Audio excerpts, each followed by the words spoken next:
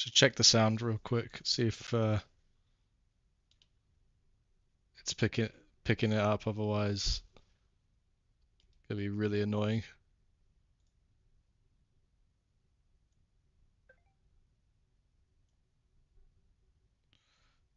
Okay, so desktop audio is not kicking in. So let's take a look at the settings real quick.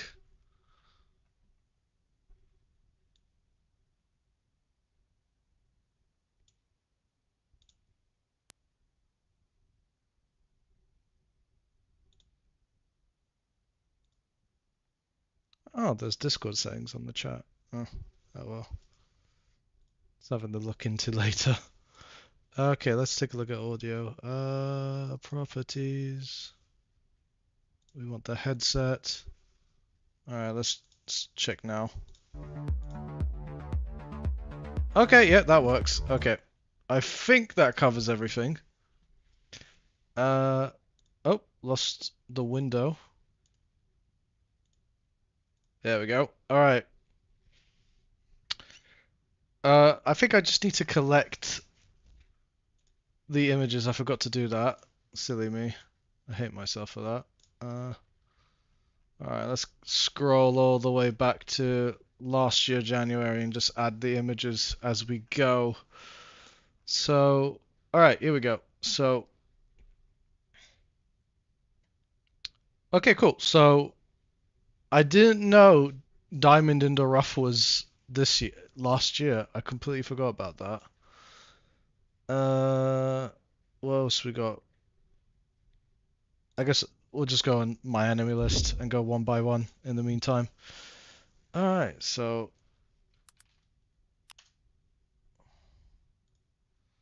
now we begin ethics. I believe it was that month. There was a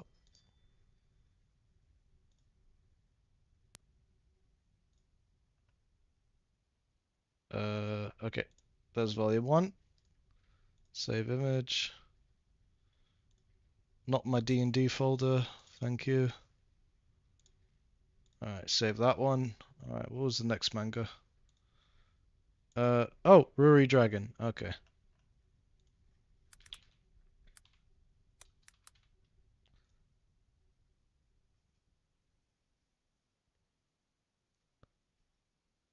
Well, we didn't do Death Hunter last year. We did it a few years before.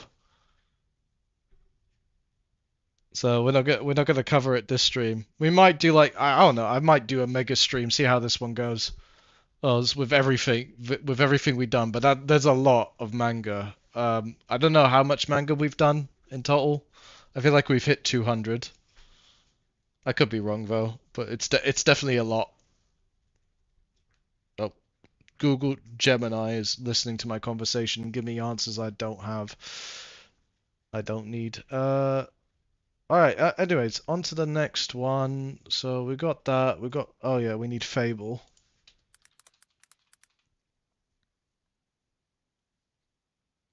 The manga. Save image. Save. All right. What's next? So that's January. Feb is River End Cafe number 6. Oh, it wasn't homunculus. That was the thing. Oh, here we go. So I think we already got River End Cafe. I think I just have to move it in the. Oh God, I can't find heads or tails in this folder of images. I might just download it all over again. Yeah, it's taking too long. I got too many images and the screen is too big. All right, let's do River End Cafe.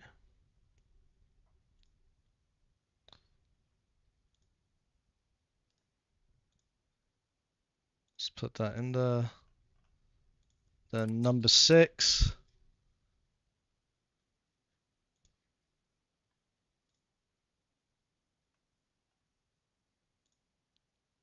We're gonna get like a lot of die-hard defenders in this, that's for sure. Alright, what's the next one? Uh, okay. Totsukuni no Shoujo.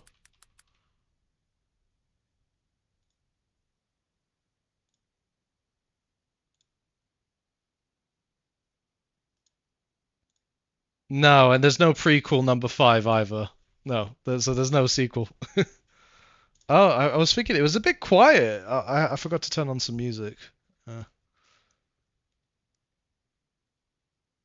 yeah, or maybe not. I mean, if you've read the manga, I think it's a blessing that there's no more of it.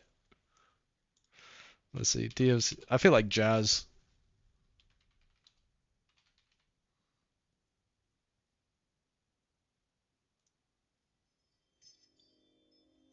Let's see if this. It's not really jazz hop. Okay. Can we get actual jazz? Is that possible?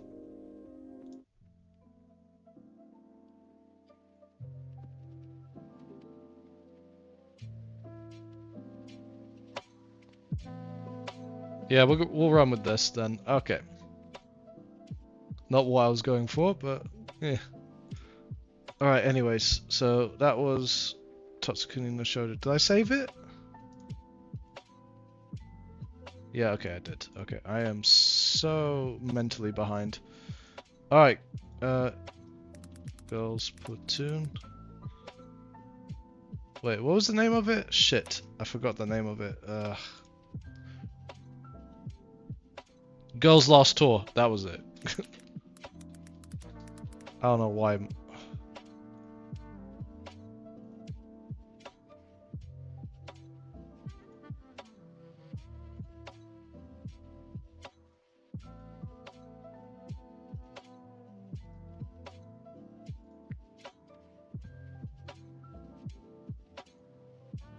No, there isn't a prequel called Girls First Tour.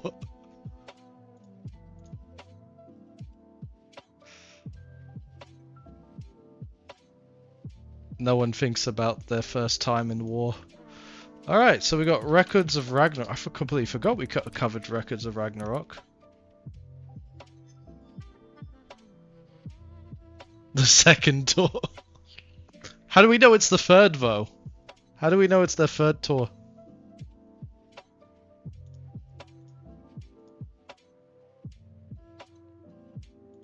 Oh, it's just for the sake of the trilogy. Okay.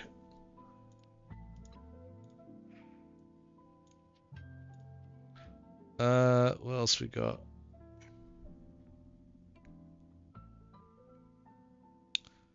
Oh yeah, I completely forgot to join the voice chat. There we go.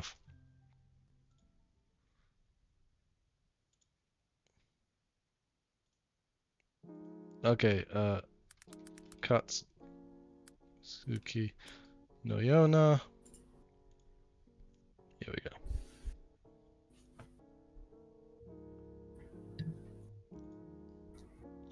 Is the sequel to this called Yona of the morning? What? Like, what are you gonna do? What are you gonna do? Yona of midnight? Yona of dusk? No. I think it's gonna end soon. I think as well. Actually, we're only yeah, it is. That's chapters. why I'm asking if the sequel's going to be called Yona of Dusk. Oh, It's the no, logical next step. I am behind. To be fair on this. All right. Are you caught up on anything? Here and there some stuff. Like I'm actually caught up with Demon School Iruma. Hell yeah! What do you think of the latest chapter? I think it's big. I think there was like hints, but it's it's a nice reveal. I'm not gonna spoil, but yeah. By latest chapter, I assume you've read the one that came out yesterday. Yep, that's the one. Cool. Oh yeah, I forgot.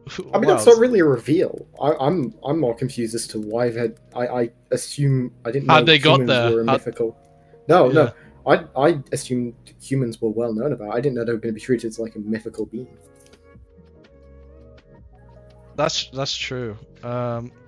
Like they seemed widely like known about as just a matter of fact that they exist. Well, that was like, but this is like I think this is like what 20 years difference. I know, but still, like, there was never any indication that at any point in time it was any different. That's what surprised me. All right. I can believe it. It's just there was no setup for that. I was surprised by it. Oh, fair enough. Yeah, I get what you mean. Let's see what else we got. So, Like, I'll be interested to know if they're actually going to do anything with that, or if it's just going to be a thing. is it Voynich or Voynich Hotel? I forget what Ruru tells me. Yes. Yes. Okay. I mean, it depends. Probably where you are. I think Voynich would be the correct pronunciation. That's what my brain is telling me, but I think it's literal Voynich.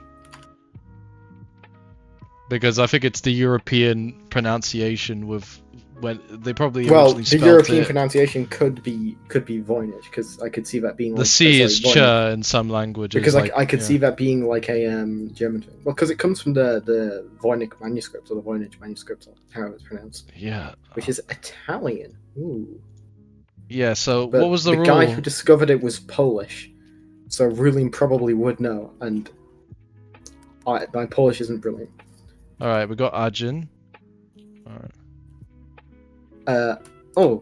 He was born.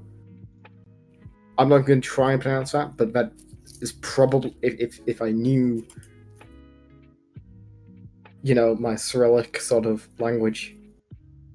Does it end that with would an probably IC? make it pronouncio. Does it end with IC? ICZ. ICZ? Oh, for fuck's sake.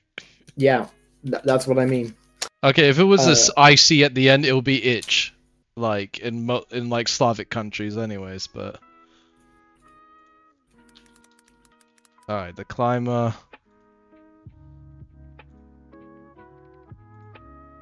I mean, overall, it looks like we had like a pretty good year of manga. From good mix of shit. So we got JoJo. I already know what my next nomination will be, and I think you will enjoy it. As long as you got one, and you remember to put one up. That's all I ask. I'll probably be chasing everyone after this. After I post I think the tier list. don't I already have one for this month? Oh yeah. I haven't checked the nominations yet, so. Well, right. Oh, sorry. Sorry. For the next, I see what you mean. Oh, okay. I thought you meant for like. No. I see what you mean. I thought you meant for like, some marriage toxin was what I was thinking. But no, that's for yeah. Oh, that's for the discussion. You mean? You're looking forward to the discussion? You mean? Is that what? No. I have a good one for next time. I got confused by what you meant, because I thought I'd already. I thought that marriage toxin was it for a while, but you're right. There is. I can put that in there actually. There's part 1. Can I just get part 1 manga? Is it possible? God, this is gonna be so confusing. How to get the cover? Just search Phantom Blood. Oh, that's true. Yeah.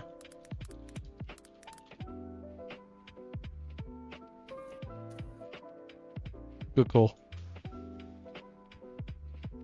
I mean, how did you check the stream? If the sound's okay, by the way. Oh yeah. I had a firmware I wasn't update. in voice chat. I was in voice chat for a while, so I could hear you. Yeah. I had like a firmware update, and I'm still trying to figure out how these fucking Bluetooth headphones work now. I'm more of an don't worry, I'm sure Microsoft will come along in about 5 minutes and delete your audio subsystem for no apparent reason. Oh, absolutely. I mean, this is rebrand it to Copilot and break everything in the process. I don't run. I purposely deactivated my AI on my computer. Oh, I know, but they're renaming stuff to Copilot to make it look like more people using Copilot. As like one of those like sleeper viruses or something like that. Trojan virus, like a Trojan. It's more stuff like they really want people to use Copilot, so they'll like rebrand Office to like Copilot app, which is something they have done. So then they can say, look at how many people are using Copilot. The people in my office is like there's millions of people using Copilot. We have like a big presentation. Sorry. Oh no! I'm not even talking like people actually using it. It's stuff like an extreme example, but some people have been joking that they'll like rename Windows to Copilot OS, so then they can say, "Oh, look how many people are using Copilot," because loads of people use Windows, which then becomes Copilot OS and is a Copilot product. God, this Mada guy really loves to write stuff on the updates channel. Alright, Mary no Danzai. Yeah, that's one.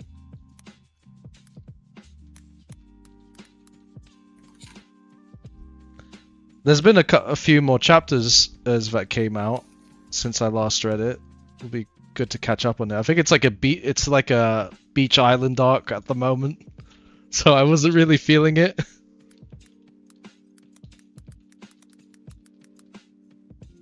Damn.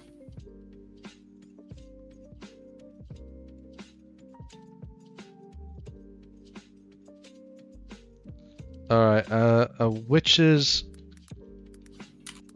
printing office. That one was really good, but it's just, oh god, it's just the panels were bad. The panels was so atrocious. That kind of sounds like Cope to me, Mada. Did you say cope or coke?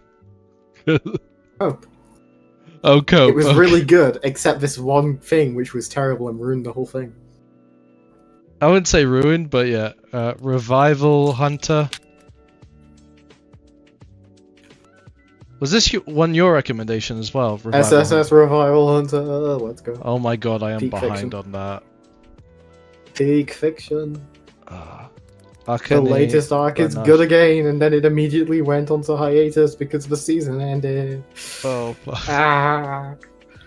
I don't want to go back. I don't want to go back. Firefly Wedding found out that it ended. So. Oh, it finally caught up with itself. Well, I think that fan translations, because Rue was talking about it the other day, and she was saying that she couldn't find like the official one. And because I saw on social media people were posting pictures of some of the panels, and it's like, oh, where can I read this manga? And one person commented like, the ending is atrocious. Wait, what did he write? Hold on, let me just see what was written in the manga thing. This is after you guys talked a bit. Oh, here we go. Completed, but with the worst ending possible. That's what they wrote. So. Sounds about right. So I am curious to see how terrible they could fuck it up, but yeah, something fun to, you know. Did I save a picture already? Yeah, I did. Okay. All right. Next one is scrolling. Oh, here we go. Maintenance. The maintenance manga. I feel like this is like the potential man of Shinozaki. Here we go. I'll just go with Shinozaki Kun. Oh, here we go.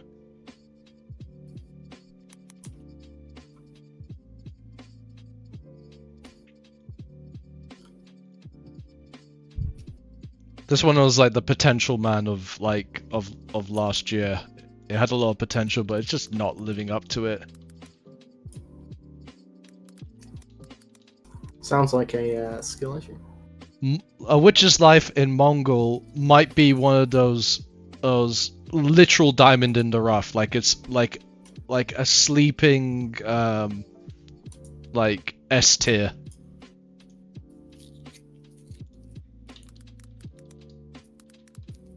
Alright, Mirako-chan.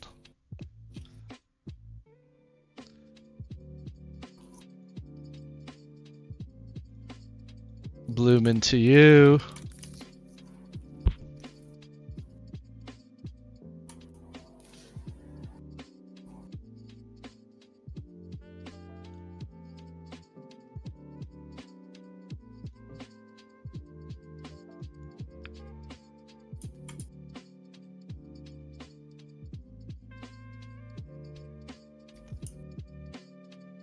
Alright.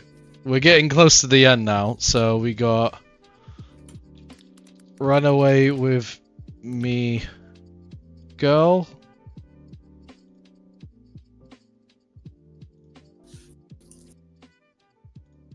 And Way of the House Husband.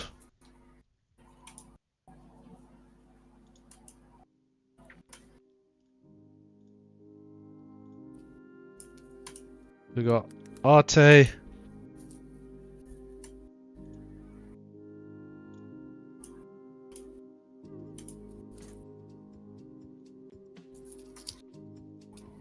Jagan. Here we go. Hell yeah. Man has gun in hand.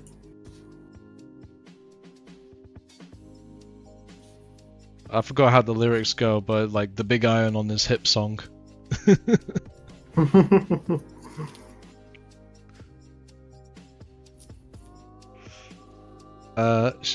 Shishunki Renaissance David Kun.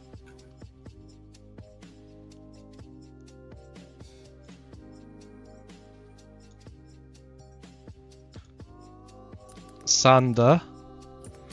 Oh yeah, the final chapters came out over the holidays. I completely forgot about it. No one has talked about it whatsoever. Well, I mean, I don't read it, so. Yeah, no, but just like social media, like completely, I feel like completely slept on it.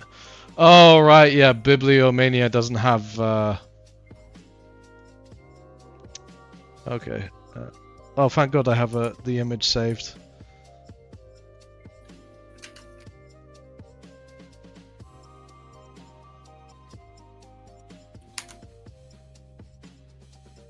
Alright, what's next? Doro Hedoro? Oh yeah.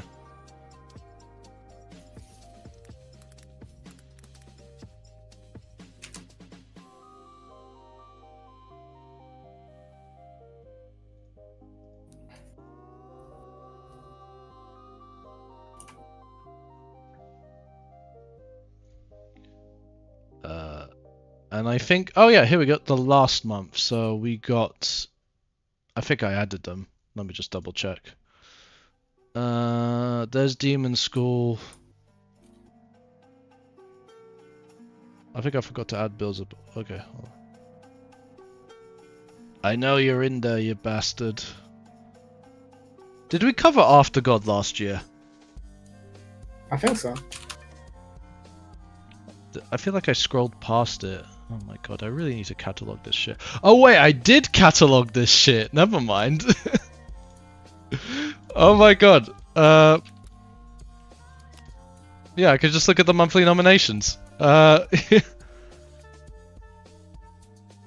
Serial Killer, Climber Undead, Printing Office, Dead Demons, Maria no Danzai, Firefly Wedding, Ponkotsu no Ponko, Akane Banashi, Mirako-chan, Bloom into You, Which is Life of Mongol, Shinozaki Kuno Jijo, Arte, Run Away With Me Girls, Sanda, Doro Hedoro, Shizuki no Okay, so we just need to add...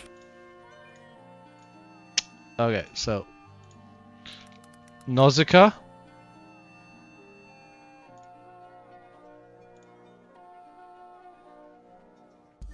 I completely forgot to finish this manga. I'm still like a volume and a half behind.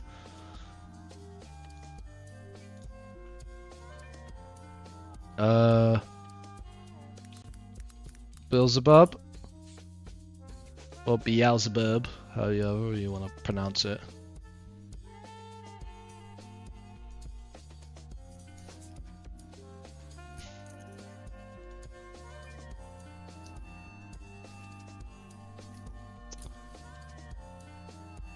Did I get everything? Demon School. Oh, Itchy the Witch.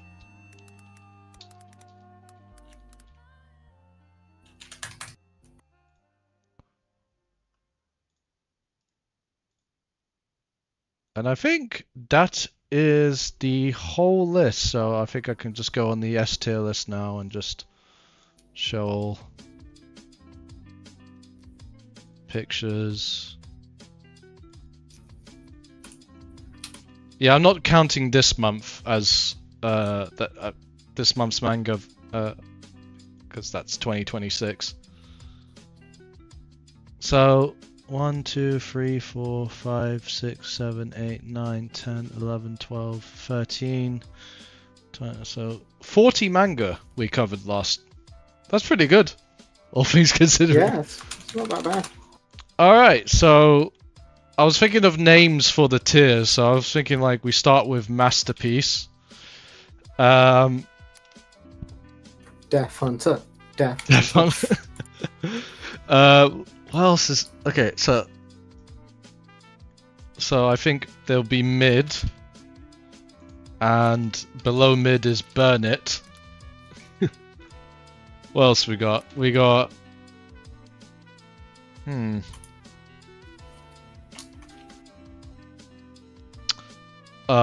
Flawed, Near Perfect. Nah, that's too close. That's too close to Masterpiece. That's too close to Masterpiece, actually. Can we get a C-Wavs tier above Masterpiece? Let's see.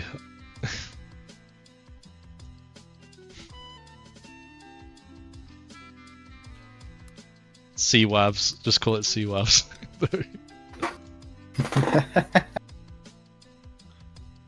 Cool, and now you can put every manga I suggested in there.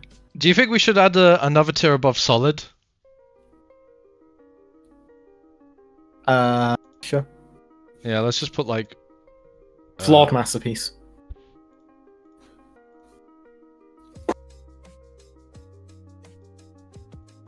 Actually, no, that could be the Mad Out tier. Nah, I'm not gonna put names. The names are just for jokes. Alright, I need to change the color. Oh god. There we go. Yeah, I really need to... Okay. My brain is thinking this is all wrong. I need to redo all the colors now. Shit. You're orange. You're yellow. You're green. I'll put blue. And C-Webs, you're just gray. You're gray. Okay. I believe you set that to white, which makes me pure and pious. Oh, mid got thrown around. Okay, well, you're supposed to be green. Yeah, no, mid should go below Burn It. Alright. Mid, flawed, solid. Ah, God. Really good. Masterpiece. I think that's a good way of putting it. Alright, so okay, let's kick this off then. This is good. So Attack on Titan. Attack on Titan. Oh God. Masterpiece. Yeah, no. What do you mean no? Don't make me drag. From my Don't opinion, make me drag Baron here. Yeah, I could drag him in. Or I could use the company. Fucking do it. I don't think he's online. Yeah. Honestly, I just think it's solid. Like that's Strong disagree. Strong disagree. I think the ending does leave a lot to be desired, but I think for the most part, it really does meet the standard to be considered a masterpiece. The level of forethought and planning that has to go into that level of consistent symbolism and foreshadowing throughout is honestly impressive, and I cannot imagine being that inside your own head that you can pull that off. I'm gonna put middle ground then. Really good. I don't think it's a masterpiece though. I think it's Extremely loud wrong buzzer. Nah, because it just doesn't resonate with me. But okay, look. Would you call the Mona Lisa a masterpiece? Honestly, the art is very definitive. So, okay, So I mean, hate. I would, but it I also hate doesn't how we're resonate with kicking me. this off with Attack on Titan very first thing. Hey, you already put it there. I didn't put it there. I just fucking it's in alphabetical order, and it just happened to have the code. All right. Okay. Nah, I'm sticking to my guns. Really good. It's just I think the characters are okay. Like they're like an 8 out of 10.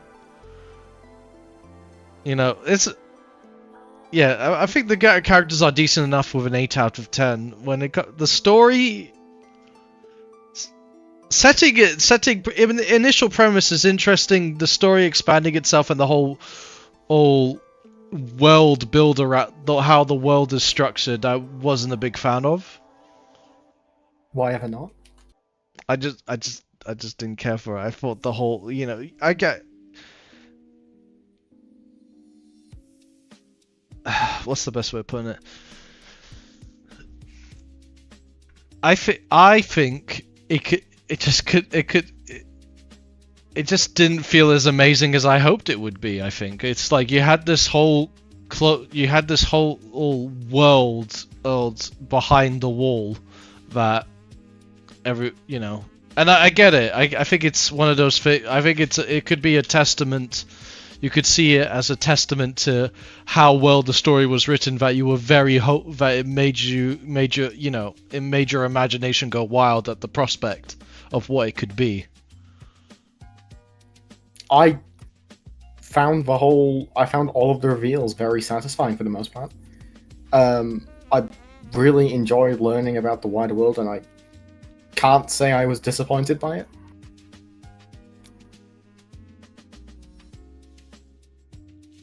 I don't know. I think it's really good. I think it's flawed. I think there are like it's some things are just keeping it from masterpiece. I think it has flaws. I just think for the most part, like ignoring the ending, I cannot think of many stories that come close to being as good as it is. And I don't think a masterpiece means being flawless, because if it does, then there is no such thing as a masterpiece. Hey, Swale! already coming in hot. Alright, yeah, I was putting it like solid, like I was thinking it was solid personally initially, and like CWABs is pressuring me, and I'm like it's really. And I will keep doing it. I can compromise as really good, but I can't put it in masterpiece. I don't think it.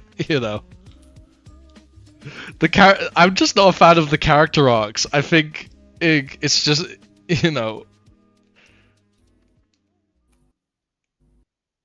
consider that absolute dogshit Civil War arc. Okay, again, I don't deny the ending leaves a lot to be desired, but the ending is half of it. Like, but it's not. It's not half of it. What are you on about? The it ending feels is like the half end of it. No, it doesn't. Well, like the actual ending, or everything leading up to the ending. Everything leading up to the ending is the story. That's what the story is. The Civil War arc is like third, the third arc. That's what you mean. The one in season 3 of season 3 of the anime. I really like that arc. That's a really good arc in my opinion. All right, you know what? We'll circle back to Attack on Titan because this is gonna kill me. It already has. All right, Arte. I'm honestly under the impression that it's flawed. It's flawed. It's dancing between mid and flawed. It's very monotone to read. Like the characters. Oh my god. Everything is just too smoothly. She is the Mary Sue of the universe, honestly. Through sheer hard work and determination. A series about that centers around art in the Renaissance period, and the art is just eh. Like if you're gonna do a series that centers around the art, then you need to show off the focal point, which is the art. The background art of this manga is not good in terms of shading, and there's just complete dissonance with the foreground against the background. There are nice picturesque moments, but it's just nearly not enough. They're very far and few between.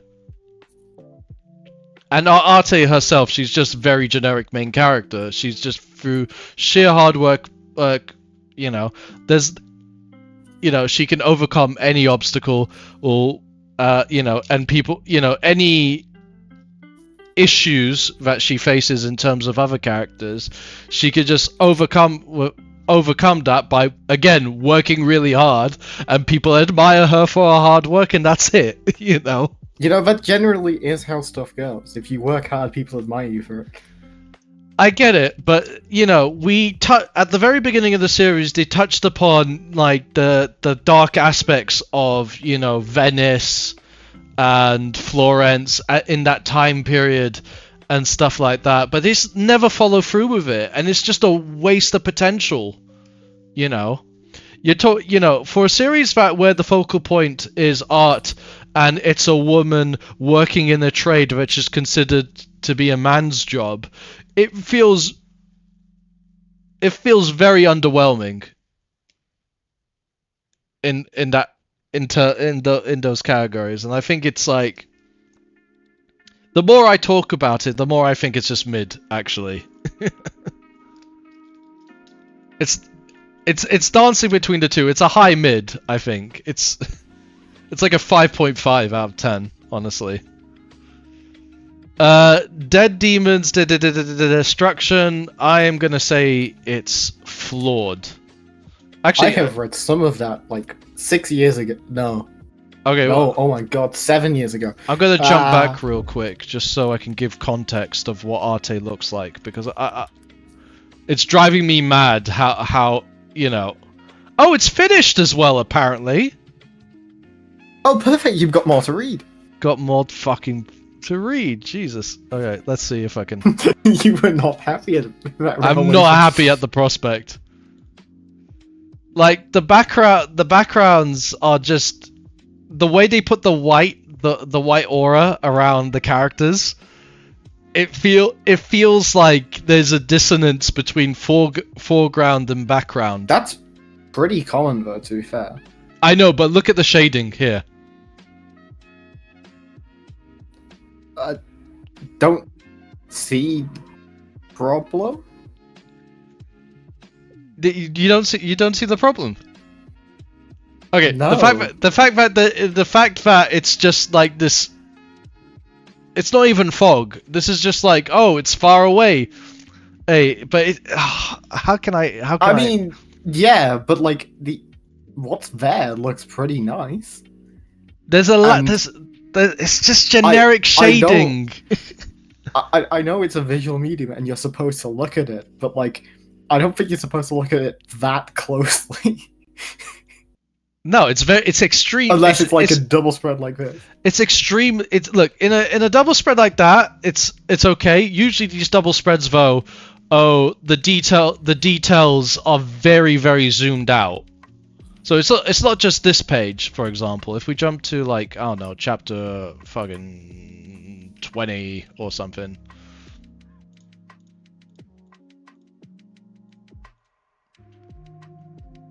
Yeah, let's see. Okay, so when she arrives in Venice, for example, if we can get it. Yeah. It's more sky than actual, like, you know, you're here to showcase like the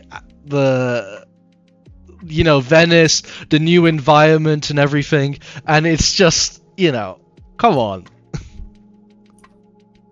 And it's a reoccurring it's a reoccurring issue, and I get it because it's like the focus the artist is trying to do is on the characters. It will always be on the characters, but I don't know. It's just not doing the setting any justice. And you can tell that within the writing itself, that the setting feels just okay. We're just going to use components and art techniques from that time, but we're not going to showcase a lot of the art, and we're not going to showcase much of the culture as well. You know, Yeah, I'm gonna go with mid. I'm doubling down on mid. All right, sorry. Dead Demons Did the Destruction. You read some of that. I think it's extremely flawed manga. Like 7 years ago, I can't remember a single thing. Oh well, that's the thing. It's just like I read it last year and I can barely remember anything. And it's this weird. It's got this weird time traveling thing going on.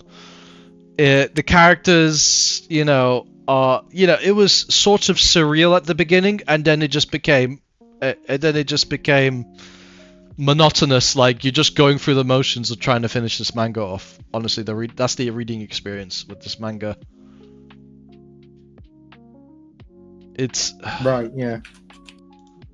I don't know. Did you enjoy do you remember feeling enjoyment as you were reading this? Like, and I don't recall. do you recall any emotions whatsoever? Like, from my entire life? Of this manga in general, like dead. Of this manga? No. Of my entire life? Like the art is really good and very detailed, but it's just like, and I understand the parallels with our society today and what it's trying to say. It's just so, it goes in such a weird direction about it in terms of storytelling. It completely dances around it to the point where you kind of just lose track of it and sometimes even lose interest in the story. I don't know. I think it's extreme. I think it's a very flawed manga. I wouldn't say misunderstood though, but very flawed. What's this thing? Shiori Experience is it's a masterpiece. Get up there. Fuck. Get up there. There we go. The one chapter I read of it was okay. I think it should go in really good personally. You read one chapter, bro. I think It's a long chapter. It is a long chapter. It is a long chapter. It's like 140 goddamn pages. That's enough to judge a series on. I don't know. I think it really I think the more you read into it, it really delves into Jimmy's character as well. I don't think it's bad. I just think it's okay at best. Can we get? It's based on one chapter. That one chapter is like a fucking volume and a half. Come on. Oh. Every chapter is very long in this manga, though. I can't spell. There we go. Oh, it's only 90 pages. Relax. It's not even 100. No, but it's almost 100. It's almost 100. I think going over this first chapter though, I noticed the one issue with this manga, and that is the introduction of a specific character, which is immediately forgotten, and it's the main character's sister right here, and she doesn't even come back after this chapter, like almost forgotten. I recall you mentioning that, yeah. That is the one. That is just like.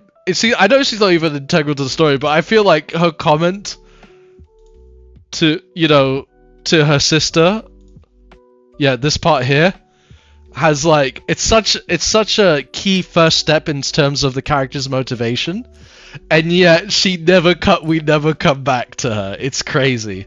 Maybe in future chapters she might come back again, but this character, this generic sister, has had way more screen time, and she just plays completely the supporting role. That's it. It's crazy. It's absolutely insane. So what you're saying is the manga is flawed and should not go in Masterpiece. It's got a singular minor flaw. I'm able to pass my driver's test with a single minor, okay? So it's fine. But I also wouldn't call you a masterpiece at driving. Oh, you motherfucker. Am I wrong? I'm gonna say low masterpiece. He's low masterpiece, but it's still a masterpiece, you motherfucker. Until proven otherwise. Until proven otherwise? How come Attack on Titan can get this treatment? I'm seeing double standards here. I think Attack on Titan is really good. It's just not. It's just not that good. I think your experience is really The- good. It's just not masterpiece. I don't think. I don't think. Look, I don't think. Like, if I were to read page for page from the very beginning each manga, the amount of dopamine I'm going to get from Shuri Experience versus Attack on Titan is night and fucking day.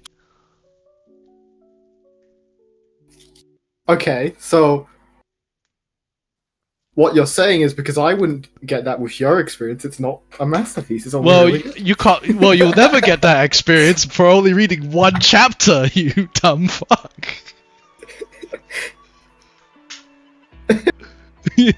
At least I read all of Attack on Titan. Like, there's a difference. 91 pages is enough to judge a series. That's all I'm saying. Like 91 pages out of like half, like 50,000 or whatever. It's probably not. Hey. I didn't judge the book by its cover. I judged it by the first chapter, which is also like half of the volume. It might as well be like even Jimmy as a character is like very surface level in this first chapter. You just cut like even by the end of it. I don't disagree. The premise just did not interest me. It's just like Jimmy's just making like making one-liners. I can see the appeal. It's just not there for me. It is well made. I do not deny that. It is really good. I just personally would not call it a masterpiece. I think it is. I think the way the pages are drawn, the visual imagery is absolutely insane. Did we do Fire Punch this year? Or was that last year? That was the year before. Yeah. Damn. It delves into like the character's history, not just Jimmy's, but I feel like a lot of the major characters actually get like a shining moment, and it's really good. There are various techniques used in this manga, and there are various techniques used in this manga. Well, I didn't finish like It was just the pause bit, so like that was the end of the sentence. Okay, there are various techniques used in this manga to to showcase a point or in terms of imagery, and it's in terms of how it's very hard to put into words. If we can get like a few examples, just to, I don't know. It's just there's various types of shading used in certain moments. You can see like the art style changes a bit. So you're saying a manga, which is a primarily visual medium, uses the fact it's a visual medium to portray meaning. I think it does. I think it does it more so than other manga. I think it has very wonderful imagery. The ecchi levels of this manga are non-existent. Cathedrals are all around us for those with eyes to see. Yeah, if you look hard enough, you will find ecchi. Overall, the character growth. It's a skill issue. It's a really good manga, and honestly, this manga this manga just lives up to every expectation. It's solid. It's well rounded. And it excels at not just the characters, but also the music. It really shows off. Its soundtrack is banging. It's got a killer soundtrack. It's one of the reasons why this manga will never get a anime, because it's like you would have to create like the best original songs in the world, that sort of vibe. What you would do to get around that is you would just make all of the songs effectively the tribute by Tenacious D. Yeah, just make it tribute. I knew, I was thinking that in my head as well. But yeah, oh my god, I don't know. You just gotta believe me, guys. It was the best song you've ever heard. Yeah. I think it's just overall really well done, and you know you get introduced to other characters as well, like Kurt Cobain and other famous, you know, rock musicians from the '60s. It's really good, and the sky. If honestly, it feels like the sky is the limit with this manga. It utilizes a lot of I can't fucking think right now. You know what? I'm just gonna have a glass of water real quick. One sec.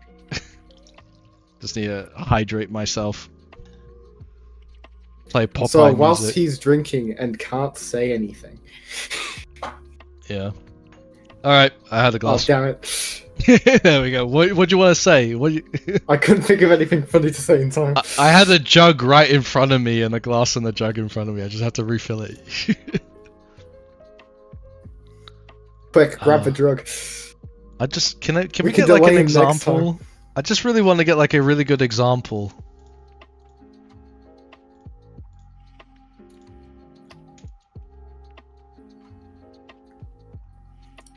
I don't know. It's just very good, man.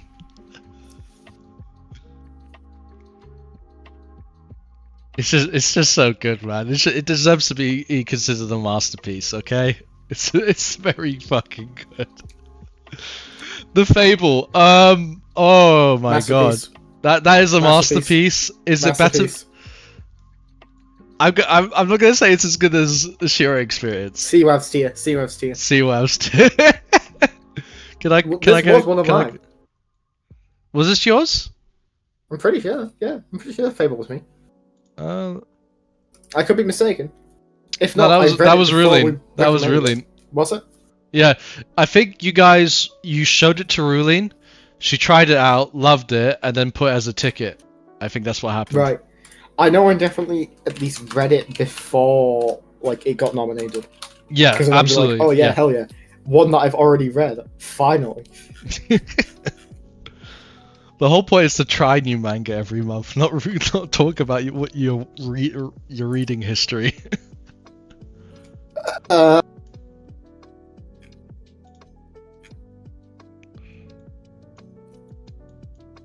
You got no response for that.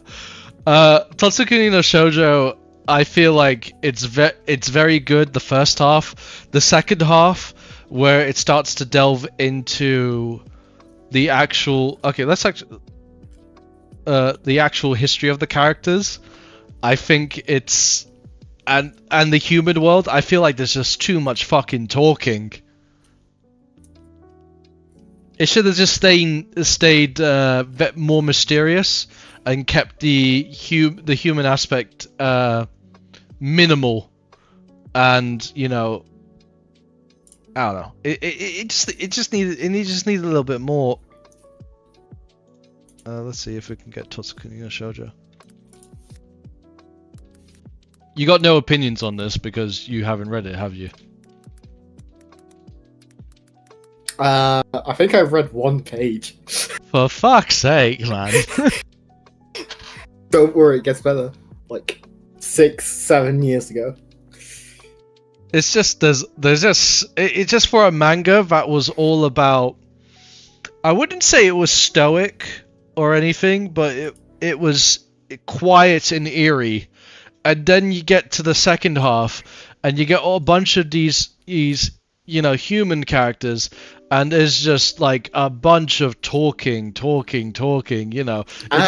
So what you're saying is it falls into the classic gothic horror trap of by the end of the horror, you realize you have to introduce more human characters, which loses the gothic horror vibe.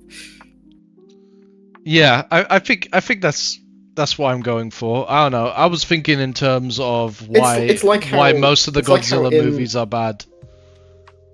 if you read if you watch a lot of classic horror films, Hmm. you'll notice a pattern where in the first and second act there is a very strong focus on the vibe and the atmosphere and being eerie and mysterious and having this gothic vibe to it, Yeah, which is absolutely. quickly lost once they enter the third act and realize they have like half an hour to wrap up the entire plot and have to try and do it you know what, usually they do a pretty good job of doing it, but in the process, because you have to sort of speed up the pace of it as it heads towards the finale, even if you're not rushing, just naturally the pace typically speeds up in a story as you head towards the finale.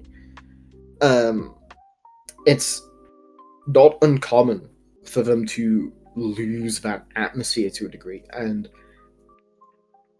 that's very common in a lot of horror stories. It's very hard to not do it. I think one of the few horror creators I've seen who actually doesn't like lose the atmosphere towards the end is Junji Ito, who somehow consistently manages to keep the vibes and atmosphere going throughout the work Yeah. and not have it sort of fade out as the plot has to conclude. That is exactly on point. I think that's the problem with this manga, and it's got the base of it is absolutely phenomenal, but then when you get to that second half, it's exactly what you said. I think I don't know. I think it's definitely flawed. It's it could have just been a lot better. I think it just has the potential to be a lot better. It's quite flawed in the second half. The first half is absolutely amazing. It's eerie and quiet. There's still dialogue that happens, but it just doesn't feel so overwhelming. You don't feel wrapped up in some sort of this fake world's politics or something like that, which is what happens in the second half. You know. It also happens a lot with sequels. A lot of the time, you'll get like a horror movie, and the sequel will come out, and it'll still be good, but the vibe will be different and potentially less atmospheric, but more focused on the characters themselves. Yeah, because it kind of, I feel like it, especially with like horror movies, it kind of becomes like an arms race. Like A good example for this that I think about actually is have you played Dead Space? Yep. Have you played Dead Space 2? Yep. I actually played Dead Space 2 first, funny enough. Dead Space 2 is an excellent game. It's absolutely phenomenal. I would say it outclasses the first game in pretty much every aspect, other than the horror. Yeah. Because it loses that vibe. It loses that atmosphere. Yeah, like I said, it's the whole arms race thing that I was just talking about, because it's like, how do you take it the next level in the sequel? And it's just like, okay, like we can't just do the same unknowing characters, for example. So they have even necessarily think it's that. Really? Because I feel like it's like, okay, you're upgrading him, and then I think more often than not, what the problem is that a horror in the start, it's much easier to focus on sort of the atmosphere and the vibe as you're setting up the characters. But the long term for pretty much any good long-running story will be shifting focus onto the character arcs. So once you have the characters established, it's very important you remain on. You shift the focus from that horror atmosphere, from the tension that you've built up. It's important you shift away from that and onto the characters in order to maintain the. Sorry, I really wanted to break your concentration. In order to maintain a good long-running story, and Dead Space is a perfect example of that. So much so that it's actually something they have addressed. The original Dead Space was designed with the idea that Isaac was a self-insertable character. That's why he was originally a silent protagonist. With Dead Space 2, they realized we actually want to tell a bit more of a story involving Isaac, so they had to develop his character more, which actually leads to a bit of a disconnect with him suddenly becoming a speaking character and having his own motivations and not effectively just doing what people tell him to. Mm. So it's actually a bit more jarring in Dead Space's case, because you don't have sort of the more gentle shift that you may have in a lot of other properties. It's a very sudden. Does it make you From feel one entry less to the next. isolated? Are you saying it like you feel less isolated then? No, it does. But what I'm more saying is, I don't think it's necessarily an arms race. I think it's more of just a naturally stories, the direction in which most stories progress, emphasizes character over atmosphere, which leads to the loss of the vibe the early horror has. Mm. It like Dexter would be another good example. Is the first season has an impeccable atmosphere to it, but as the story goes on, it can't run off of that atmosphere alone. The atmosphere is more like a hook to help them get you into the series whilst they build up the characters. For season 2, 3, and 4, the characters' stories take over, and the character arcs are the main driving force of keeping you into the show. Because you can't run, a large, long-running story solely off of vibes. It's just not something you can do. Yeah. You need something more there to keep interest. And vibes can shift and change, but that's if people came there for a vibe and that vibe is gone and there's nothing else, they're not going to continue onwards. So you've got to shift the plot, or more often, the characters and the character arcs is what keeps people interested. I think the counterpoint to that statement, I feel, is Mononoke. I feel that one is. I feel like it's very much vibes in that one. The only difference that it does to kind of counteract that, it's because it's an episodic storyline, and that there is no continuous goal. It's not impossible to do it, and especially with that one, it doesn't really counter what I'm saying, because what I'm saying is if you have one long running story, a big continuous story, you can't really do it. If you've got an episodic one, you can absolutely pull it off. It's actually kind of easy to do, because again, you can keep the vibe going for much longer, because people aren't coming in solely for the vibe, they're coming in for the new story as well that is told with this atmosphere, with this art style. And it's only if you try to do something which lasts for many chapters and has these long running plots that you really have to start shifting the focus onto characters, because you can't carry a 200 plus chapter story with atmosphere alone. You just can't do it, at least not unless you're an incredibly talented author. I get what you mean, and I think it's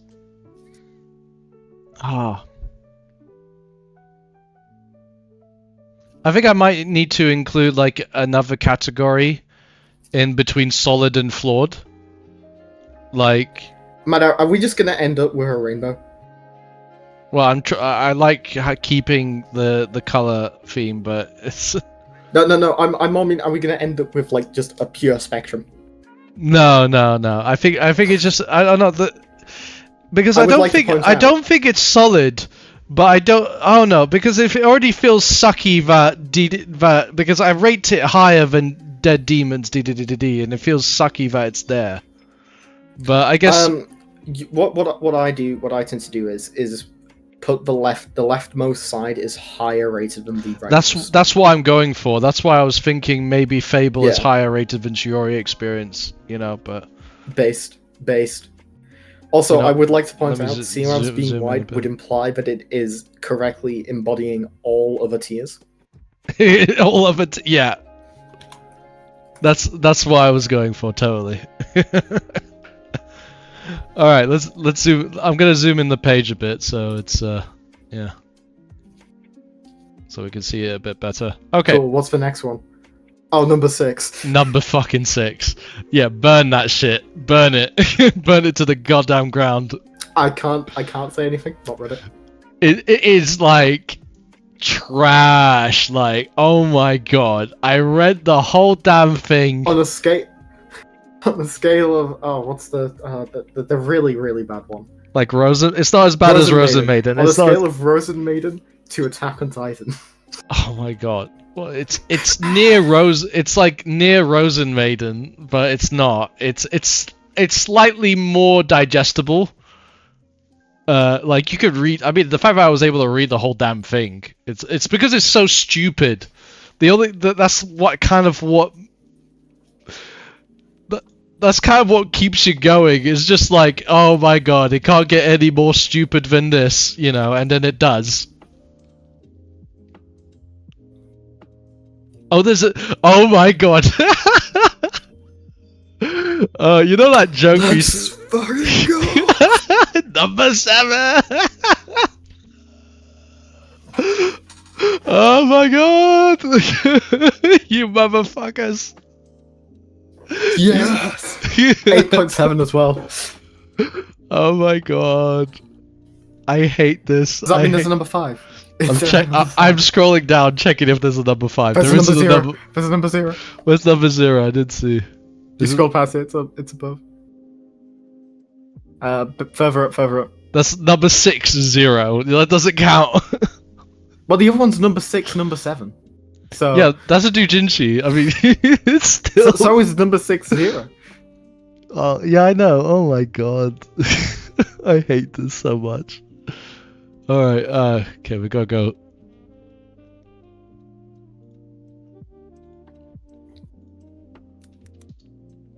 We gotta go on FanFox for this.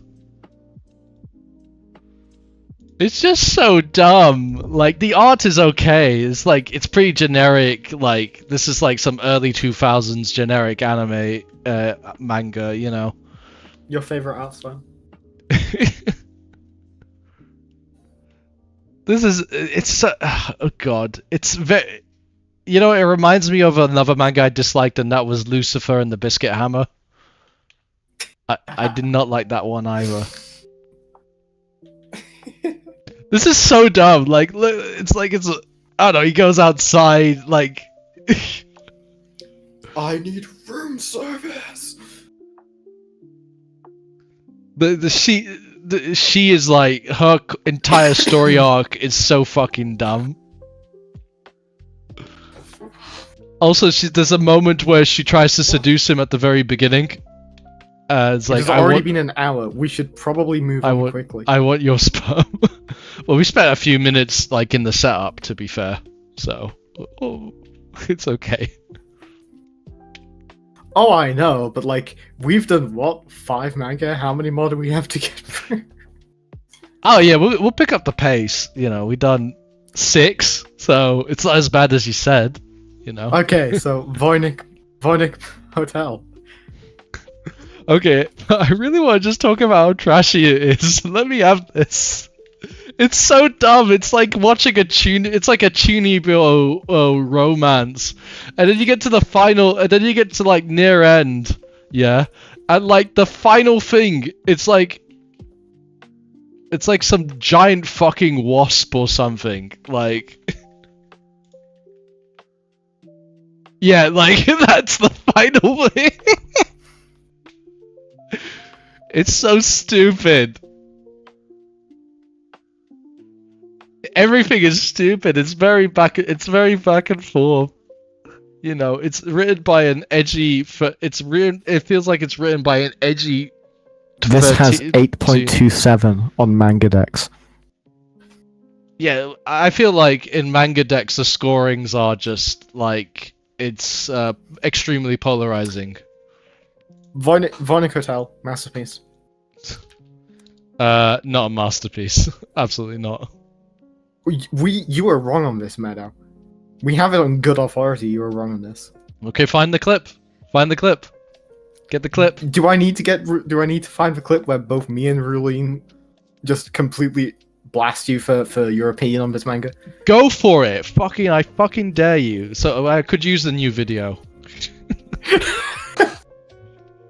I don't have it. Go do it. Get me the clip. Masterpiece. Give me the clip. I don't have it. I don't have it, unfortunately. Well, please get me. But it's true. It is a masterpiece. Nah, man. It's just solid. It's just solid. It's not even really good. It's just solid. Incorrect opinion. I would even debate if it's solid. It honestly. Extremely loud wrong buzzer. Hold on, actually, I got an idea. Heck, I would even place this above Fury experience. You stupid motherfucker. I would like to point out I have read about the same quantity of pages of both. Can I do that one and then I make this one? Which means I am darker. perfect. It is perfectly within my rights to say. Okay, I got. I think we finally got the. So this is There we go. So that goes there. Honestly, it's like just above me. Okay. It's fine. We all know you have incorrect opinions. It's flawed. I don't. It's not even that. What do you like? What is it you like about it? It's just a really good, fun series. What is it? What is it you like about it? I can't point to any specific quality. It's just I really enjoy it. I don't know. Everyone talks about how much they love it and stuff like that, but I just like what does it do? It's one of those things where it doesn't do anything in particular brilliantly, but as a whole, it just sort of works and is really enjoyable, and I can't help but like it. And it doesn't overstay its welcome. It's fun. It's unique. It stands out from a lot of other manga. There's not really anything quite like it. And I just really enjoy it. Maybe it shouldn't go in masterpiece. I'll accept that. Maybe really good, or whatever the tier below it is. Really good. Alright. But if it lets me click on it's definitely it, not. It's stuck in masterpiece. Yes. It's stuck. It's stuck. Oh wait, there we go. Worked. There we go. No. Oh my god, it got stuck there for a second. No. Oh my god. Well, this is why we want. This is okay. On Discord, like on the Discord group, what are people rating it as? To be honest, I think only me, you, and Raleen will have to responded to it. Oh, fair enough. Oh god. Let's see. Track. Voynich Hotel. Let's see. Oh, the app is down. Okay, great. Forget about it. Oh, I like to see you quoting me. That's nice.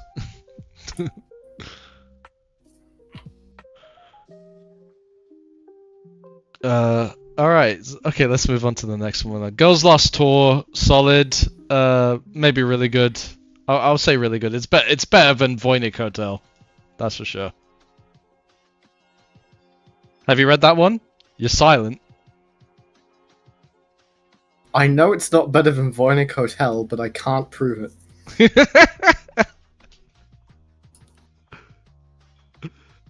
Are you sure?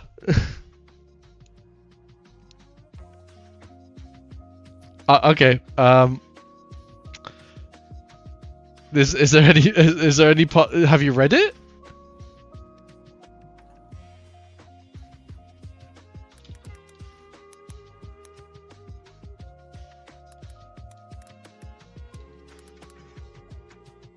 I can tell you it's a manga. Okay. I can't pull chapters of it for some reason. Girls Lost Tour. Can I get it there? Official anthology comic. No, that's not what I'm looking for. Oh well, I can't be asked to search for it. Okay. Yeah, I think it's really good. I think it's not definitely not a masterpiece. I think it's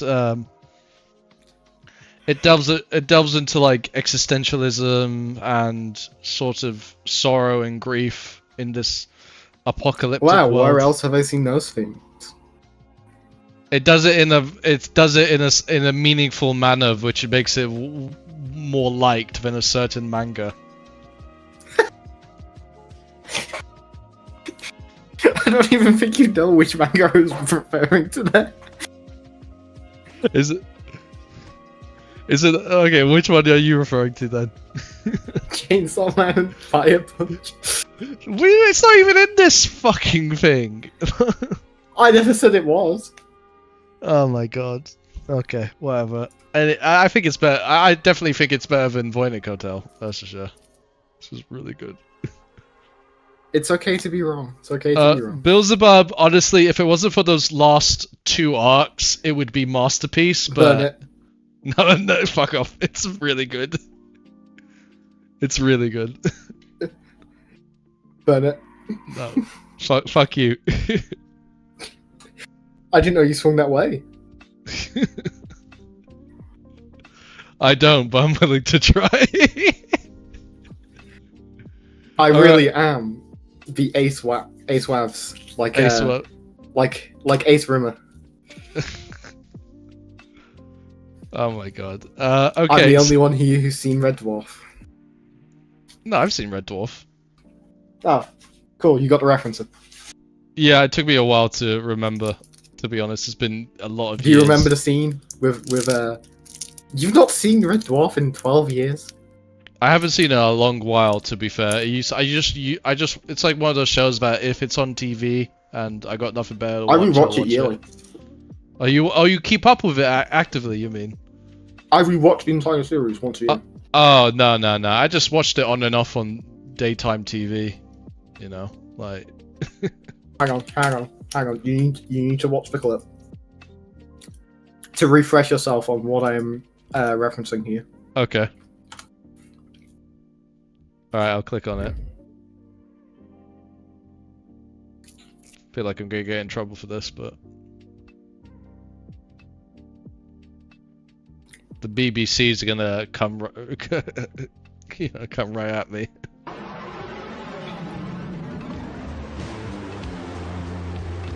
I find that unlikely. Can I skip to a certain part, or do I have to watch the whole thing? It's funny. You should watch the whole thing. It's only fun. Okay.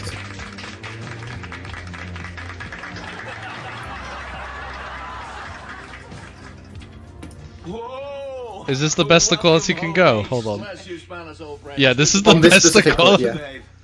It does exist in higher quality, just not on YouTube. How you and your boys down on engineering got that crate to break the light barrier, I'll never know. Well, some people might say it's that devilishly brave and handsome guy in the cockpit that did it.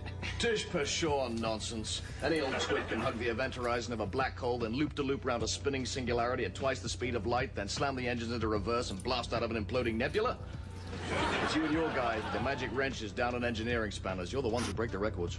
You'll be going to this party thing they're throwing for you tonight, I suppose? Good God, no. Heroes welcomes with 21 gun salutes in front of the entire Admiralty. Send me to the land of nod spanners. I'll be down in the mess with the salt-of-the-earth engineering boys as per usual. See you there at 1900. See you later, Ace. What a guy. Oh, welcome home, son. So, is this his dream or something? Bless you, Padre. How's little Tommy? Alternate I'm universe. all through. Alternate- Be on his oh. feet in no time, thanks to you. Sitting by his bedside day after day, night after night, holding his hand, reading him stories. You know me, Chaplain. Any old excuse to get out of dinner with the Admiral? Listen, 1900, we're having a bit of a bash down in the mess. It would mean a lot to me if you were there. Oh, thank you, son. 1900. What a guy. Commander Arnold Rimmer reporting for debriefing. So you dog your back. Did you ever doubt it when I've got someone like you to come back to? Burn it with truth. Honestly, it reminds me of the Blackadder character Not sure that goes, why. Because woof! if you're interested, I'll be in my quarters, covered in maple syrup. I'm sorry, Melly. I don't fraternize with the staff. I resign. I'll be there at 1300. Oh my god. You're back. Afraid so. Had the feeling you might be. I love Rubber this shares went up this morning. You wanted to see me, Bongo. Ever heard of a thing called the dimension theory of reality? Doesn't that run along the lines that there is an infinite number of parallel universes where every possibility exists? It's along those lines, yeah. The basic tenet states that for every decision that's made, the alternative decision is played out in another reality. So? So the lab boys have come up with a drive that can break the speed of reality. Those boffins have hammered together a crate that can cross dimensions? When do I launch? It's a one-way ticket, Ace. There's no coming back. I'm free at 1500. You do realize this is a prototype. There's no way of knowing if it'll even get there. Where's there exactly? You'll be transported to an alternative reality, a reality where there's another Arnold Rimmer. Some decision was made at some point in your life where he went one way and you went the other. You might find he's quite different to you. Sounds like quite a cape-up. You'll do it? I'm a test pilot in the Space Corps, Bongo. It's my job to do it. I know this probably won't interest you, but I'd hate myself for the rest of my life if I didn't at least suggest it. Suggest what? If you're interested, I'll be in my quarters at lunchtime, covered in Tarama Salata. Oh my. I didn't know your bread was buttered that side, Bongo. It isn't. He's been happily married for 35 years. Just a chap like you can turn a guy's head. I'm sorry, Bongo. Lunch is on Melly. Would it make any difference if it was hummus? I'm sorry, Bongo. I'm strictly butter side up. Understood. What a guy. Oh my. All right, sorry. Okay, the punchline with that at the very end was fucking worth it. I'm not gonna lie. That It was. I told you. What a guy. I love Alright. Red Dwarf. Red Dwarf is the kind of show where everything sci-fi from the since it was released has been unintentionally copying it just because it did it first. Yeah, it's like the whole South Park joke about The Simpsons did it, but it's Red Dwarf of sci-fi. You know Futurama? Yeah, You know the whole thing of Fry being his own father? yeah, Red yeah. Dwarf did that. Yeah, I saw that. I saw that episode. Yeah, I saw. Red Dwarf did that 10 years beforehand. Oh my god. All right, Yankees. I am gonna go solid because it does it so fucking well, but it's just ended short. That's the problem with it. It does it so well.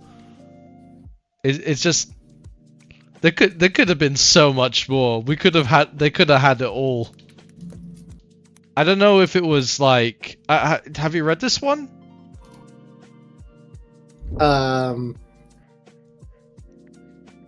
Sure. I mean, it's literally just about street cats and they're portrayed as delinquents. You got these like delinquents here, and the art is really good as well. Oh, Well, I have just read some of it. it's just so funny. Like you got this whole dialogue scene happening, and then a little girl runs up and they get scared, and you're wondering why they get scared. Then it's revealed they're just fucking cats, bro. It's like what they look like versus how they see themselves. It's literally just that, And I love that. I love that. It's just like, and it constantly cuts between the two. Like you have the cat side and the imagined delinquent side. It's just really funny, honestly. But is it as funny as Red Dwarf? At times, yeah. How would But you know? You not haven't seen it in 24/7. 12 years. I see it on and off, Rewatch the show. It's honestly really good in its own right. I probably will. It's also really short. Oh, I can imagine. Anyways, I think it's really fun. You got this whole fight scene here and stuff, and it literally just cuts to like the cat being, get bumped. Can I see the fight scene? Is there a way to show the? Oh, here we go. So you got this guy who looks like this. I love these sort of like delinquent personas for the cats. It's so fun, and yeah, you got this one fight scene, and all this shit is happening, violence galore, pummeling here and there, and he's laying out a barrage. He's beating the shit out of him on the ground, and then it cuts to the cat version where it's just like he's just smacking the cat. This isn't really interesting you, is it?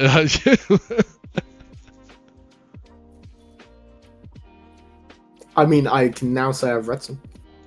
Okay, it's a solid manga. I think it's I don't deny it. Okay, Iruma-kun. Masterpiece. Masterpiece. I think low masterpiece, not the highest one. I can agree with that.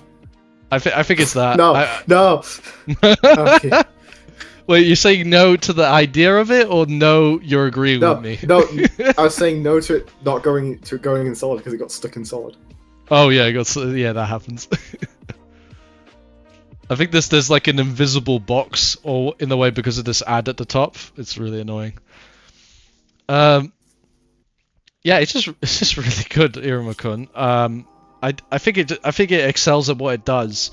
We were just talking about how because we covered last month 2 manga, both written by the same author, Iruma-kun, and what was the other one called? I already forgot what was Ichi the Witch. And it's like night and day, and they're going about it in similar fashions, but Iruma-kun fully utilizes its sort of style and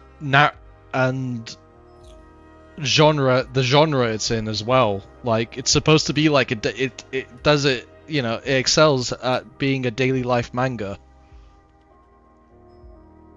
You know, Yeah. while Ichi the Witch has the same components, but it's used as a shonen adventure. And it just doesn't do it as well. Yeah. But yeah, so there's that.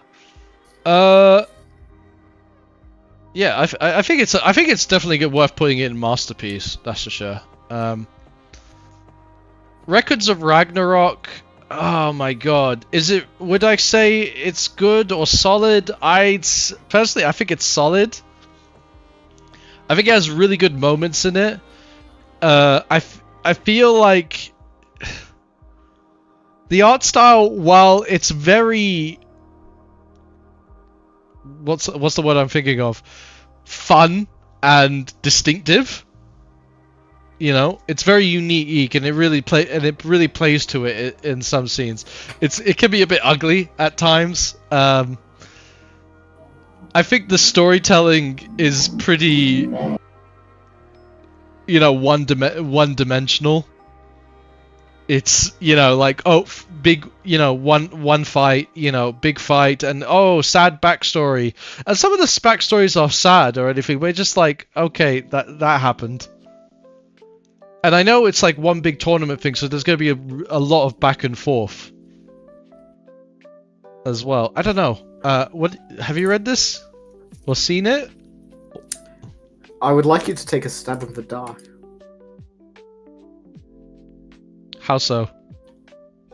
Guess.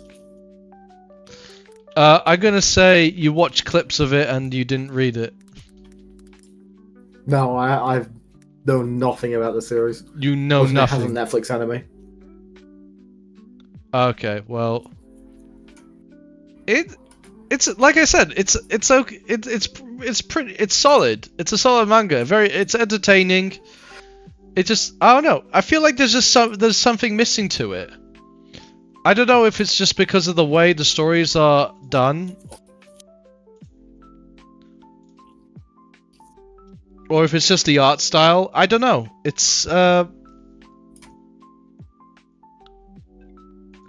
It definitely felt like there was a lot of hype at the beginning of the manga, but I don't know. I don't know if it's just because of the choice of characters or something, or if it's just the whole build up, or if there's any sort of edge, I guess.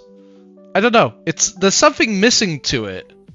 But I just feel like I can't put it any higher than solid. I don't know. Shinozaki maintenance. That's gonna be I think it's just like it's a whole load of, you know, meaningful.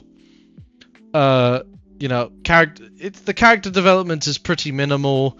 It has a lot of good ideas. The execution is just, you know, you just roll with it. The storytelling is just, it's just there, man. It's just there. I don't know. It just does.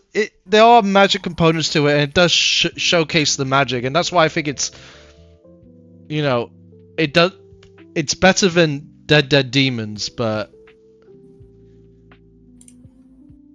oh my god, I wish there was more people here, not just you, so I could talk about this manga. It's like,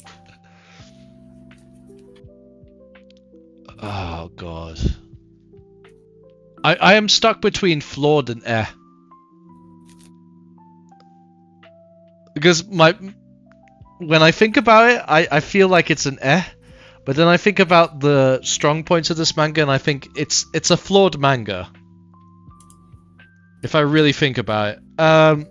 Most manga could be considered flawed in some capacity. Yeah, but okay, how about change it from flawed to Mid. it could do better. Mid two. It could do better. Yeah, I think that's fair. Okay, Shinozaki is definitely like it could do better. Way of the House Husband. That one is definitely solid. I feel like that one's just yeah. It's definitely going to be put higher than Record of Ragnarok and Yankees.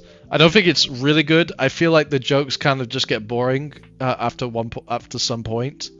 I think it's because of the fact that it's just a daily life manga, and like it's been going on for like 100 and something chapters now. There doesn't feel like any. It feels very stagnant or static, I think, in terms of progression or anything like that. And there is no progression because it's a daily life. It's, you know... I mean, when you first see this manga, you're kind of hoping for some drama elements to come into play here.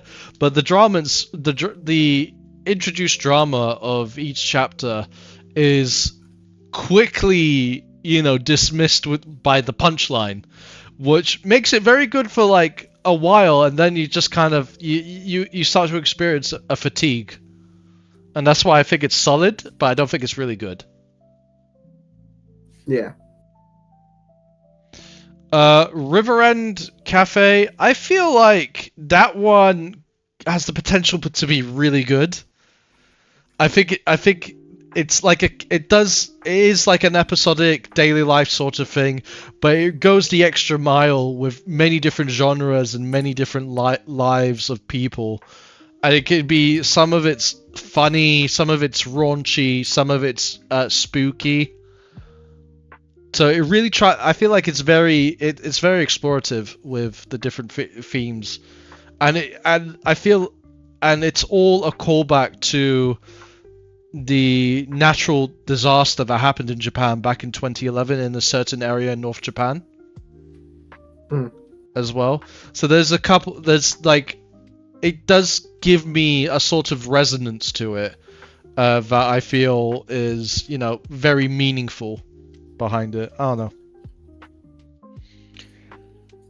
It's some, I don't know, half of the time the jokes half of the time the jokes land. Sometimes I think the humor is a bit a bit crude. I don't know. Is it really good or is it solid? Because I would definitely recommend this to people as well. So I don't know. I'm gonna argue that it's just under Voynich Hotel, I think. Okay, so Shishunki Renaissance David Kun is 100% like solid. I think it does everything really well. It's one of those manga that's been cut short, but it did really well. And I think it's just it's a product of it being a gag manga, and the jokes are very designed for young adolescents, like kids in the locker room type of humor. So, yeah. But I think what it set out to do, it done a fantastic job, and I really applaud it. The final chapter sort of tries to push the boundaries in terms of the character development, only for it to be a dream, which would be a huge demerit on any other manga, but for David Kun, which has always been a sort of status quo gag manga, it doesn't feel out of place. It feels like very typical for an ending of a a manga that's been cut short. And I don't know, I really love what it did in teaching through comedy, in terms of you have these amazing art pieces, recreations of historic art pieces, for the sake of a punchline. And the author goes the extra mile, and this isn't even like translator notes or anything like that. This is literally the author going, "Oh yeah, you're curious about this reference? Well, sometimes they don't put it, but half of the time they do." It does get you curious about art, and I think it done an excellent job. Are they using the Weekly Shonen Jump logo to censor his dick? Yes indeed. There it is. That is an excellent idea. It's like I said, some of the comedy is really good. Some of it's kind of like a bit childish. The art quality is absolutely amazing. From one extreme to another, to like the hyper realistic sketch of David himself, who's literally like a talking statue of David, to like cute anime girl who's supposed to be referencing Venus, who whenever she's introduced, she's always taking the Venus pose from a famous art piece. It's just absolutely, it's very funny, and it does it very well. And it's very shonen humor, like very 12-year-old boy humor. So I can't really fault it for some of the silly humor. Like there's this scene, for example, he actually pisses his pants, and but okay, this manga was made for you. It's in Japanese. But it's in Japanese here. But if you look on certain websites, it's in English, and it tells you the name of the art piece and who's the creator behind it. Of the art piece it's referencing, and I think it's really good, and it's just I don't know, it's very well done. It's very, very well done, and that's why I think it's it's a solid manga. I think it just needed to run a bit. I think some of the comedy could do a bit better. Actually, no, I'm gonna put it really good. Honestly, the more I talk about it, the more I think to myself, yeah, this was, this could have been like this manga phenomenal. Was made for you. By the end of the stream, it will be at the top of Masterpiece. Nah, it won't be. It's pretty much really good. It's really good. I think it just it could have done a lot better. It was cut short. It didn't have the run it needed. And and there were some side characters that I felt like, it already felt exhausting with some side characters introduced. I don't know, but it did what it set out to do. Know. It's very creative. Actually, no, I'm gonna double back and put it on solid. The more I talk about it, yeah, I'm gonna go solid. Maruko-chan, I'm gonna put it like solid above Records of Ragnarok. I think I would put it in. I would put it in air. You put it in there? Yeah. I think the horror aspect it did pretty well. I think there's a good level of mystery to it. The problem this series is it has good aspects, but I genuinely think it did it has a somewhat unique premise, which went somewhat viral, and then it did nothing with the premise. It just kind of kept going. I should point out I dropped this manga. How far in did you drop this manga? That is I cannot recall. It's been that years. Is a need to know basis. No, I just can't remember. Okay. I will check. Because if it's early on, it does go into the meat of the story a bit. We're at like a, you know, very important parts of the story now. This manga has been running since 2018 now. Yeah. I dropped it at chapter 33. Okay, I'm just gonna check what's at 33, and because at least at that point in the story, it kind of just was doing the same thing, and chapter releases were relatively slow. So it was like every month a new chapter would come out. It would not much would happen. I kind of just stopped keeping up with it. you figure, okay, so it was kind of slow paced. You mean?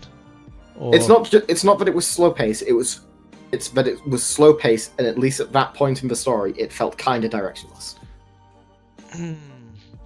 I get what you mean. I think that there was could also have changed since. There may have also been stuff going on there that because of how slow the release schedule was. I know what you mean. That I kind of didn't pick up on. But I know what you mean. Yeah. Especially for the first 20 chapters, it kind of felt like they had a really good idea. I'm gonna put it but could they do better. Didn't know what they wanted to do, but they really didn't know what they wanted to do with it. Yeah, I don't think it's blew up but... online and got suddenly really popular, and they kind of then didn't do much more with that. Well, I was enjoying it when it first came out. I was enjoying it too when it first came out. The same here. I mean, I dropped it before the anime came out. It just got. It just didn't feel like it was going anywhere, and with how slow the releases, at least at the time, to me felt, I get what you mean, and I think I had plenty of other manga that I was more interested in at the time. That when this one didn't, you know, when it didn't feel like it had an end game in mind, I was just like, well, why am I reading this? I get what you mean, and I feel like that sort of thing, what you were looking for, doesn't happen till like chapter 50 plus, that's what I mean. Is like which sucks. Yeah, that is a flaw. I don't deny it could have done it could be doing something now, but the fact that it takes till like chapter 20 to actually start, because as well, like there was the whole thing with the things that appeared that were counting down around that time. Yeah, and it was oh, what's gonna happen when they reach 0? And I was like, okay, but like it's gonna take like 20 plus fucking chapters more to reach that point at the rate they're going. True. What's the point of this? I get what you mean. It does feel. Why the fuck would I care? It could have done a lot better. Yeah. Okay. We'll do. Well, I don't think it's but I think it could do better. That's for sure. Ponkotsu Ponko. I am going to put this in really good, just above River End Cafe. I think it's a very cute, darling little manga about like a cute maid girl who's a klutz living with a grumpy old man. It's, you know, it does everything that it's out to do. It talks about dealing with grief, like also being sort of living life to the fullest in its own way, I guess.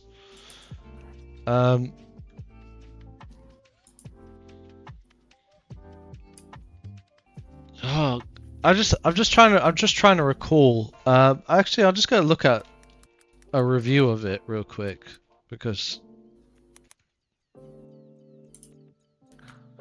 I do remember enjoying it. I think it was really well done. The art was solid. It's cute. I mean, it was overall good vibes, you know, throughout. Cute, hilarious, sad, poignant, beautiful. Ponkosu is a gentle, pleasant manga that truly lives up to the ideal. Yeah, it's pretty much those things. I think it's really good. I don't think it's a masterpiece. I don't think it, you know, it pulls on your heartstrings enough, but it doesn't do it to, like, I would say, like as a on the masterpiece level. That's for sure. Bloom Into You. Okay, so this one, I feel like it's just solid. It's just solid. I don't even think it's really good. I think the whole character arcs are just, you know, the love interest. She is sort of, you know, definitely in the first half is just like oh my god, you know. It's one of those mangas where the introduction to the characters and their flaws and what, you know, it's... Oh, God. Okay, if I really think about Bloom Into You, I can say that I didn't enjoy the first half. It got better in the second half, when it actually started to delve into the characters a bit. I don't think I was in... Either I was not the right audience for this, or for me it was just the sort of storytelling with the characters. It just felt eh.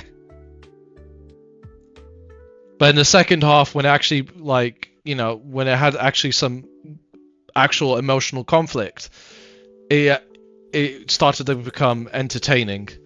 And hey, it ends in a sex scene, so. Yuri I swear to God, like, Yuri fans love putting in sex scenes into Yuri manga. It's crazy. You'd never believe it. Yeah. Such a wild thing to happen. You never believe it. Oh no, so astounding that sex would occur in a romance manga. You say that, but you know, we live in a world we pretty much live in a raised. world where Horiyama exists. Horiyama? You mean... Yeah. Which one's Whatever the fuck it is. Horiyama? The one that went viral despite being aggressively mediocre. You mean Horimiya? That's the one. Horimiya. Yeah, but it didn't have a sex scene in the actual manga though. It has a sex scene in the original webcomic. Tomato. Oh my god. they're like totally different characters in the webcomic versus the manga. So I would say it's a fair comparison. Crazy Food Truck. I mean, it exists. One of them exists, and they do have it. So it's a fair comparison with... I'm just saying, romance manga having sex in it isn't that unorthodox. It's not like it's a mind-blowing thing to occur. Oh yeah, I know, but like, they go. It's like, but it's like a proper like R13 sex scene, or you could even call it smut. R13. Which one's that? Oh, sorry, R18. I don't know why I said 13, 18. Again, I don't think that's too unusual. It's not that unusual. Don't get me wrong, but it's just like after reading a fair few yaoi and regular shoujos out there, I am like 4 for 5 in Yuri manga with it ending with a sex scene. Oh no. when you compare it to other series, I'm just saying. Okay. Anyways, Crazy Food Truck. More like mid food truck. Heyo. Yeah, it's just mid. It's honestly, it's like, oh, wacky, crazy setting. Are we gonna do anything with it? It's just very mediocre. It just does everything mediocre. Even the story is just, oh my god, it's not that great. Diamond in the Rough. Sorry, what was your question? Oh no, Ichi the Witch is the one. Diamond in the Rough. This one is wait, where is it? A Diamond in the Rough? It's on the bottom row towards the end. Oh, there it is. Okay.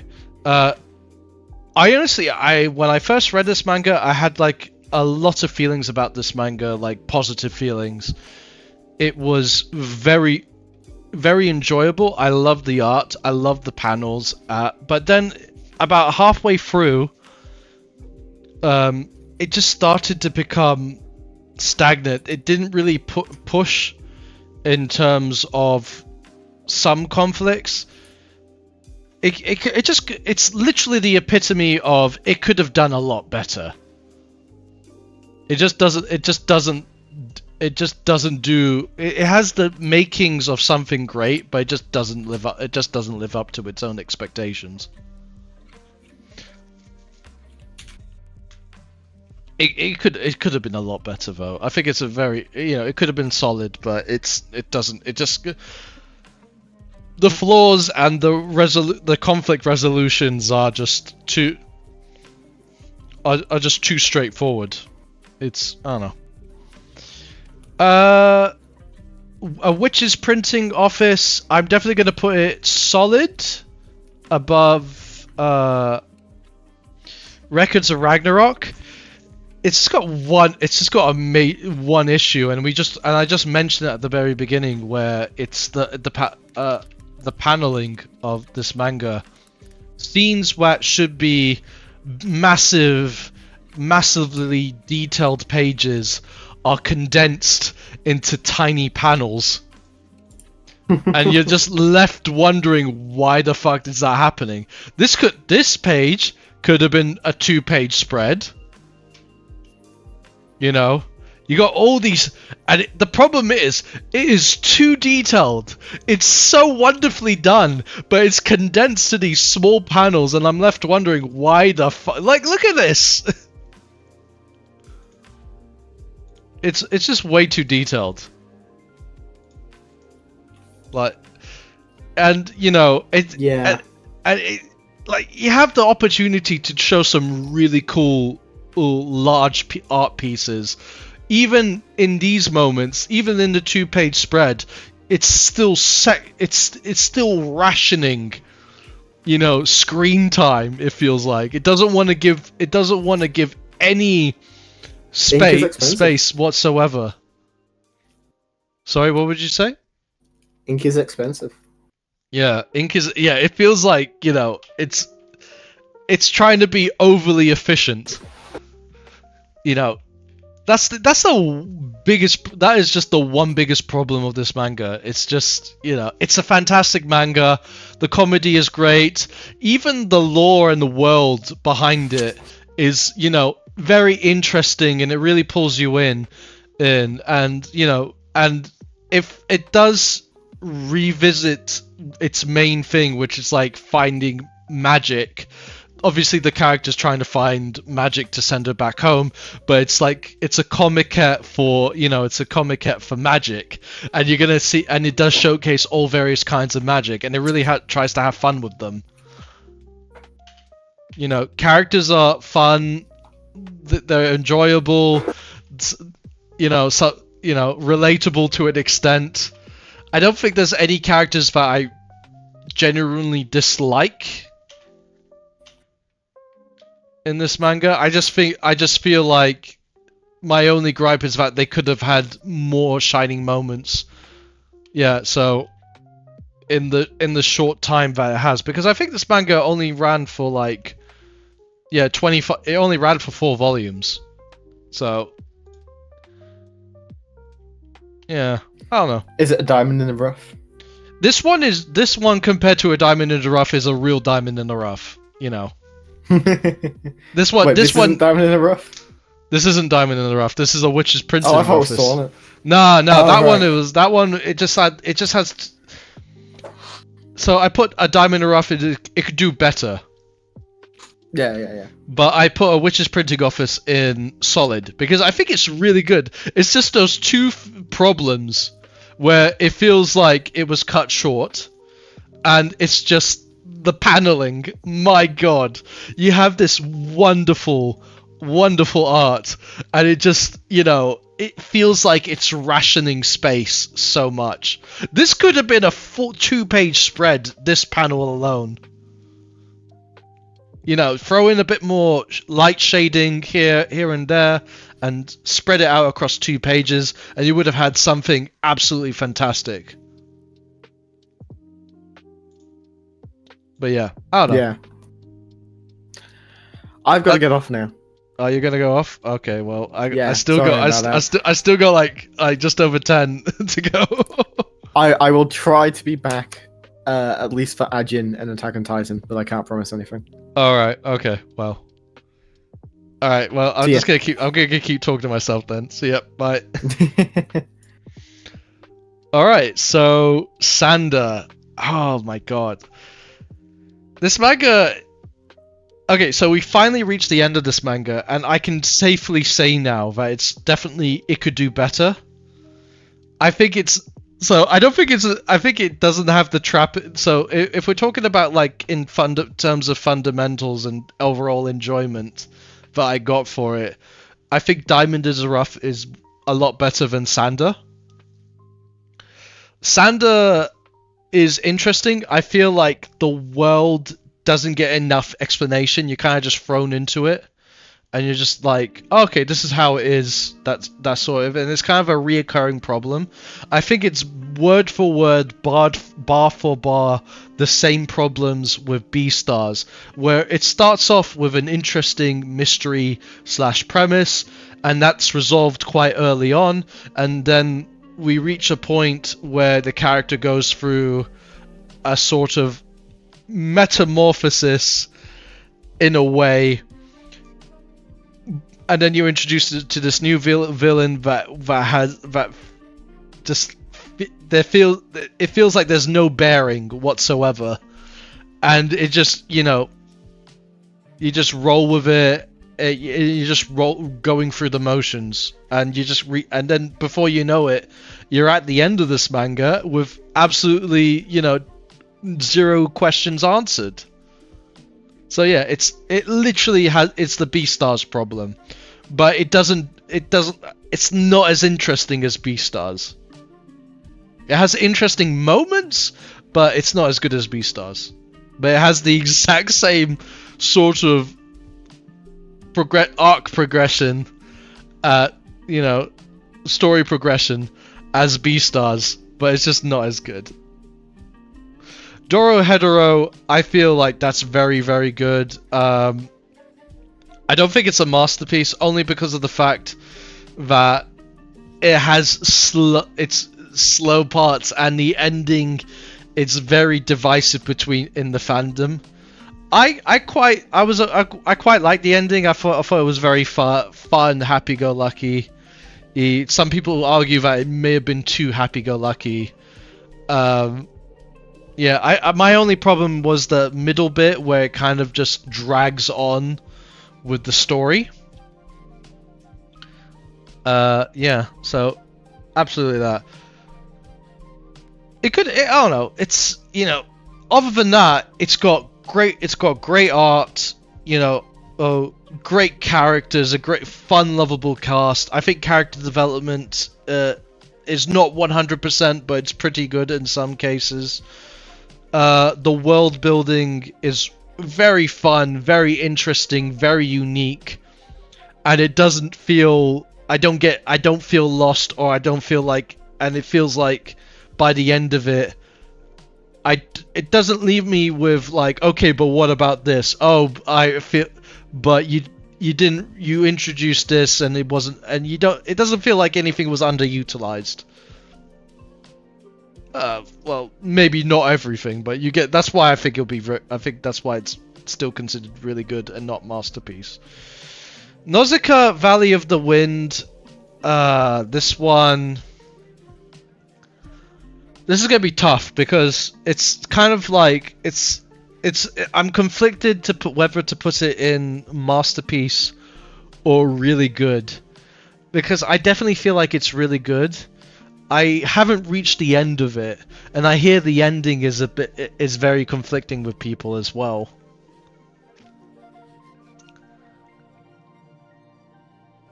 I think it's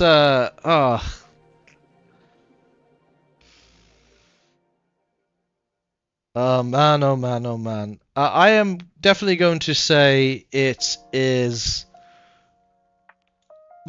like borderline between masterpiece and really good.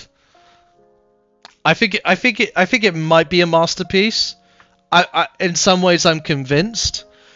Especially transitioning from the movie to the manga, and it's more, you start to see how well thought out it is.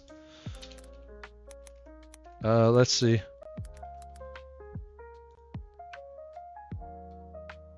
Okay, cool. We got some pages. It's just not in English. That's fine. It's very detailed. Paneling, it's very rough. I feel like it's Miyazaki,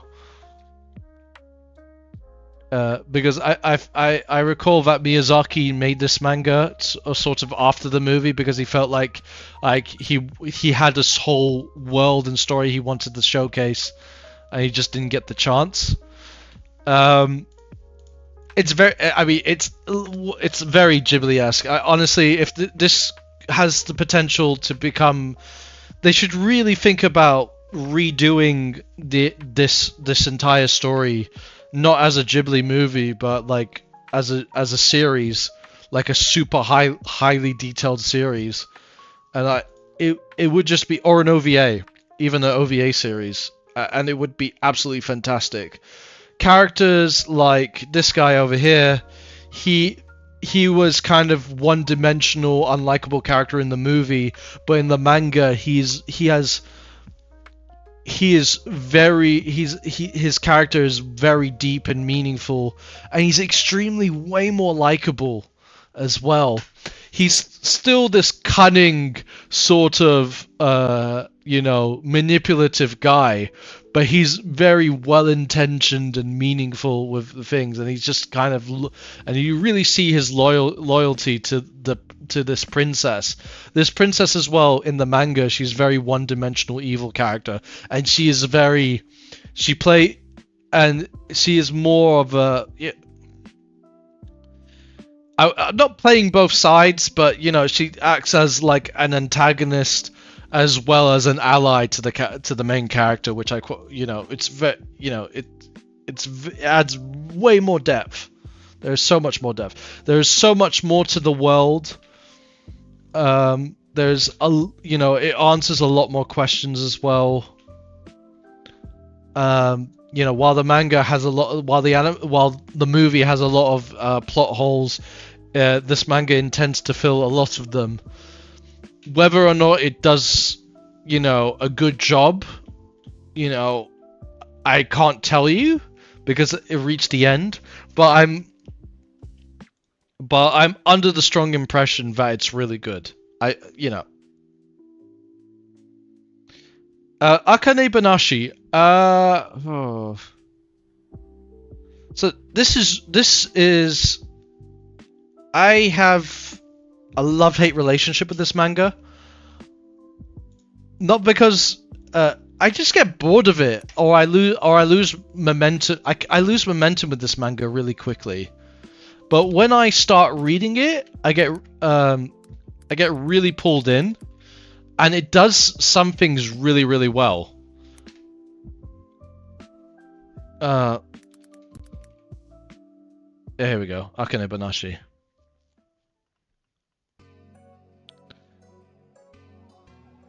It just, I don't know.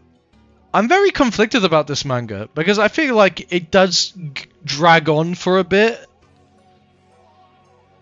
And it feels like it's building up to something, and whether or not I feel satisfied with that build up is a different story. There are moments where I think, oh my god, this is absolutely amazing. Especially the horror stories that they tell in this manga. It does the horror really, really well, and it's so fantastic. A good portion of it, though, I feel like it's deeply rooted into Japanese mannerisms and dialogue and dialect, that when it's translated for English readers, for Westerners like us, it's it just I don't think it resonates as well. So yeah, I am excited to see more of it. I'm to go back to it, but I'm not in any rush to do it. It's a weird love-hate relationship with this manga. It's like I get it's really good, you know. It's just I don't know. What am I missing about this manga? Hold on, Akane Banashi. I'm just gonna check some reviews and see what other people think, because they're rating it 8 out of 10. It's like it's not super well loved, but there's a lot of recommendations for it, so it's really pulling people in. But it's I don't live in Japan, and despite having no experience firsthand, I feel somehow I feel I've had a deeper understanding of what it truly is about. Though the story and themes are simple and typical, this was written and illustrated with such story and finesse that I can't help but be taken in the world. In many ways, the manga itself plays the same role as the rakugo storytellers. While the story is nothing new, it delivers, holds your attention, and draws you in. Truly is simple and fantastic storytelling. Still, this is early into the manga. Wait, how early are we talking? 20 chapters in. Okay, let's 8 chapters, 9 chapters. Can we get something that's okay. Okay, this one's 60 chapters. On the good side, creative setup, structurally well written and planned story designs are cued. As a bad side, initially it was super cool to learn about Rakugo, but after a while it just gets repetitive. If maybe someone who's more familiar and interested in sports type format would be more interested in the series. Akane Banana isn't a manga I stopped reading because of some final straw or even bad writing. It just kind of fizzled out. Yeah, I feel that way. That is okay. He put into words how I feel. Yeah, thank you, Glume. Yeah, so where would I put it? Oh my god. It's not bad, it's just it's not really good. I wouldn't put it really good. I definitely would put it as solid. It's a solid manga for sure. The problem is you experience fatigue a bit quicker than usual than other manga, so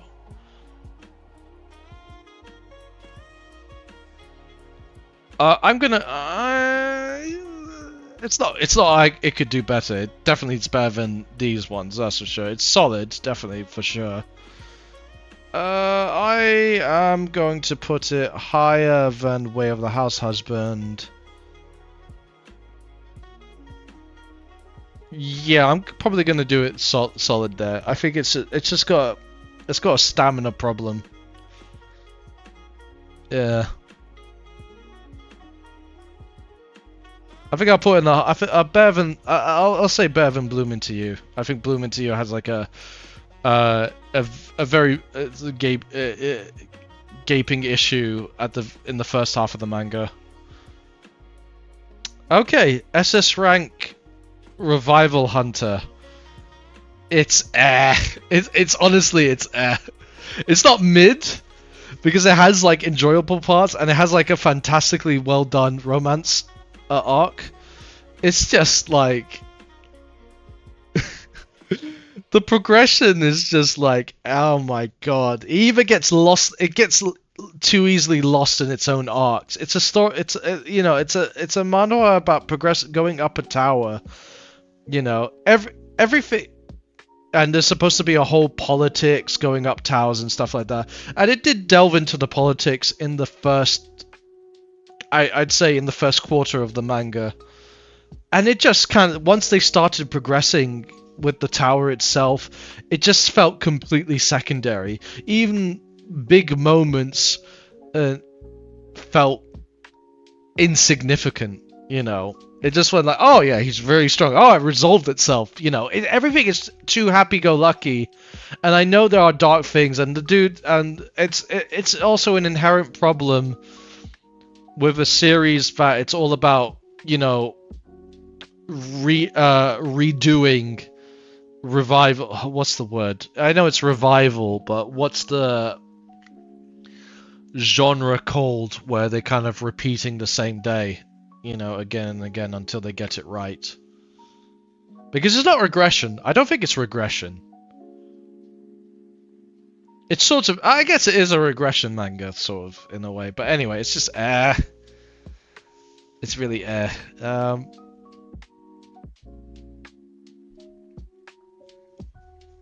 just trying to think. Yeah, I don't know. The art is okay. I mean, it's a manhwa at the end of the day. Revival. Can we get pages? Yeah, just in. You know, it has some really good art pieces, but it's just like it's very far in between. Like if we were to talk about compared to like other manhwa series like Hardcore Leveling Warrior, or I don't know, I can't think of any manhwa. It's like art kind of like takes a backseat sometimes, so it's kind of hard to think of like really good artistic manhwa. Okay, so not chapter 100. Let's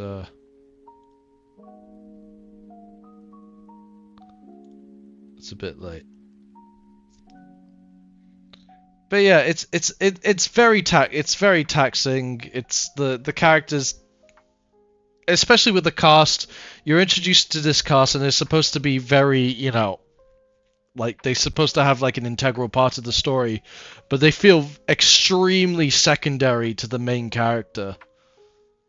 Everything they kind of just, honestly, they just become like the Z fighters in Dragon Ball Z, just constantly taking the backseat and just waiting for Goku. You know, it's basically that, but it happens way too early on. At least with Dragon Ball Z, these characters have their own arcs, their own stories, you know, their own progressions and so on like that. In this, it's just immediately, you know, they introduce, oh, they're interesting and stuff like that, and then just immediately they're fodder. They're just there, you know. There are moments where, like, the main character sends them off to do something, and you think, okay, they're gonna have their own moments now, and it just immediately cuts to them failing, and he has to redo the day. It's like, oh shit, I guess I'll have to do it myself, sort of storytelling, and it's just like, it's that 24/7. Alright, Run Away With Me Girl. This is... I would say it's really good. How good it is... Alright, let's start from the side. So, compared to River End Cafe, I think it's better than River End Cafe. Definitely better than Voynich. I'd argue Voynich is lesser to Ponkotsu Ponku. Definitely better than that one. Yeah, I think I'll put it there. I don't know if it's biased for Beelzebub, but it's... Beelzebub is the real, like, big wall you have to surpass in this series. If you really want to hit the big leagues, you have to get past him. But yeah, it's a nice manga, very cute.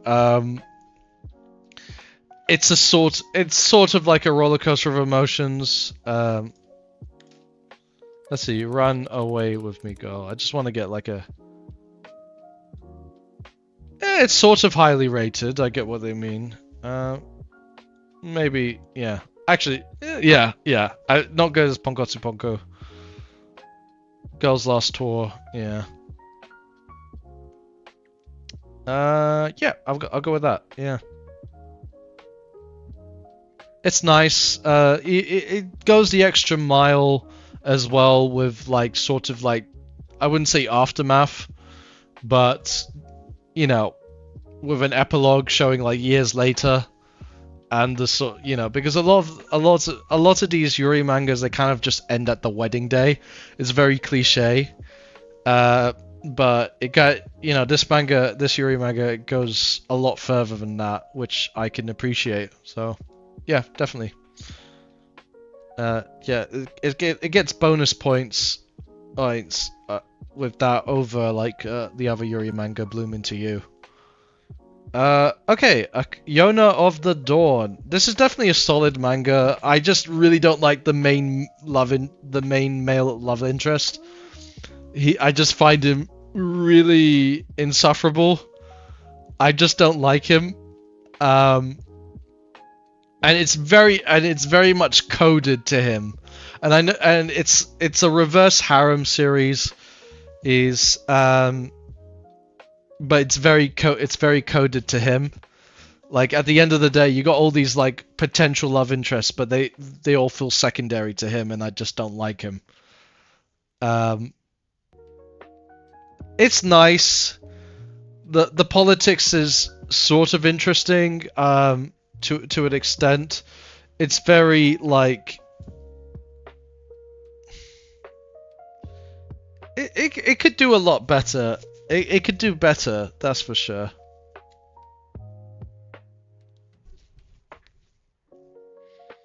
I'm just thinking like where to put it.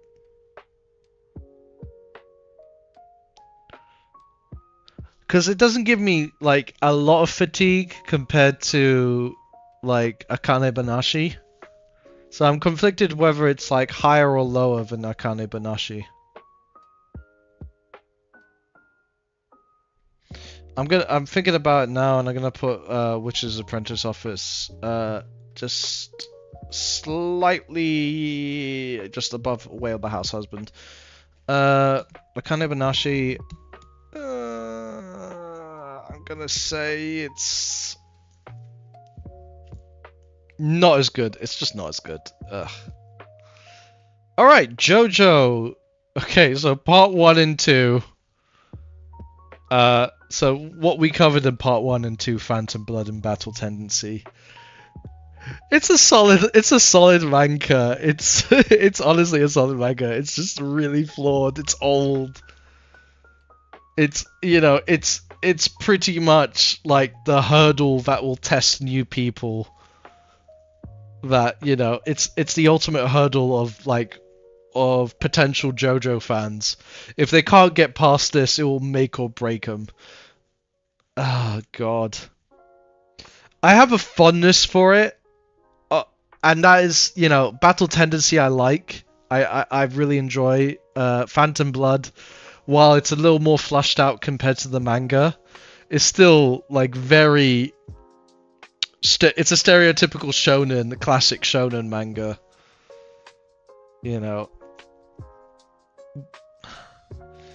And I don't even find it that profound, and like compared to like other sort of compared to the manga it's referencing, like Fist of the North Star. It's definitely solid. I'll give it that. I will put it just below Way of the House Husband. Actually, I'll put it below Records of Ragnarok, because even that is like entertaining and hype. Jagan, it's super bingeable manga. I remember able to read like 100+ chapters, or like just under. I forgot how long it was. Very quickly. It's easy to understand. It kind of circles itself. It feels like it's circling the drain for it a bit in chapter 30. Just below the midpoint, just before the midpoint. And then you got this really interesting thing, and it sort of feels like it's changed its style in terms of storytelling. It's a bit graphic with some options, and it kind of doesn't do. You get introduced to this character who's straight up essaying people, and he kind of just ends up basically just killing himself without any actual interaction with the cast. It's without any actual contribution to the cast or whatever. So it's absolutely crazy the amount of screen time that guy had, and he just like ended up being non-integral whatsoever. It's just kind of borderline insulting in a way. I'm definitely gonna put it just below. It's definitely better than Ruroku-chan. Sander is a little bit more well-rounded.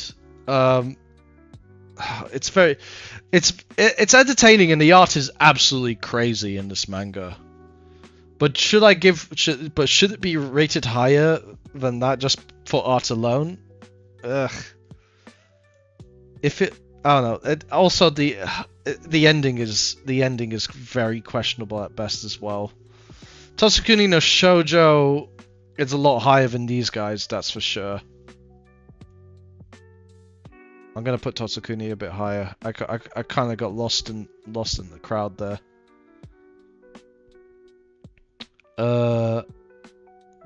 Yeah, this looks more ideal now. Yeah, it could do better. Okay, Serial Killer Isekai. Now this one I had like a little bit high prospects for. When I first I even nominated this one. I thought the idea was fun. The introduction was kind of fun. I liked the art, and then it just got boring. And I know there's supposed to be some fun stuff happening later on as well, but it's just like it's really it's not living up to what it could have been. It doesn't live up to its potential. And honestly, you know, I don't know if I'll ever pick up this manga back up again. I believe it's written by this. I believe it's the same person who did Kakaguryu.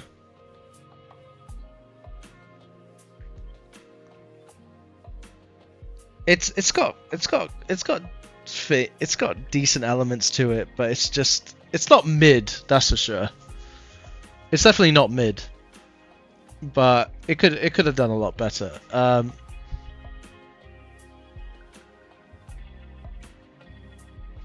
definitely gonna put like high end of. It's definitely, I find it's more enjoyable than Revival Hunter. I'll say that. Like goddamn, Revival Hunter though had like an amazing love arc, like romance arc. I haven't read much beyond that. But if the storytelling is any indicator of how it's going, I feel like it's going to be monotonous for the rest of the series. I feel like it's going to definitely peak there, and that's it. It does feel like SS Revival Hunter is that one was like a love letter to fans, and in terms of the romance arc, like what people wanted to see, with a lot of, it was like sort of the repressed shonen love trauma surfacing in that. It's the best way of putting it. It's crazy. All right, A Witch's Life in Mongol. Okay, this one, I would love to put it in Masterpiece. I would love to, but it's not long enough. It's really, really good though. Really, really good.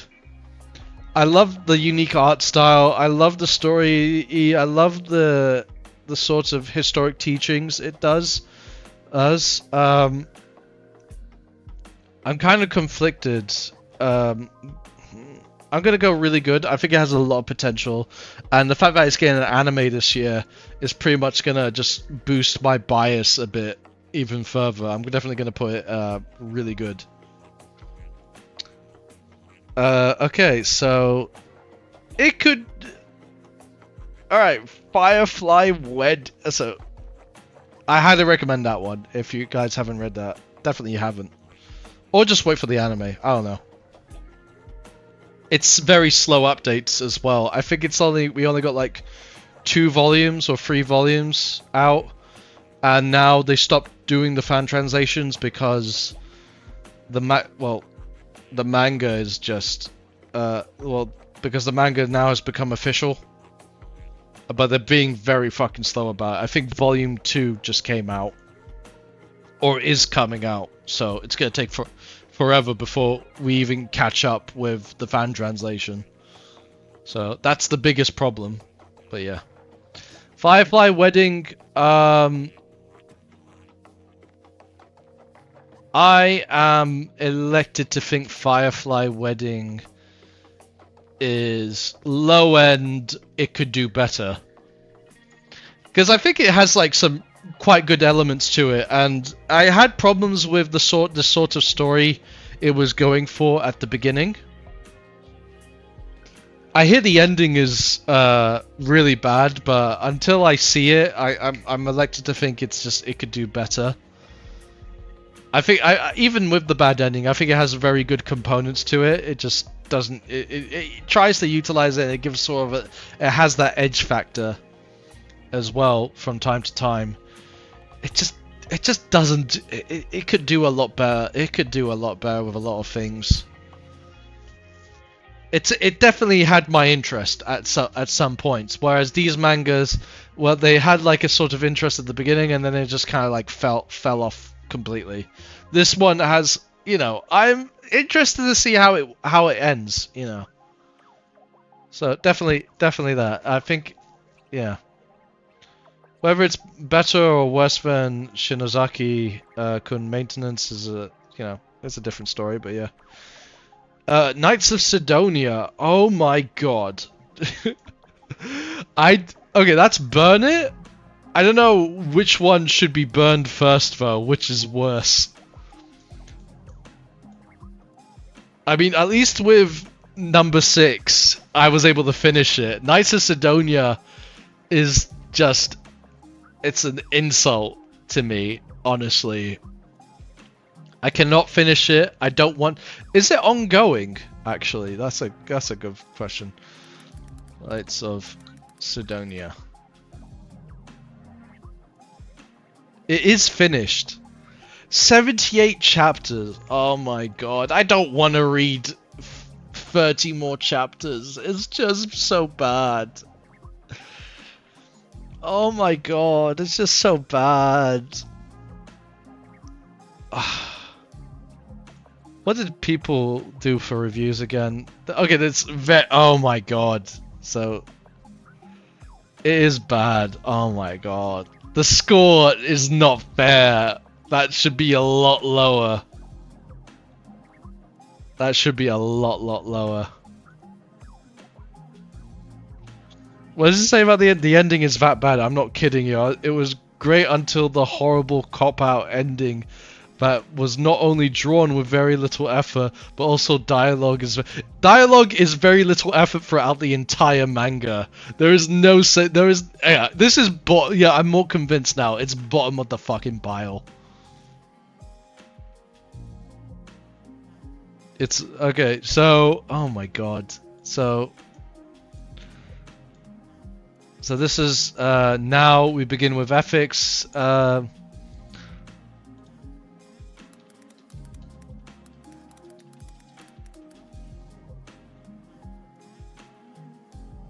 Oh, this is finished. Did I read it all? Did I accidentally finish it and I didn't realize it?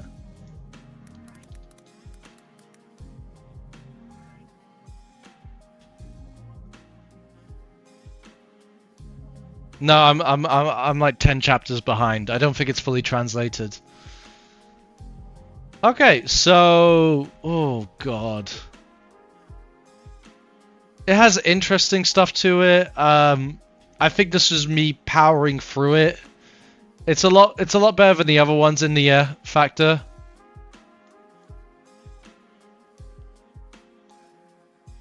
I don't know. I'm thinking about it even more. I'm gonna give some SS rank Revival Hunter a bit more credit where it's due, I guess. Yeah, I'll give it a bit higher. Yeah, I'll give it a bit more credit than it's due. It's still It just doesn't fucking do anything. You got all this amazing, you have the potential to do some amazing shit, and it's just underutilizing a lot of shit.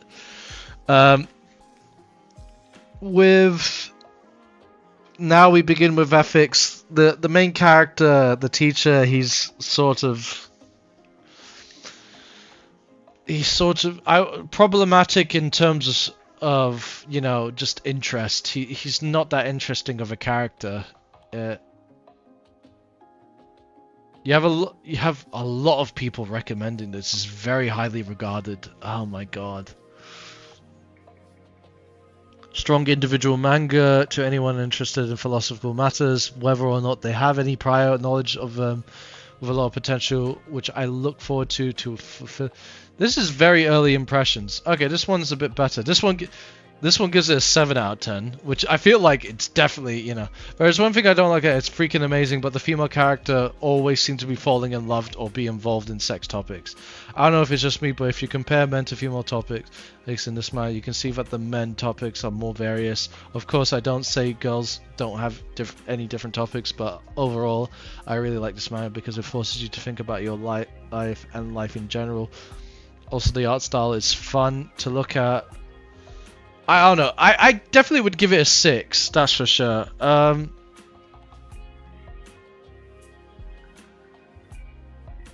probably put it there. Low end of it could do better.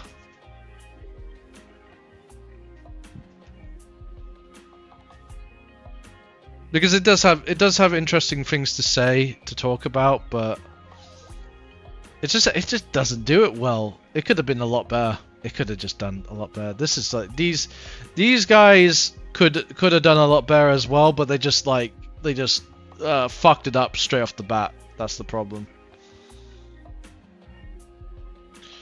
Murio do Danzai. Okay, so this one I actually quite like. This one I find it quite fun and interesting. I wouldn't call it a solid manga. I think it's very silly and cliched. I'm gonna put Firefly Wedding on air. Actually, I'm more convinced it's on air. Maria do Danzai, it's on the same level. I think it does it a little bit better than Jagan. Yeah, dare I say even better than Sander, maybe. Yeah, I think it's a bit better than Sander. In terms of overall enjoyment, yeah, absolutely. Undead Unluck. This one is absolutely 100% a solid manga. It does a lot of things right. I think it burns through the first 100 chapters quite quickly, and I feel like it tries to throw a lot of ideas at the reader at the very beginning. It's a bit flawed. It's a bit flawed. It's solid, you know. But overall, it was satisfying, and I feel like it lead up to like the big climax as well. You know, I think it can be considered like very high tier, solid, you know, upper solid.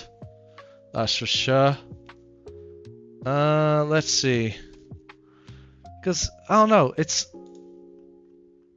Can I? Oh yeah, it's shown in Jump, so it's not gonna show on there. Undead Unluck. It's interesting. It has a lot of problems at the beginning, and and then you really when you get to the second half, like past the 100 chapter mark, you start to see. It feels like it felt like someone making a manga as they go along, and then they finally took notes and thought, okay, I'm gonna do it right in the second run, in the redo, basically. And that's pretty much what happens in this manga.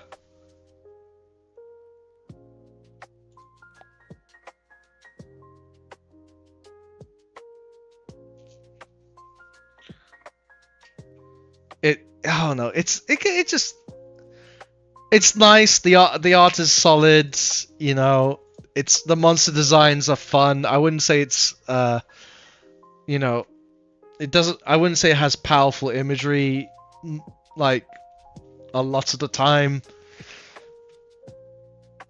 I would say it's a good solid 10%. 10%, which is pretty good for a 238 chapter manga, you know. If I were like jump like further ahead, you know, actually maybe even further. It's just kind of it feels like it's a D&D campaign. You know, it feels like a crazy D&D campaign, and it's not even like on the upper end of D&D storytelling. That's for sure. It could have done. It could have done. It could have done a lot of things differently, and it could have done the first half a lot differently. It felt. It did. It definitely felt like the first half was rushing because it just wanted to get it. You know, rushing, and it just wanted to progress to the second half in the redo a bit better. I don't know. Pacing. I mean, it's got that shonen pacing, I guess. As a shonen, I guess it's solid. Yeah. Yeah, I put above these guys. That's for sure.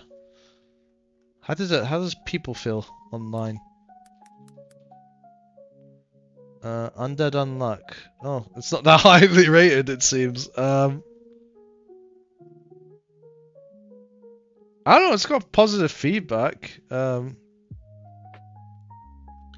So this person read 16 chapters. Moderate spoilers up to 17 chapters. Come on, be for real.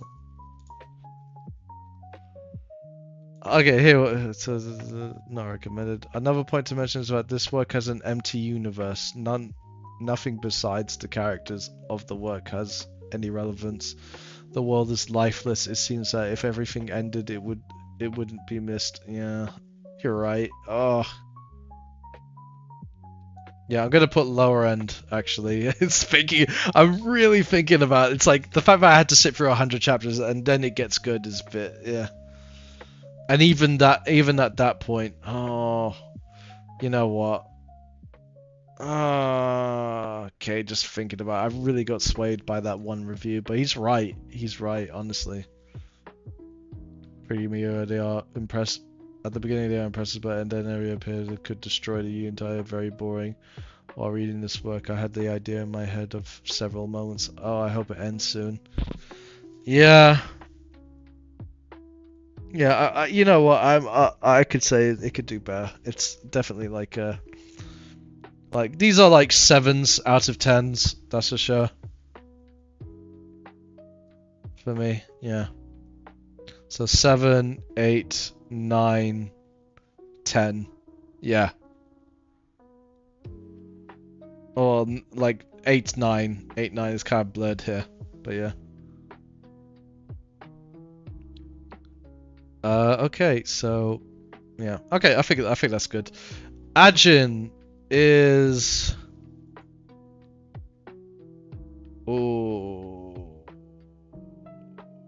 Do I call it a masterpiece? Do I call it a masterpiece?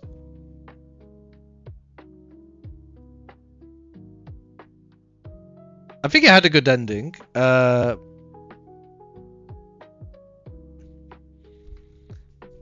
It's very well rounded. It becomes like a serious drama, less so of the horror in the beginning. But I feel like that was a change in authors completely there. But it did a really good job. Low end masterpiece, I think. Low end. Yeah, I'm more convinced it's like a low end masterpiece. Yeah. Alright, Itchy the Witch. That is mid. High tier mid, but mid nonetheless. It's better than... Okay, Arte is better than Crazy Food Truck, I'll give it that. It's crazy how you can go from Iruma-kun, Welcome to Demon School, Iruma-kun to Itchy the Witch. It's absolutely insane. I think it's just... it just does things really mediocre. Even these guys have like strong arcs and stories, and some level of intrigue. Each of which the only intrigue is the power, and that is underutilized, and it feels like just going through the motions, I'm gonna put Attack on Titan in really good. Thinking about it, like after the conversation and now that we're close to the end, I'm more resolved now to put it at really good.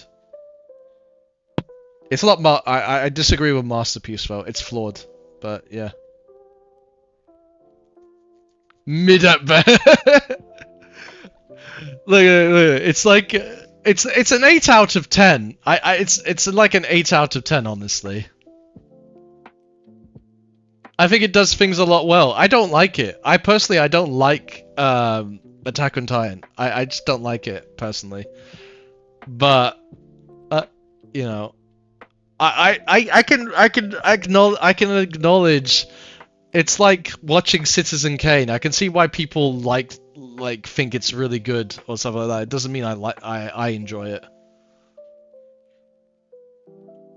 You know, it's I don't know. I think it has like I think it's personally I think it's actually on the lower end on the more I think about it, I think it's on the lower end of the really good. That's for sure. I'll probably put it over here.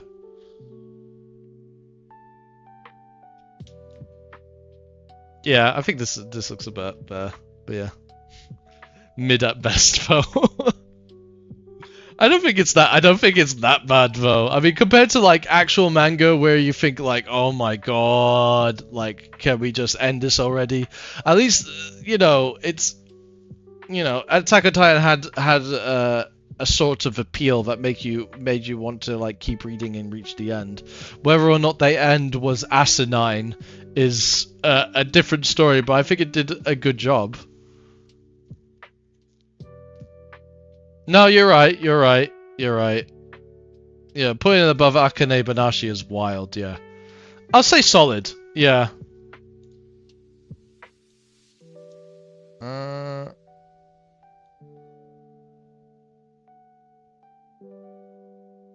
I'm probably gonna say it's not as good as Yona of the Dawn or Bloom Into You. But it's definitely better than the rest on here.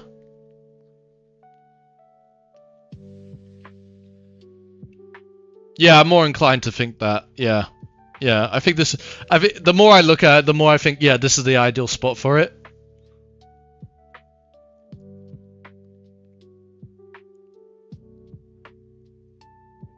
Yeah, I'm giving it like a solid look, and I think like, yeah, this seems right. This seems right.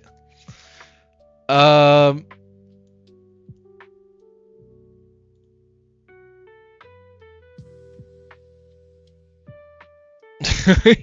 okay. The problem. Look, you missed me talking about Akane, but Akane for me, it has one huge problem, and it's just got like repetition fatigue. I get exhausted with okay.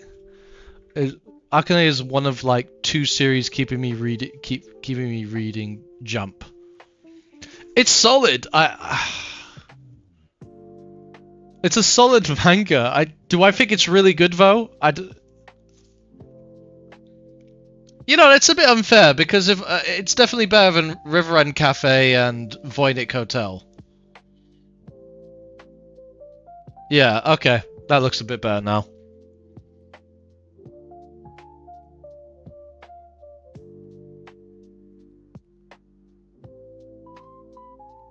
Yeah, there's not. The thing is about Akane, and it was written. Someone wrote a review about it, which perfectly personified it. Honestly, about Akane, like you believe it's you're enjoying it. You don't find any flaws with it, and all of a sudden you stop reading it because you just fizzle out.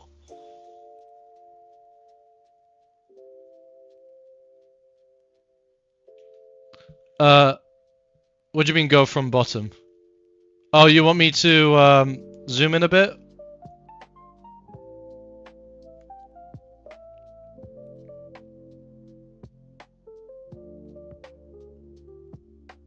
Do you want me? Sorry, you want me to read the title? Okay, so we got starting from the bottom then. Actually, well, let's do the last 2 manga, then we'll go through the list. So Climber, I am elected to think it's a masterpiece. I'm gonna put it above Shiori Experience. Yeah, I will. I just really close to. I don't want to read everything. Okay, you know what? I'll leave the last one, the Bibliomania, for last. All right. So starting from the bottom, then. This is the Burn It pile. We got. Okay. Okay, cool. So this is the Burn It pile. So we got We got Knights of Sidonia and number 6. I think these two manga are absolutely asinine. Yeah, why? What's wrong with that?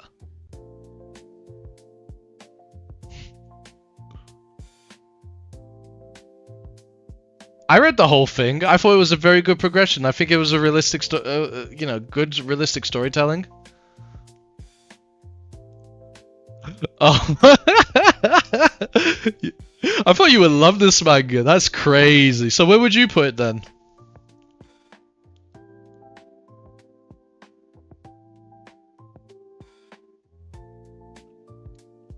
You reckon? Okay.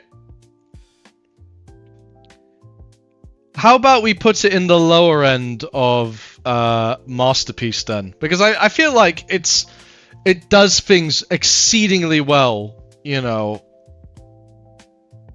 Also, there's no climbing. That's so little climbing in a series called The Climb. I get what you mean from because you're an actual climber. You put in bottom of really good. Well, you think it's not as good as Akane?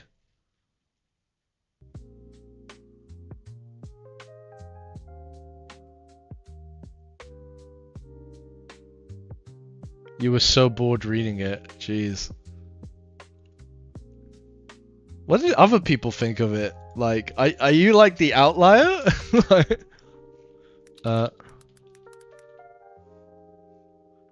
Also, it's fucking ice climbing. Yeah, but they're not gonna call it the Ice Climber.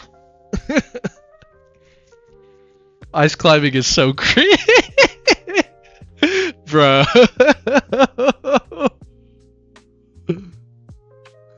It's very mixed with people on this one. It's so highly rated though. It's in the top 35.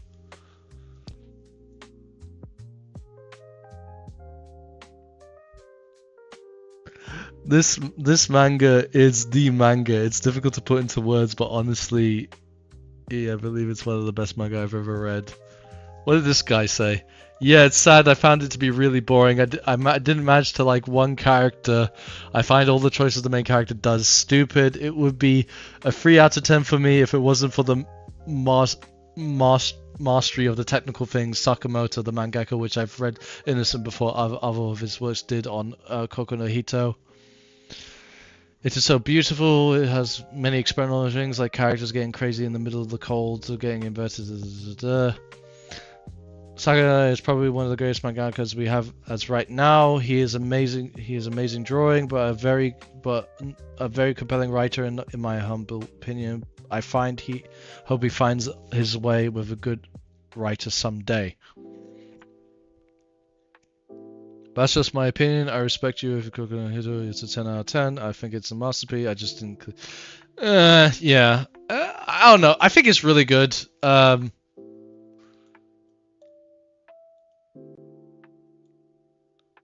don't know. It's on the tail end of masterpiece. It could be dancing between the two, to be honest, for me. I think there are problems you've mentioned, but I feel like because of how the story develops, and you know, yes, it's not climbing, it's ice climbing, so it's not. Yeah, it's fucking cringe, bro.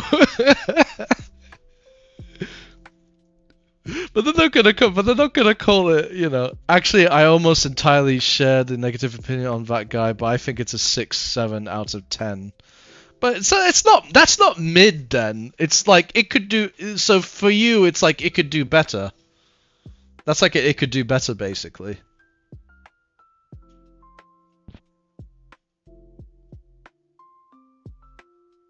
Let's see.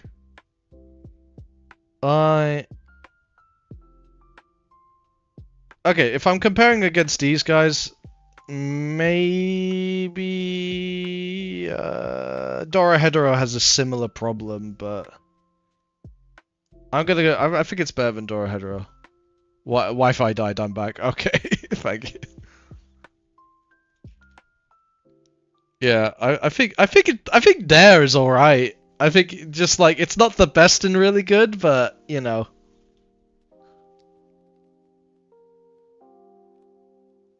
Okay. There we go. Okay, let's go from the bottom then. Alright, so we got the Burn It pile. So we got Knights of Sidonia number 6. The mid pile, we got Crazy Food Truck, Arte, and Itchy the Witch. In the tier, haven't read Burn It. Itchy Boo.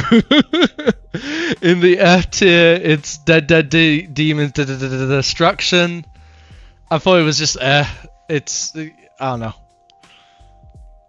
And then we got Serial Killer Isekai. I'll zoom in a bit for you. Then we got SSS rank Revival Hunter, which is just like another manhwa, and I feel like it just underutilizes a lot of like its main features, and it just makes the character OP. Was so mid. Yeah, it has like a really good arc. A romance arc, but but I argue it's such a deviation from what it is that it's just, you know,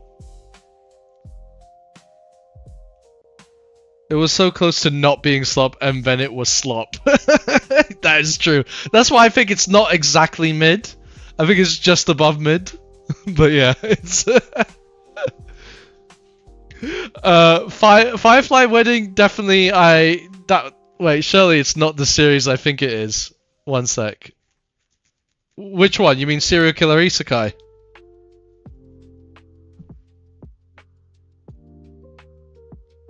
Okay, I'll give you a minute. It's just a thing. Oh god, it's the trauma. It is. Yeah. I take it back. Okay, so what's going on?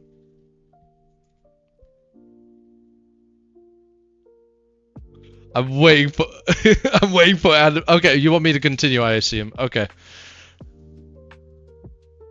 I am very excited. Can I just...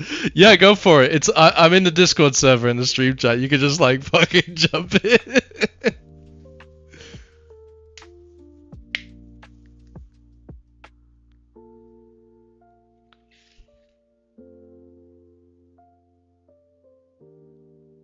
I'll give you a minute. Since you want the name call anyways. Yo. Wait, okay. Yeah, okay. Yeah, okay. So, oh my god. Okay, so this fuck ass manga. I mean manhwa. Yeah. Bro, okay. I was going through a time where I had read every Masterpiece manhwa in like a month. And I was like, man, I really need more. And I saw that this manhwa was rated very highly, right? So I was like, oh man, finally, surely this will be a masterpiece. And I start reading it. And the concept is really interesting. And I'm like, man, this seems really cool. And it turns out to be slop, right? The beginning is slop. Yeah, it's just right? So I'm reading it and I'm like, oh, maybe it picks up. I see that people are saying it picks up. And then we get to this fuck-ass library, right? Yeah. Which feels like forever. Okay, so the first arc in the library, the martial arts arc, oh my, masterpiece. It's actually godlike. Such an amazing, insanely good arc. Oh my god, I was reading it, I finished that arc, and I cried my eyes out. I bawled my eyes out, bro. It's like a love letter to Wuxia readers, honestly. Yeah. No, honestly, it was such a damn good arc, man. And then this fuck-ass next arc. Oh, people really love that next arc, though. I actually wanted to claw my eyes out how bad that arc was. This fucking romance arc. Oh, I've never read a romance arc as bad as that in my life. Honestly, it felt like I was reading a fan fiction.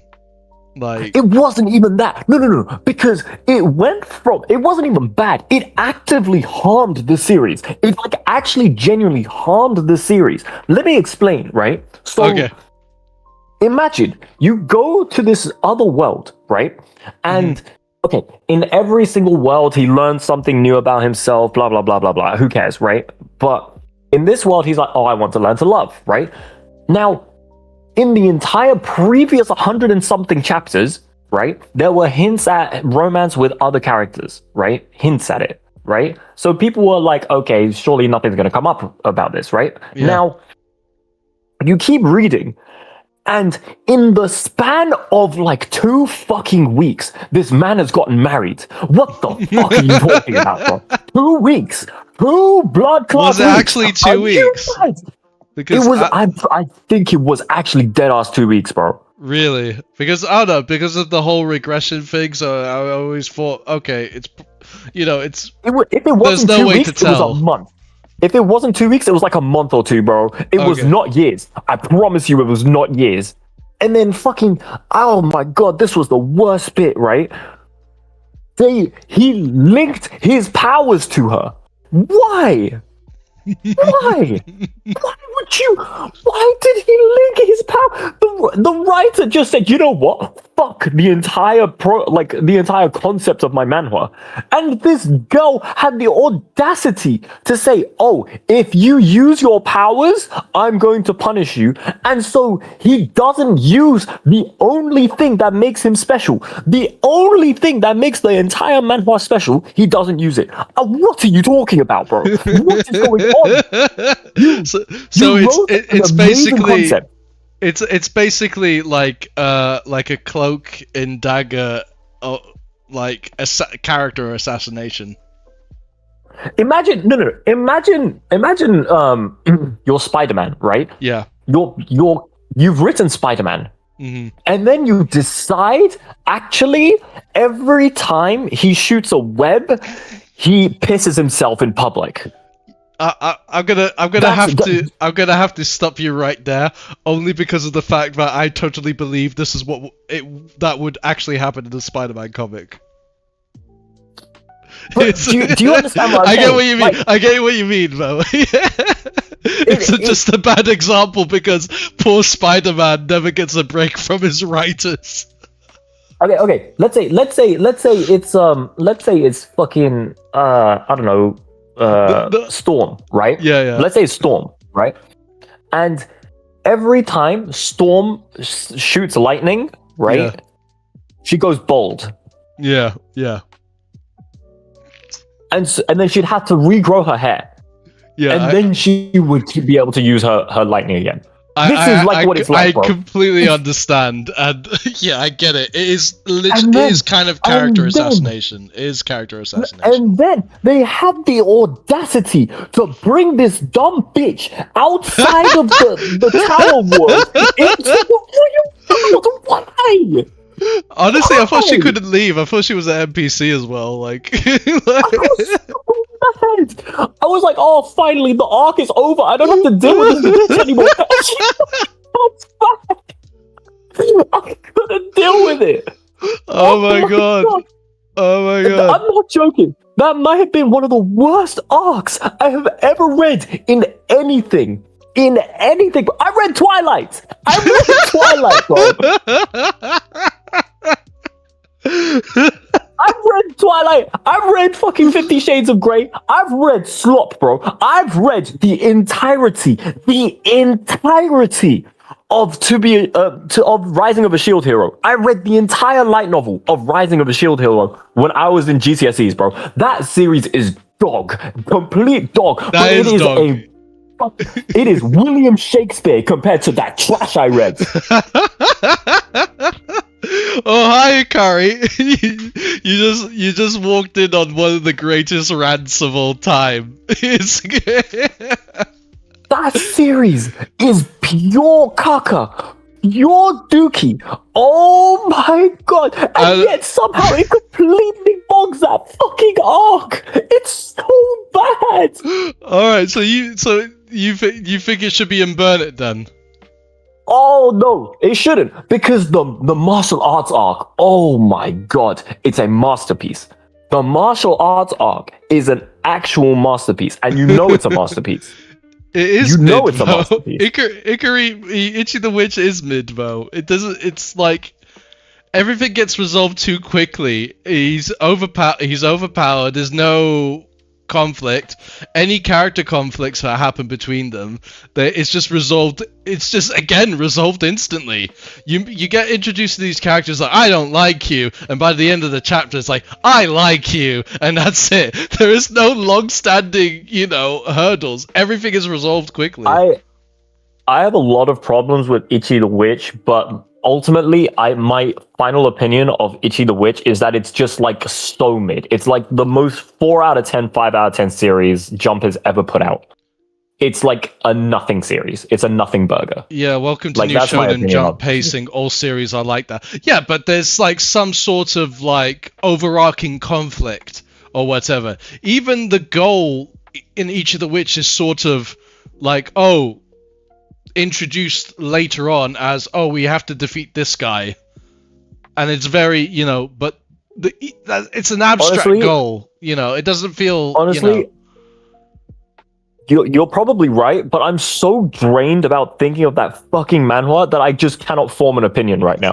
Like, I'm not joking. That manhwa has drained... Like, just remembering that manhwa has drained me so much mentally that I cannot form an opinion of Itchy the Witch because I'm enraged by this. Oh, that arc is so bad. Yeah, oh but my god. The thing is, and don't get me wrong here, I'm not a fan of Kagurabachi at all, but it's better than Itchy the Witch. The character conflicts, they're not resolved too quickly, and there is some sort of rivalry with some characters, which kind of like brings some sort of conflict / entertainment. Itchy the Witch, everyone's shaking hands, even with enemies here. Like, I think that the difference between Itchy the Witch and Kagurabachi is that Itchy the Witch feels like it's written by somebody who just learned how to write a story, a shonen story, which is shocking. Kagurabachi, which is shocking. Sorry, feels like it. Oh, sorry. Go on. I was just gonna add on to what you said and say, which is shocking because Itchy the Witch has the same author as Welcome to Demon School. Oh yeah, I mean, what's it called? That series isn't really like a shonen though, so I kind of get it. Like, it probably is his first shonen he's ever written. It's not like, because that Welcome to Demon School isn't really a battle shonen, really, realistically. Like, it turns into one, but it wasn't written as one. Do you know what I mean? Yeah, I get what you mean. If you think Itchy the Witch is bad shonen Jump, you don't read a lot of Jump. I'm not saying it's bad. It's mid. Like, it's mid. Yeah, it's mid. Like, it's 4 to 5 out of 10. It's not bad. No, mid for me, it's 5 out of 10. It's just 5 out of 10. It, like, doesn't do anything. Also, the world feels hollow in Itchy the Witch. It's just, For me, mid is 4 to 6. It's like the middle range. It's 4 to 6 for me. That's what mid is. Yeah. I wouldn't put it 4. Yeah. Anything right now, I'm putting anything below 5 is Burn It. Right now, that's bad. That's negative opinion. No, no. Burn It to me is things that cause me like actual pain. Well, I can say these two actually give me physical pain. Thinking about it. Number 6 and Knights of Sidonia. Fair. So these are ones actually give me physical fucking pain. Mid is a 6. No, mid is positive. Mid is too positive to be a 6 out of 10. I mean, 6 is too positive to be mid. It's a range, right? Like, it's a range. In my opinion, mid is a range, which is why it's like 4 to 6. But it entirely depends on your own definition of mid. Like, it's case by case. Oi, oi, oi, what is Sidonia doing over there? You know why it's fucking over there, okay? Hey, you know fucking why. I got a video coming up at the end of the month all about this, okay? I've been working on it for a month. Excellent. I hate this manga. I hate that manga. It did so much to me. It broke me. It broke Benji, who fucking recommended it. Like, come on.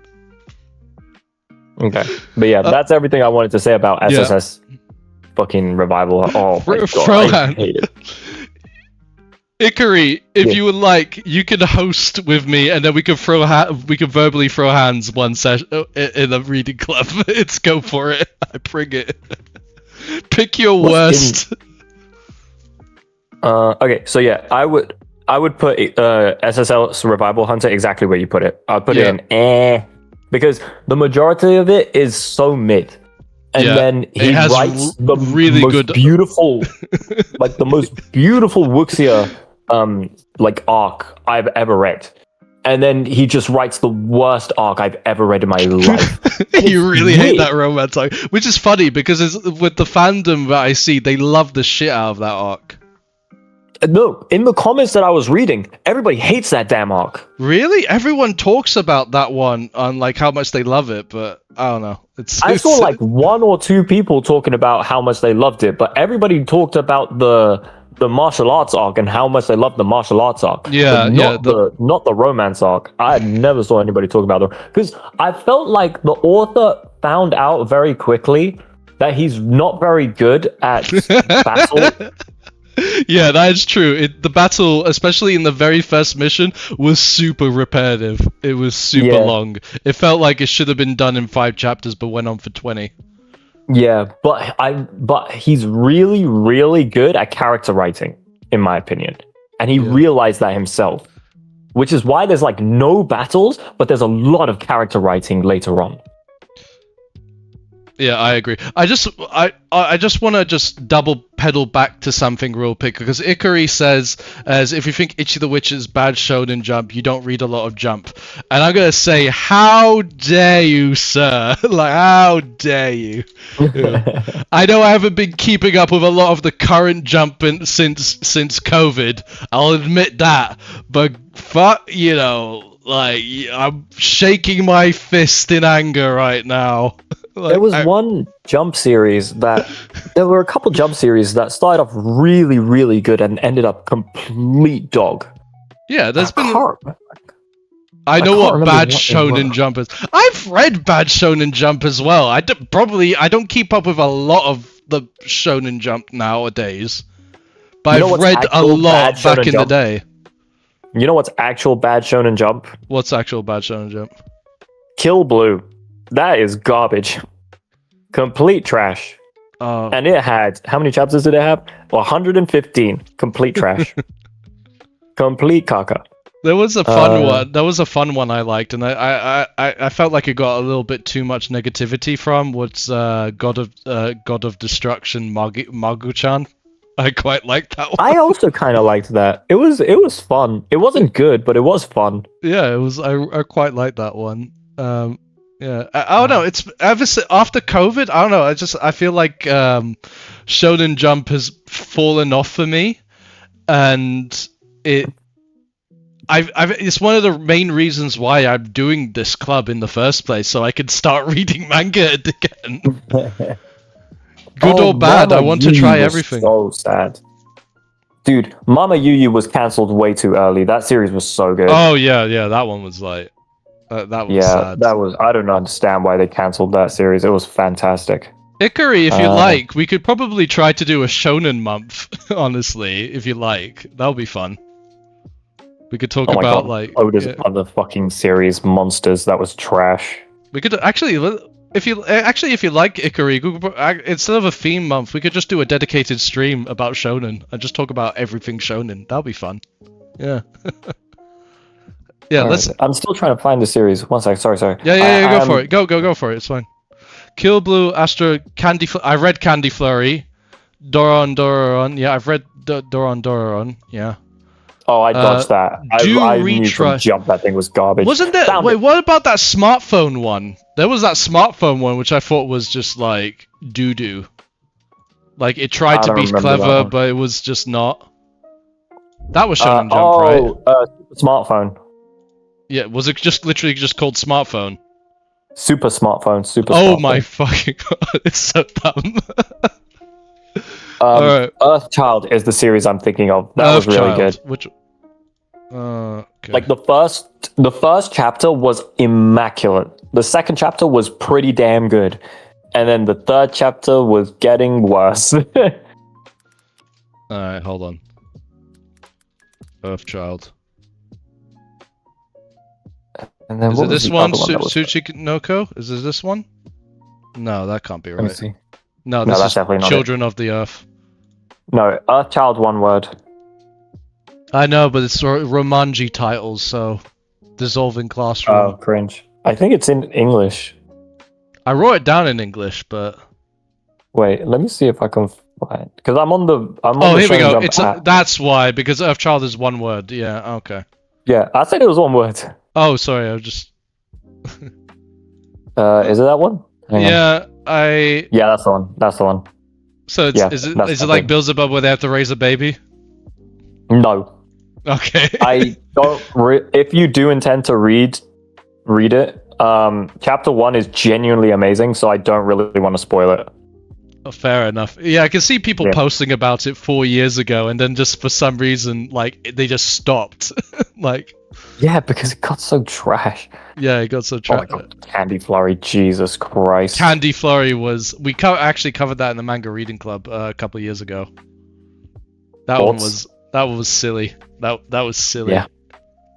Did you read what was it called? It was called the Hunters Guild, like the Red Riding Hood one. Yeah, The Red Hood. yeah. I read that one. What one do you ha- think of the ending? I hate it. It's just because it just felt like it was just thrown in there just for the sake of ending it. I mean, can't it even- was. They were yeah. cancelled, so like They were it makes cancelled. That ending was funny though. sense. Yeah. Okay. Before we just sidetrack a bit too much, I'll just go throw Bibliomania at just I found it. Okay, sorry. I did find Masterpiece. it before you continue. It's called Time Paradox Ghostwriter. That was the other one that I was looking for. Oh, That was really one. interesting. Yeah, I remember Time Paradox Ghostwriter. Yeah, that I one think I was- remember talking to you about it actually. Yeah, did I get you on that? I can't remember. No. We got onto it independently, and then I was like, Oh, I need to mean, talk it's to somebody about Shonen this. Jump. Who were bound to find it on our own. Yeah. Yeah. Yeah, It I did was, like, finish it. Yeah. Really, really good. It was really, really good, and then it just kept doing like random stupid plot twists that didn't make any sense. Yeah, I do remember. So, if I remember correctly, he wrote a manga and it turned out to be plagiarism or something from the future or something like that. I can't super remember. I might reread it. It wasn't very long. Manga ends in Shonen Jump. It's not. Oh no, he was getting manga. So he was like mangaka that was like not very struggling. good. Yeah, struggling. Yeah. Yeah, and then he got like a manga in his microwave, and Yeah. it was really good. And then he gets an couldn't assistant find the author. who's the real author. Yeah. Yeah, I think that and then was he it. couldn't find like the manga anywhere online, so he just plagiarized it. Yeah. Yeah. That And then- sounds about right. Yeah. And then turns out like his manga was going to save the world. It was so stupid in the end. Like, It kind of reminds me of what we're covering this month with Billy Bat. whoa, that's spoilers. That's spoilers. No, but I'm not gonna get into that yet. It's the first 20 chapters, like what I've alluded to. I'm only like No, 40 no, chapters in, but I mean, like, I talking about it now is spoilers because I was about to go off on Billy Bat. fair enough. Okay, save it for next week. Okay. Yeah, that's what fine. I'm saying. That's what I'm saying. That's good. It's good you have more restraint than me. Yeah, I was going to start talking like crazy. Fair enough. Yeah, save your ammo. Yeah. Okay, so I don't know anything else in. All right, so yeah, then we got Firefly Wedding, which is like about a girl who basically gets kidnapped, and then her would-be assassin says, "Oh, I can help you, but you have to marry me." Basically. Okay. Okay. And it's that sounds wild. it's sort of like, I wouldn't say it's yandere or anything like that. It's just like the guy is like wants to kill everything around. I guess it is yandere. Who am I kidding? It is yandere, but no violence on her. So But- in the it could be better, we're looking at now we begin with ethics. It's just it's okay. It has some really good stories here and there, but it's just like it's almost but it just does some things better. It could do a lot. It could do better. It could do a lot better. Shinozaki-kun, no maintenance. It's nice manga. It's one of the cases where the world sort of feels hollow. The sequence of events are just feels a bit flat, monotone in a way. It doesn't really pull you in. It just feels like you're just going through the motions. There are some nice moments there, but it just doesn't give you that much of excitement, like, ooh, what's going to happen next, that sort of thing. Murioka-chan is one of those mangas where you know Murioka-chan, though, that one. No, I've never heard of it. Oh, it's like a comedy horror manga. Basically, it's about a girl who can see ghosts, and the ghosts are like crazy monster designs. It's absolutely insane. Some of it, some of it's really scary. Sometimes it's funny. Cool. And she's Cool. like, and the whole gag of the series is basically she's pretending she can't see them, so she can't see. Oh, that's pretty funny. Is the manga full of ass shots like the anime? Yeah, yes, I think so. I'd never noticed it after all reading the manga, and then we were covering it in stream, and someone mentioned it, and I couldn't unsee it after that. That's super cringe. I actually hate when they do that. Yeah, you could. It got to the point where you could see through their like school jumpers, their bra disgusting. details, and I was thinking to myself, "Fucking how did I not notice this the first time?" I think it became less so later on, but yeah. Do you know what it was that granted me this hatred against fan service like that? Is it Fairy Tail? Please say it's Fairy Tail. No. Oh, okay. No, it's not. It's not. It was something worse than Fairy Tail, but it was being released at the same time as Fairy Tail. Ooh. Okay. It was also extremely popular. Also extremely popular. It's not Naruto, is it? Like No, Naruto doesn't have fan service like that. Not as much, rather. Not as much. Okay. What was coming out at the same time? Like early 2000s, right? It was like 2010, 2011. 2010. Akagami no Kill? Nah. Like it was really popular manga. Well, like and we're not talking about like High School DxD, are we? No. I would say it's probably way more popular than that. The zombie one? The High School zombie one? Nope, still way more popular. It's one you're completely forgetting about. It's a battle shonen. It's a battle shonen. Yep. You probably purged it from your mind because it was actually that infuriating. Really? You think so? What is it? Ikari, you're my helpline. No, I'm gonna call a friend. Ikari, please. Oh. Whenever you went on like Manga Reader, Manga Panda, Manga Fox, it was always one of the top 5. Always, without fail. Top 5. Fuck. It was always one of the featured. In fact, always. Was it Magi? Fail. Nope. I was gonna say it, if only Albert was. I'm not gonna lie to you. It probably was more popular than Magi. What was it? This series, at its peak, this series was really popular, man. Oh my god! Okay, just tell me. I can't get it. I can't get it. It's gonna kill me. History's strongest disciple, Kenichi. Oh my god! Yes, they just added it on Netflix as well. Yeah, the ecchi is atrocious in that. Oh my god! No, because it started off okay. It started off fine. And then by the end of the series, these women were actually just naked. They were actually dead ass just naked. it was so frustrating. They weren't because naked because like you had a- little bits of latex covering their nipples, but you could see the indentation of the nipples, so they might as well be naked. But yes. No, in the later parts, they just didn't have anything covering nipples. It was complete naked. Really? Oh my Yeah. god, this manga's a fucking blur to me now, Jesus. I know it was Dude. like the final arc felt rushed with like the whole weapons users versus martial artists at the end or something. Dude, I'm not gonna lie to you. I dropped that series at like. I read the whole thing. last I read arc. the whole thing. At the last I can't arc, believe I forgot about it. The ninja master was the fact that like she was so useless but so prevalent and so like actually so sexualized. I was like, I can't deal with this anymore. I need to just like drop this. It was a hyper-sexualized manga, that one. Even more, I dare say, even more so than the High School of the Dead. But it was crazy because like like for the most part, I would say 70% of that series, it was a really good battle manga shonen. Yeah.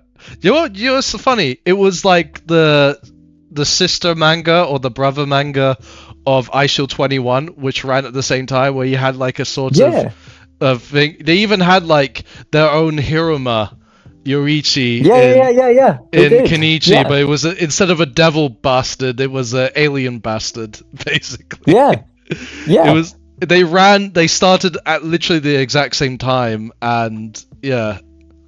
That's crazy. Oh, dude, I really enjoyed that series when I was a kid.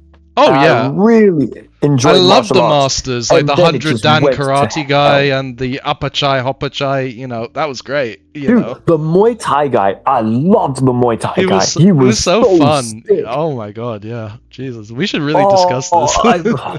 I'm so upset at that series. I will always be upset at that series. It literally- History's strongest disciple Kenichi.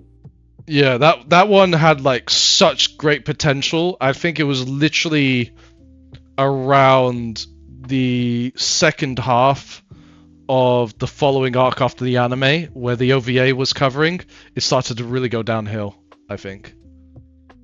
Yeah, I told you, man. Like the fall off was so big, everybody erased that series from their minds because the fall off was that big. Jeez, I told you. Yeah, oh my god. I was excited when the OVA was coming out years later, but jeez, by then the ship has sailed. Jeez. But I never forgot. Swale never forgot. Pepperidge Farmers remembers. I never forgot. I will always remember that trauma. Alright, moving on to the next one. Jagan. That's one. Have you read that one? Jagan? I have not read Jagan. I've heard good things though. Same with Sanda. It's pretty good. Watched, It's got insane arts. Story kind of takes a back seat, if I'm being honest. That's why I never read it, because I saw the story, like the synopsis. I've read reviews that like the story wasn't very interesting, but the art was gorgeous, and so I was like, oh, I'm not really that interested. Yeah, honestly, you could live without it. You can live without it. I wouldn't recommend it. Like if you're interested, go for it. If you're not, you're not missing anything. It's If okay. you want elite art, have you seen the manhwa Her Summon? No, I have not. But Her Summon has a like 7 out of 10 story, like enjoyable and like keeps it going, but the art is like god tier. It's so good. Oh wow, yeah, you're telling me. Jeez. 7 out of 10 story, but That's the art is god tier. crazy. Yeah, Jesus. Alright, yeah. That's the monsters. That's the monsters. Jeez, that does look good. I'll give it a go. It gave me that Gantz feel for a while. Oh, that's cool. Yeah, what, are you talking about Jagan? Because, yeah, I think it's the same guy who did... Is it not the same guy who did Gantz? Probably not. I think it might be. Gantz is really good until it's not. And then it's good again. No, it's not. It just has very similar vibes. Okay, fair enough. Yeah. Sanda... this one is made by the same person who made Beastars. And Yeah. and it's basically I'm sure you've seen like social media about the kid transforming into Santa. No, I actually haven't. So basically, it turns out a kid is part of a bloodline who are descendants of Santa, and he can basically, if he wears red, he transforms into an old man. And it's kind of like there's like and with how Paru, the author of Beastars, does storytelling, it's like a mixture of silly and dark. And it kind of does it pretty well at the beginning. The problem is, and it's the exact same problem formula as Beastars, where you have an interesting... It kicks off immediately with an interesting mystery. And then, like, no longer than maybe 20, 30 chapters in, the mystery is solved. And then you immediately That's get not this true. world... That's not true. Beastars' mystery was not solved until, like, the third arc. No, the bear was, like, halfway through. It was not halfway through, bro. It was like 2/3 of the way through the series. Nah, no. You Yeah, had like a man. bunch of, It was you like had the second last arc. No, it wasn't the second last arc. It wasn't that late. You I'm had pretty sure the it horse was, man. guy, you had the melon arc, you had, you know, like Lewis. After the bear, it was Melon, and then after Melon, it was... Melon went What on was after forever, Melon? though. No, Melon ended. It was with just Melon. Melon. It was just Melon, Yeah, but it was just Melon went Melon. on for... After the bear is Melon, and Yeah. that's it. But it's exactly I was the right, same it's the thing, second though. last arc. Okay, fair enough. It's not early. It's not early. My bad. But it's the same shit, though, where you have the mystery, they solve the mystery, then you get introduced to a new villain. The villain is mid-id. Yeah, you had Melon in this, and you had like a salt priest in Sander, okay, who's like the next big villain, okay? And it's mid, it drags on, it's not fulfilling, and you get left with an ending with insane amount of plot holes. Yeah, I mean, Melon had potential, and then she just wrote it really poorly, unfortunately. I think she just wrote herself into a corner, unfortunately. She didn't write herself. I don't know. I don't think she saw like a way to go further and expand, because. But that's what I mean by write herself into a corner. Like, she wrote herself into such a position where she could not progress the story very easily. I guess I don't know. I feel there's certain directions I feel like she could have taken with Beastars at the very least. Yeah. I think with Sander it's kind of different, where I feel like the main mystery at the beginning should have had a more primary focus. But yeah, I don't know. Because with Beastars, it had like a very flushed out world, and it, you know, you could really expand on it, you know, that sort of thing. But yeah. Yeah, I think I pretty much hold the same sentiments. I just I think that the mystery aspect was really good in Beastars, but they sort of like are very touch and go with the mystery parts of Beastars. And I suspect that it's probably going to be the same with Sander, where it's very touch and go, where they like focus it on for a little bit and then they do some other shit for a while, and then focus on it for a little bit and then do some other shit for a while. Whereas I am recanting it in my brain right now, and recalling it all in my brain is like literally that's what happens. Yeah. Yeah, that makes sense. Because like what I really want is you know, the author of Monster, right? Yeah. It's like with him, whenever he writes a story, he has really, really interesting mystery and twists and turns. Oh yeah. And there's a wonderful sense of foreboding. Yeah, exactly. And Beastars has that sometimes. And I suspect that it's the same with Sander, because it's her writing style, where she has it sometimes, but then she cuts off the tension to allow a lot of slice of life and character building, which is fine, but it doesn't really make for a great mystery. I don't think she just. I don't think the problem is, though, compared to Urasawa, Ipparu just doesn't fulfill that foreboding. It kind of just like it sets like a foundation, but doesn't fully utilize it. I think it just cuts. It cuts short. It cuts short. Yeah, this is what I agree. This is entirely what I agree. Just wish Urasawa knew how to end their series. Yes, I said I'm not saying anything. We can't say anything. We can't say anything. Yeah, we can't say Until it the because 31st. we're covering Billy Bat this month, and Swale here has a lot to say about it, so we're gonna keep quiet about Billy Bat. I'm not gonna say anything until the 31st. Yeah, and I'm gonna be like binge reading the rest of it tomorrow. So it's What was the other series that I read by Urso? It was Pluto, right? Pluto. Yeah, I like will Pluto say ending. I like Pluto's ending was fine. It was not good. It was not bad. It was fine. Yeah, it was okay. I thought it was okay. Yeah. I think I mean, you could argue it's not really his ending because it's like, it's Astro Boy, but But I mean, it's not really Astro Boy, right? It was like a mystery in Astro Boy's world. I think it was. I'm not sure. I'm not really up to date with my Astro Boy now. 20th Century Boy and 20th Century Boy. I've read it. Boys is fantastic. I've read it, but the ending is. Oh really? That's sad. That's sad. That's usually how. That's what just. Is Monster's ending any good? I've never watched or read Monster. I think it's worth reading no matter what. No matter what you think of the ending, I'll just say that it's worth reading. So slow. I know. It's okay. It's okay. All right, I might read it. Yeah, that's what I mean. I was gonna say okay, but I don't want to be like. I thought maybe it's one of those things where I'm a bit biased, but I don't know. Okay. All right. Next up is Marino Danzai. It's basically it's a mother's revenge story. So literally, her son is bullied to death, and she assumes a new identity as a school nurse, and is basically on a revenge quest. Like basically coming up with new way, like it's like Saw almost. I'm not gonna lie to you, that sounds kind of cringe.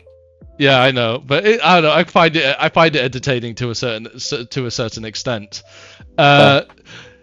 Which one's Day? Dead Demon Destruction. I just didn't like. I think it just went on and on and on and on and on and on and on. The art is great. Some of the character story arcs are good as well, but it's just like, okay, I don't know. It's just okay. I can't say anything about it, honestly. It's just like this time travel gets thrown into. It's It sounds like, I mean, I've never read it, so I can't judge, but it sounds a bit of a mess. I would say maybe it's not a mess. I don't know. Maybe you could argue it could be better. I don't know, but just my overall feelings on it just makes me want to put an If it's yeah, I don't know. I have no stake in this argument at all. Yeah. I've literally never read it. I mean, ultimately, it's it's my feelings on the matter. For example, I absolutely hate Death Hunters. I think it should be in the burn it pile. It's a silly manga, but it's all which you could chalk it up to. Oh, it's a manga from the 80s or the 70s or something. So you could give it the pass on that. But CWAVs loves the shit out of this manga. That's why it's there. It's like. Oh, fair. Alright, my God. I fucking look 2 spaces to the left and I see my trauma again. Is it Undead Unluck? No, from the fucking SSS rival bullshit, revival nonsense. Oh, you mean okay, fair enough. Diamond in the Rough. It was like I love this manga personally. It has the same problems as Ichi the Witch, but it just does things all in all a lot better than Ichi the Witch. I think it straight up ripped an arc from Magi as well. The whole. I was gonna actually mention this. It kind of Ichi the Witch, and this artwork reminds me of Magi's author's second series, and I can't remember what it's called. Like her series after Magi. Orient, yeah, it kind of reminds me of Orient. Actually, the artist behind Ichi the Witch, though, is the same one who did Act Age. Oh, really? Yeah. Oh man! Oh, I know. I had the same reaction. Such a sad story, man. Yeah, I had the same. I really loved Act Age. I had the same fucking reaction as well. Like, man, why do you have to be weird, bro? Oh, God. You know, we should have seen the sides. He was talking about his bike a lot in those end of month author Bro, comments. I'll never Like, forgive he the was- Japanese. I'll never forgive the Bro, Japanese. why are we blaming the police? Why are we blaming the police? The dude was committing crimes. Come on. No, I'm blaming him. What are you talking about? He's Japanese himself. I'm I not know, blaming the police. but yeah, I know, but it's like you're blaming Japanese society for closing. No, I get you, God bro. I get damn you. Oh, Actage was so good. Why do you have to be so weird, bro? I Oh know. my God. I know. I was hyped for that arc it was going through at the time with the whole Dude, history thing. The next chapter was gonna be so heat as well. And then I Yeah. look at the bottom of the last chapter, and it says that stupid ass announcement, and I'm like, oh, sick, cool. Glad Yeah. to know that he's fucking weird. Oh, God. Imagine Actage getting the Oshinoko adaptation. Yeah, oh my god, that would have been fire. The free actress doing the same character arcs is gonna be peak as fuck. Yeah, oh my god. It was the Monkey King story arc was like absolutely insane. Because I don't thought know it was just anything gonna about be Oshinoko, but I've no, heard that it's the excellent. monk. I'm and- talking about the. I'm not talking about Oshinoko. I'm talking about the happened in Act Age where they had like 2 plays and they were like out, you know, one after the other. You know, it was a contest because when you had the main character doing that, it was such a crazy shit. Like, Yeah, that was sick. Oh my god, goddamn. I don't want to talk about It Actage felt no more, vi- man. it I'm felt- just sad about that series. like there was no blood, but it felt visceral. Like, you get Yeah, me? it was a great. Oh, it was Like so they're acting, well written. they're just acting, like they're acting on stage, but it felt like, Yeah. my god, like visceral as It was the fuck. stage play, right? The stage play. Macbeth? There was 2 stage plays. They were doing a story from from Journey to the West, where the Monkey King is trying to get the fan from Lady Iron Fan. Oh yeah. It wasn't Macbeth. Yeah, you're right. It was Journey to the West. Oh You're my right. god! Imagine if they did fucking Macbeth. I feel like they would have eventually have done Shakespeare, and it would have Yeah. been really interesting. My god, yeah. Oh my god, the act age potential was hype. Oh my god, that was my If he number just 1. wasn't weird, he would have been a millionaire by now. If he just wasn't weird, He would have been. Instead, He would have decided been to one be of the weird and get greats. locked away. He would have been one of the greats. I truly believe if nothing had happened with this manga and if it kept going, it would have been considered like one of the all-time greats manga out there. And then Rurouni Kenshin. Okay, Rurouni Kenshin, he like turned out to be weird after he was rich, right? Yeah. So Like, you got away rich with people it. end up being weird. Yeah. Rich people end up being weird. The money consumes them, right? But this guy was broke. So what is wrong with him, bro? Bro, you're too broke to take risks. Like. Oh, so stupid. Okay, so yeah, diamond in the rough. It literally is a diamond in the rough. It could use a lot of work and refinement. That's just my opinion on it. But yeah, it's ended. So that's basically it. Totsukuni no Shoujo. I love this manga, but I just don't enjoy the second half of the manga, where it's just like with a is this bunch of the, human girl from the other side. The diamonds thingy, the gemstones. Yeah, that was the gemstone one was the diamond in the rough. It just needed a lot more work. No. It needed more edge. That's not the to one it. that I'm thinking of. Sorry, never mind. I'm thinking Sorry. of what's it called? Like Hoseki no Kuni or something. That is, I think it is called that. What? Oh no, you're thinking of Land of the Lustrous. Sorry, you're thinking Yeah, of Land of the that. Lustrous. That's Sorry, what I'm thinking they're of. Yeah, both yeah. about gems. They're both about gems. I got confused Yeah. there. Okay. Yeah. Anyway, but yeah, I just didn't enjoy the second half of the manga, and the ending was a bit, ambiguous. So yeah. What is this series? Totsukuni no Shoujo, a girl from the other side. Hold on. Okay, I don't know this one, unfortunately. It's really good. There's this one short film that was used as promotion back in 2018, which is a silent movie. Like, this is some like that Christmas snowman level shit, like very beautiful, and it pulls you.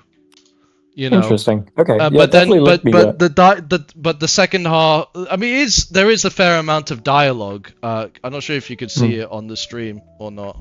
Oh, I remember seeing this poster actually on an anime thingy. Yeah. I remember seeing the poster. Hold on. Yeah, you can Okay. see like it's very good. It's like very eerie and quiet, and it's such a lovely manga. Yeah. But the Okay. second half, it just gets wrapped up into like humans and politics and religion and all that, and I just felt like it just subtracts from that sort of gothic horror that CWAVs does like a perfect explanation of the problems in the second half, even though you never read it. When did this series end? Yeah, kind of lost the plot by the end. Oh, that's a good question. Because I feel like I was going to start reading it, and then I read some reviews that said that the second half sucked, so I didn't read it. March 2021, like just after mid-COVID. Oh, maybe. How many chapters? Oh, 53. Yeah, I think in third year. Because third year was when I met you, right? Yeah, well, I met you in second, but yeah. Oh, yeah, no. So the year after I met you, I think I saw this poster on GoGo Anime, and I was considering watching it. And then I was promoting like, this manga back in my third year as well, and for my anime club at the time. Yeah, I feel like we had this talk before, and then I saw that the second half. I saw the review saying that the second half sucked, and I was like, maybe not then. Yeah, I was a bit disappointed. Yeah, it could have been a lot better. Undead Unluck, it's one of those mangas where the second half is better than the first half, but it's like, it feels, even though it's 100 chapters, everything feels like super fast shonen pace, which is, as Ikari puts, it's the standard nowadays with a lot of shonens. But it doesn't mean I should enjoy it. Like, you know, doesn't mean I don't like it. Yeah. Can I comment on Undead Unluck? Yeah, go for it. I read Undead Unluck since release. I read it since release, and then I eventually dropped it. Mm-hmm. Undead Unluck is the most boring piece of shit shonen I've ever read in my life. How far did you get? I got to past the submarine onto when they like end up at like the round table, and they're all like revealing their like they like reveal like the round table members. So it's before the halfway point. Okay. Because this is what I'm talking about though. The first half is shit. I will not deny it. And then it starts speeding through in the second half and fixing all the problems it made. But by then the damage is done. So you could argue, the thing is, I read maybe like 40 chapters, and if it's only 100 and something chapters long, I read a good third of the manga at least. I know. I totally get you, and I swear to you, and it's exactly as Akiri put it. If you didn't make it to the reset, which is like the halfway point I'm talking about, but you didn't read I'm not joking. And the thing is, even back then, there were people glazing this piece of shit manga.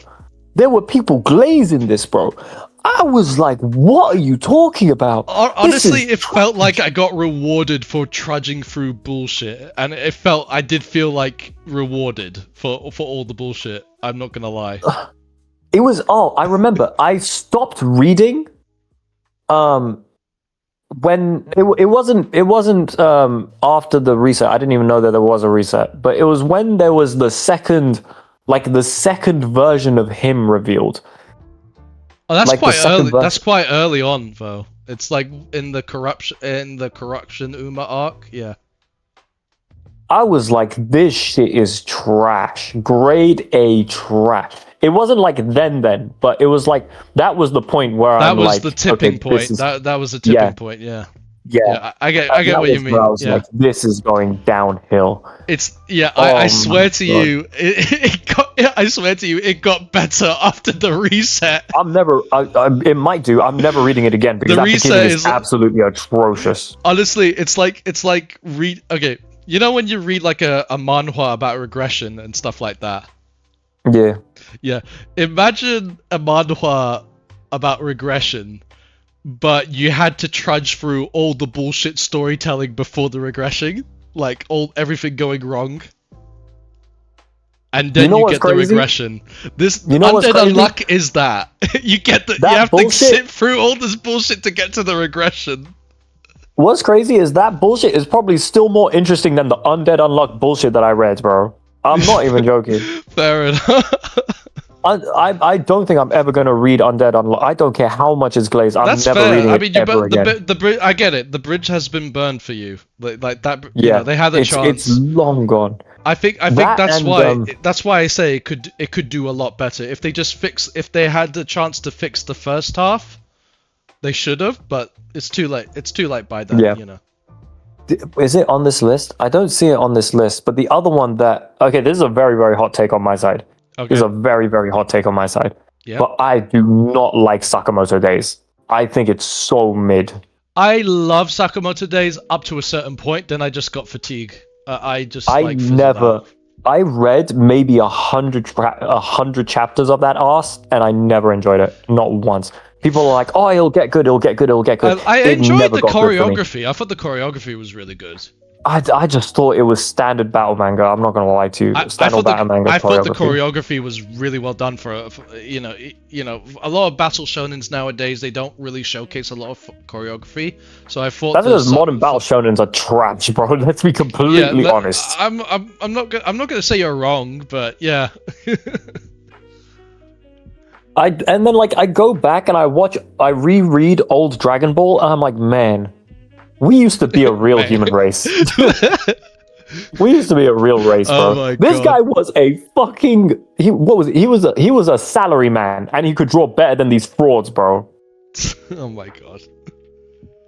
It's crazy. All right, let's go on. So then the next tier is solid, and we start off with one called Yankees, which is one of my personal favorites, but I acknowledge it's not going to be better than it. It's not going to be. So Yankees is like a comedy manga. It's basically it's about street cats, but they're pictured as delinquents. So hold on, let me show you. Oh, that's kind of cool. Yeah, it's a fun concept. It's really funny because it constantly shifts between cat perspective and so this cat, it's not about this delinquent owning a cat. They're the same person. That's really interesting, actually. So basically, like this, you got this scene where you got like these, and the art is great as well. So you got this scene where you got like a bunch of delinquents, and they're about to like face off against each other. Yeah, and they're about to scare. And then you got this like little girl running. It's like, why? Well, that's because these guys they're cats.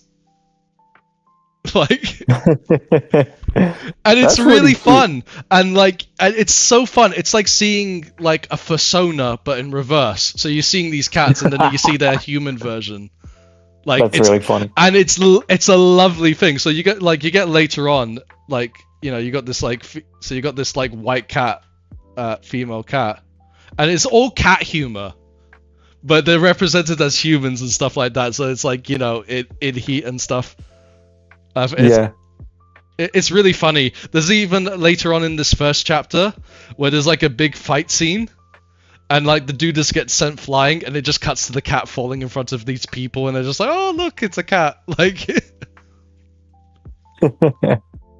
that's so funny. Like my favorite joke in this as well is where you have this guy who's like becomes a sort of like rival of the main character, and you can see you see the cat version and the human version. I love that you can sort of see where they're getting the design from each other. Yeah. It's fantastic, and then then they start fighting, and it looks brutal. It's all human and stuff like that, and then you see this. You see he's doing a barrage. It's like, oh my god, this guy, look at him throw, and it cuts to like the cat version, and it's just like, I love this manga. It's great. It's so sad that it got ended so short, but it's such a great one, and I love the concept. It's funny and the action. It's a comedy manga at the end of the day, so you're not going to expect anything profound. I think it's really cool. Unfortunately, I think that the art seems a little bit stiff, which is sad, but it does look like a really good concept. I think it's very well detailed, but like you said, it is a bit stiff. Yeah. That's cool. I like that. I might It's check just, that out actually. the comedy is just peak. The whole transition between human and thing, and you get some really crazy. So you got like, you know how there's like all sorts of different cats, and you get all sorts of different people from those cats. It's really interesting. But Yeah. You can tell that this particular page is influenced by Slam Dunk. It's very Slam Dunky. Oh yeah, you can see. Yeah, the facial features for sure. He does scream Sakuragi, doesn't he? Yeah. It's very, Absolutely. very Sakuragi. All right, let's move on. So next up was JoJo's Part 1 and 2. Just Part 1 and 2 specifically, as solid. I mean, can I comment? Yeah, go. You could comment. I think it should be a lot higher. You figure what Part 1 and 2? Yeah, man. Yeah, man. I think it should be so much higher. I think that if you consider the time, like the point in time when Part 1 and 2 came out, and then put that into perspective with all of these modern manga, right? Yeah. Part 1 was like in its time a masterpiece, right? Obviously now it's not, but even now it's a very, very like good manga. The fact right? that you're able to read that, you know, I get now of all days, and it still holds up to a certain extent, I guess. Is that what you're saying? And Part 2 is actually a masterpiece. Part 2 is actually a masterpiece. I love Part 2, yeah. I think but I have to take Part 1 and 2 in hand of each other as well, because they're both, you know. Yeah, but when you consider them in context, right? Part 1 is still solid, right? But then when you add Part 2 masterpiece, I think it should be in really good, personally, in my opinion. Do you think you should? I might put in the tail end of really good then, if that's the case. I think that's. Yeah, because like, Part 1 came out in like 1960s, 1970s, bro. That series is old. No need to oversell it. It was like 1989. Like, was it? I thought it was 1970s it came out. Nah. Like it was like 1989 or something. Oh, maybe I'm wrong then. My fault. I really thought it was like it was old. It's not that old. It's not that old. I feel like it was like. Oh yeah, no. 1987. 1987. Yeah, you're right. Yeah, you're right. My fault. My fault. I was just dead wrong. Yeah, it's not that early. It's not like 1978 Spider-Man. Like it's not that. It's literally less old than Dragon Ball. Dragon Ball came out in 1986. Really? Oh my god. Yeah, Dragon Ball was 1986. That's wild. Okay. All right. So next up is Records of Ragnarok. I think it's a solid manga overall, but it's the story is like lacking, but you could sort of forgive it because it's one big tournament thing. Wait, you missed one. What's the one after JoJo? Yeah, it's Record of Ragnarok. Where is it? I moved Records of Ragnarok, but we're still here. On solid. Oh, line. I'm sorry. So I was not seeing your mouse. Your mind jumped jumped to really good. That's why. Yeah, that's. Yeah, that's I wasn't seeing your mouse. Yeah, Records of Ragnarok. I feel like it's solid. You know, it's like it doesn't push the boundaries or anything. It's like a solid like 7 to 8. You know. Can I also comment on Records of Ragnarok? Yeah, go ahead. I mean, this is why I'm having this. On the streets, Records of Ragnarok has gone triple platinum, bro. On the streets, Records of Ragnarok has gone triple, quadruple platinum. Really? Yeah, man. People love Records of Ragnarok. That series is so heat. I think there are better ones. If you've read Tenkaichi Nihon, I think it's just way superior. You know. The thing is that the fights in Records of Ragnarok are elite. I get the Loki fight recently. The Loki fight was hype as hell. That was a sick fight. The Loki fight. Bro, there's so much more than just the Loki fight. Don't do this. There's so much more. No, there's good ones. Don't get me wrong. Lubu, Adam, who else? But there were low points like Tesla. Qin Shi Huang. Qin Shi Huang's fight was insane, bro. Hercules' fight? Are you mad? Yeah, but then you got okay, so the Shinsengumi guy, I forgot his name now. All of a sudden, my brain was really good. The Tesla fight was kind of trash. I'm not gonna lie to you. The Tesla was trash. I didn't care for the Leonidas fight.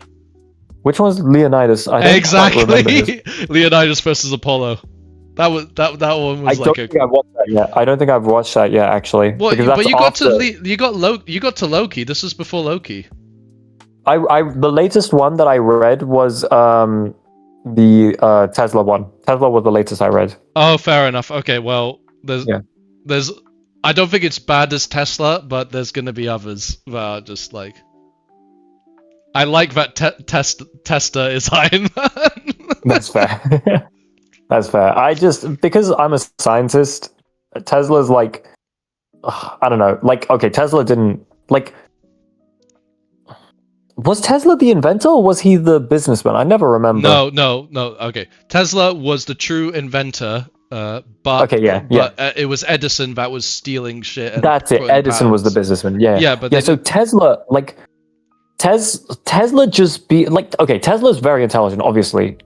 Him like rediscovering electricity or whatever and popularizing it, but ultimately Tesla's work was stolen off of somebody else, and then that person's work was stolen off of somebody else. And as it goes in physics history, that's always how it goes.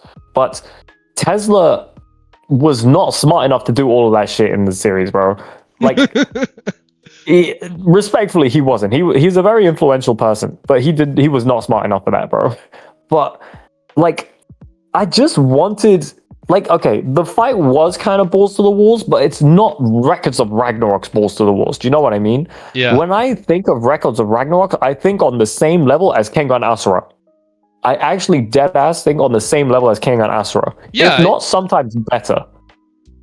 Okay, if we're talking about Omega, then yeah. If it's just Asura on its own, I disagree. But if we're including Omega, then yeah, I believe you. I don't like Mega. I think Mega's complete caca. So I think it's like if I were to put like if we were doing Kengan Asura would be really good, and Omega would be or mid. For me, Kengan Asura would be really good, and Omega would be burn it. But really, you would want to burn that shit? Oh my God. I think objectively it's better than burn it, but it ruins the legacy of Asura because Asura was a perfect ending. There did not need to be any more than Asura. No, there was a lot of foreshadowing or something about they kept mentioning tiger vessels and we needed answers. But they didn't need to do that, man. Like it was a perfect ending. I get you. All right, let's so just moving on. Then we got Way of the House Husband. I put it as solid. I don't think it's any better because the thing is, it's just really one note. It does the comedy. Sorry, just quickly. What I wanted to say was I think that Records of Ragnarok should be way higher in solid, but not higher than solid. I think it should be like top half of solid. I think it's better than Attack on Titan. You figured? Okay, fair enough. I'll let you have that. Okay, but Way of the House Husband, I'm kind of leaving it at the lower end of solid because it's just very one note. I honestly hit my breaking point with the jokes. It's just I got exhausted because it was like at some point I really wanted something story-wise right? to happen, something to really pull me, because you have the great potential. It could have been like Fable 2.0 or something like that, you know what I mean, but like more inclined to the comedy. But yeah, I think what they wanted to do was they wanted to make a Yotsubato but with Where the House Husband, right? They wanted to make like something that's like consistent, enjoyable, wholesome, just like Yotsubato, right? Yeah. But the problem is that where Yotsubato has incredibly endearing writing and incredibly well-written characters and setting, Where the House Husband is just gags. Yeah, it's like all it's gags. Only gags. And you're gonna get fatigue from that, you know. Yeah. I do completely agree with your opinion on Where the House Husband. Like, I completely agree with it. It's solid. Don't get me wrong. It does it really well. Like, but it's just like it's the same thing. Like, it gets tiring, honestly. Yeah. Honestly, for me, after how many chapters are there now? There's like 100 and something, I'm guessing. Yeah, I think when I dropped it, there was like 50. By the time I was at like chapter 30, I was already really drained by it. I get you. I get you. And I feel like it's one of those series where you kind of like find it's like you don't read it continuously. 150. 150 chapters? Yeah. Fucking doing what? That's the thing. It's the same shit. It's like it's always sort of keeping a status quo. Cringe. That's so cringe. It doesn't. There's no sense of progression. You know.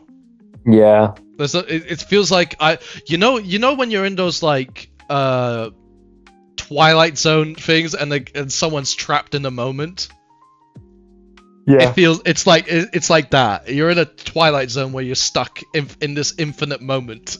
Like that's Way of the House Husband. It feels like sometimes, and it feels like this manga is designed not as a continuous series, but as something like Tintin or like I don't know, like Garfield, where you just pick up a random comic and you see, oh, this is funny, and then you know, you can read it from whenever. There's no sense of continuity whatsoever.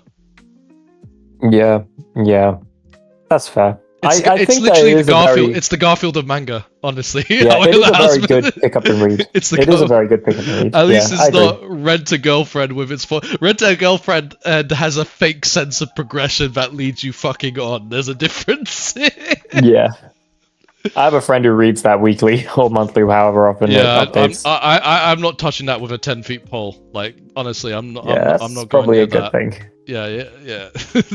I've That's seen probably a good people. thing. Like I sat through. I was reading. I used to read Nisekoi weekly. Okay, I'm not going through that shit again. I used to read that trash weekly too. Jesus Christ. Like I'm not going for that shit. Should have ended halfway. Like it's. Did you read Blue Flag? Yeah. Do you? No, not Blue Flag. Sorry. Blue Box. Blue Box. No, I haven't read Blue Box. Blue Box is a really like nice like romance manga that's also a sports manga. So it's kind of interesting. There's a dichotomy there, right? It's a high school romance with sports. The high school romance like really pulls you back into like your high school days of like having high school crushes. And yeah, I think it's it ending is. soon. Yeah, that's cool. Yeah, I'll definitely give it a go. Or maybe it's a good time to recommend it. Wait. Let me finish what I'm saying first. Yeah. Let me finish what I'm saying first. Before you decide to read it. Okay. Yeah. It really does put you into that high school like crush mentality, and then it sort of like keeps trying to do that. So you just get like, all right, we've done this before. Let's move on now. And then they move on to badminton, and you're like, wait, this badminton's sick. Wait, let's watch this badminton, bro. Let's read this badminton. And then the badminton ends, and you're like, oh, we have to go back to this romance. No. And then you go through this stupid ass romance, and then you're like, okay, this is a cool, interesting turn in the romance. And then you're like, okay, let's move this on. Come on, what's going on? And then you get back to the badminton, and you're like, whoa, okay, hang on, I'm back in. The badminton's so cool. And then like you think you're out, and then they pull you back in. Not just the badminton, there's basketball now, and you're like, whoa, you're spoiling me. And then they're like, and then now we're back to the romance. And then you're like, oh my god, I don't care about this fucking romance, man. Oh my god, that is so funny. So like it has like a pull and push. It right? would be interesting to nominate that and just like discuss it in stream, like covering it. It'll be interesting. I'm not reading that shit again, bro. I dropped that shit. You don't have to read it again, but you could definitely talk about it. You know, like at least there's progression in the romance. So I've got some thoughts on it, but it's hard for me to put them into words because it's a bit of a weird manga. I get you. All right, so moving on to the next one is a witch's printing shop. This would have been a really good manga. I think there's just a couple of flaws with it, and I'm just gonna demonstrate. I've demonstrated on the stream already, but I'm gonna just go over it again with you. So I can't type for shit. What was that manhwa? Which one? The one you've got up right now. The Spanish one. What Spanish one? You just got rid of it. Sorry. This was the revival hunter. Oh, move on, please, please, Carlos. No, please, just Carlos, please. Alright. So I love this manga. It's absolutely fantastic. There's just an overall problem with this manga, and that's just the paneling. I think it's exceedingly very detailed and it's very fun. But the problem is, when you get to the really detailed stuff, they kind of force it into smaller panels.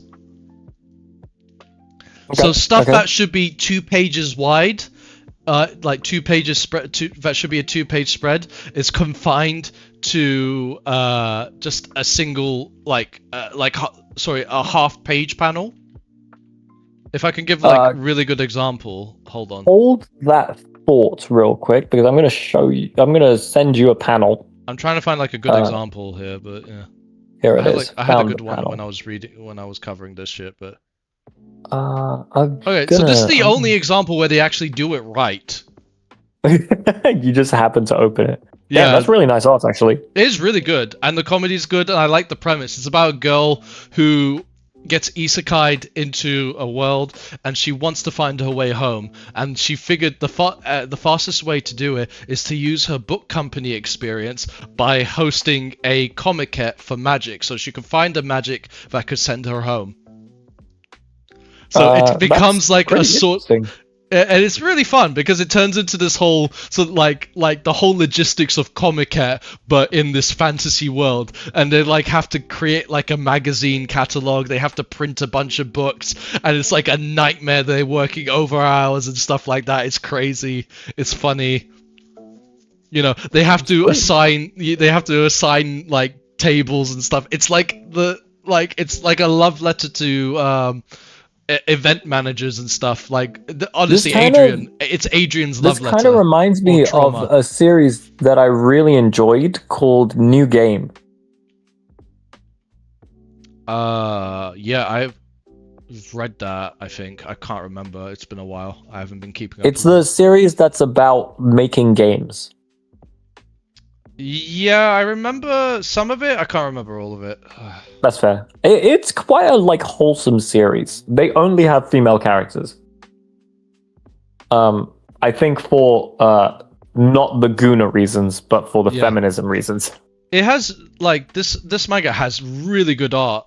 But man, that fire art is amazing, actually. Yeah, exactly. That's what I'm saying. It's really good. You don't good. see fire being drawn that well very often. The shading of some of these panels are great, but this shit should be 2 pages or a big.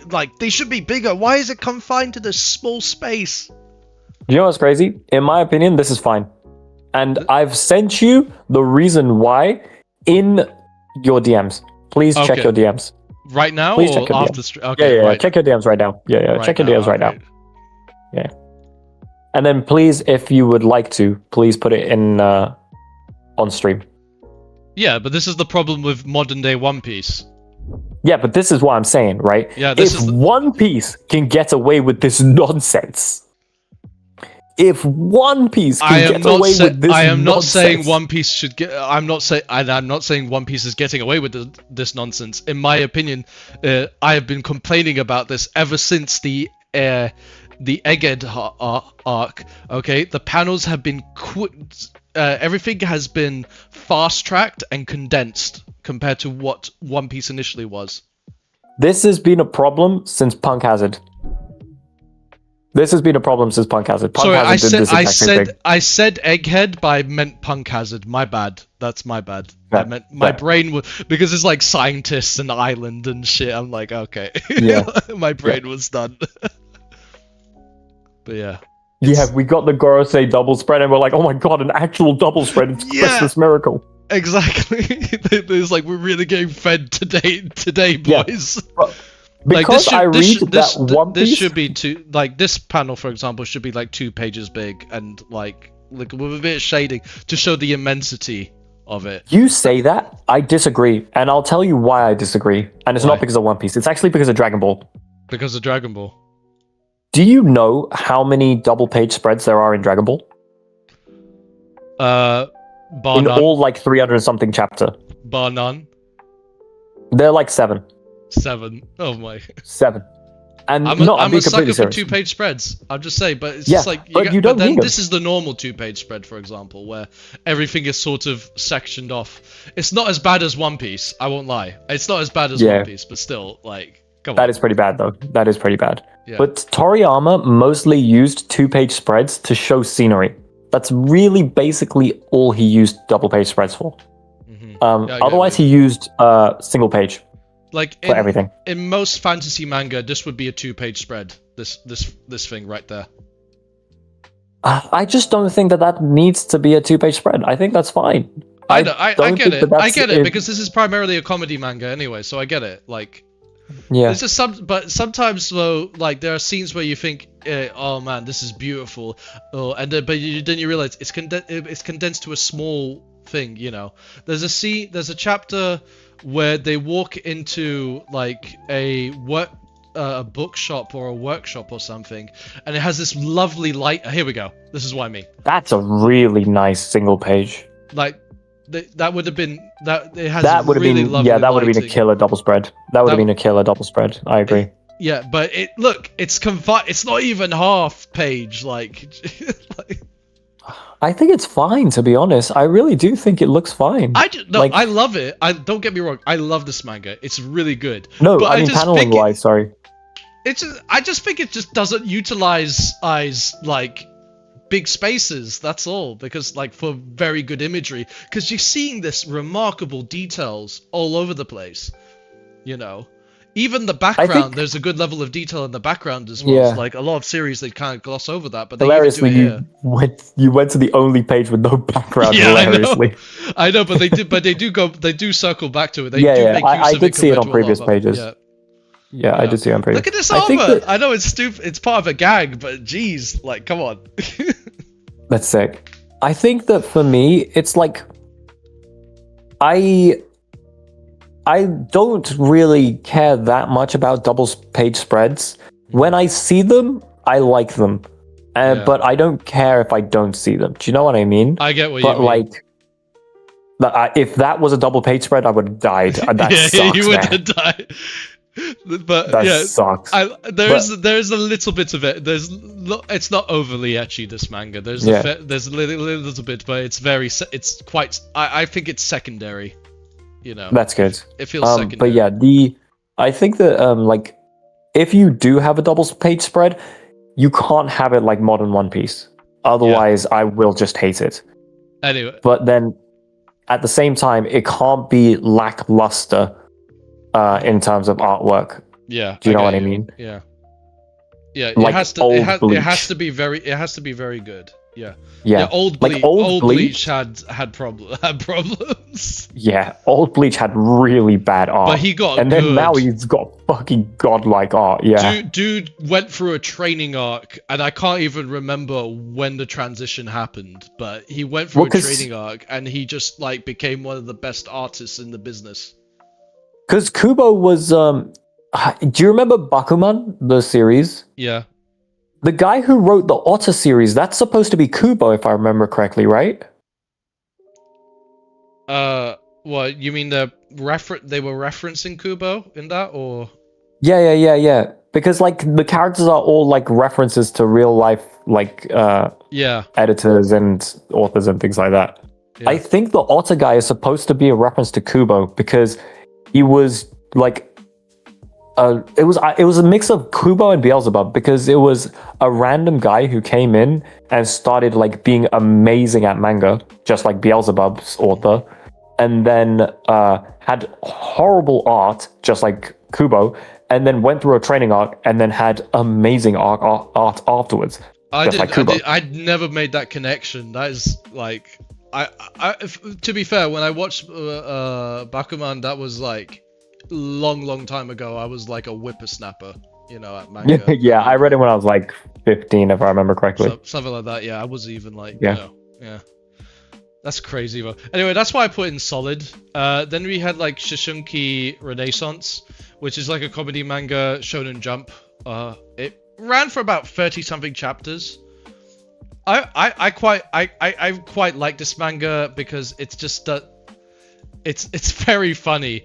It's just about like like a daily life high school manga, but the characters are all art references. So you have like the statue of David, and he's the main character, and it's just a comedy gag series, and you got all these like amazing art references here. Like she's supposed to be like like the famous Venus painting and stuff like that. But you know, it's not the best thing out there because this comedy is definitely designed for 12-year-olds. Like, it's very designed for, like, it's very silly. It's just like this dude is like imagining shit all over the place, Ace. But it's like some of the comedy is really funny. And then, you know, and throughout this entire series, you got art references. So they make like the punchlines like famous art pieces. So and they always reference the art depending on the website you're reading it on and stuff like that. This website doesn't, but this website doesn't translate it, but underneath the art references they give you the piece and the creator, and it's like it's very educational. It's very inspiring, you know.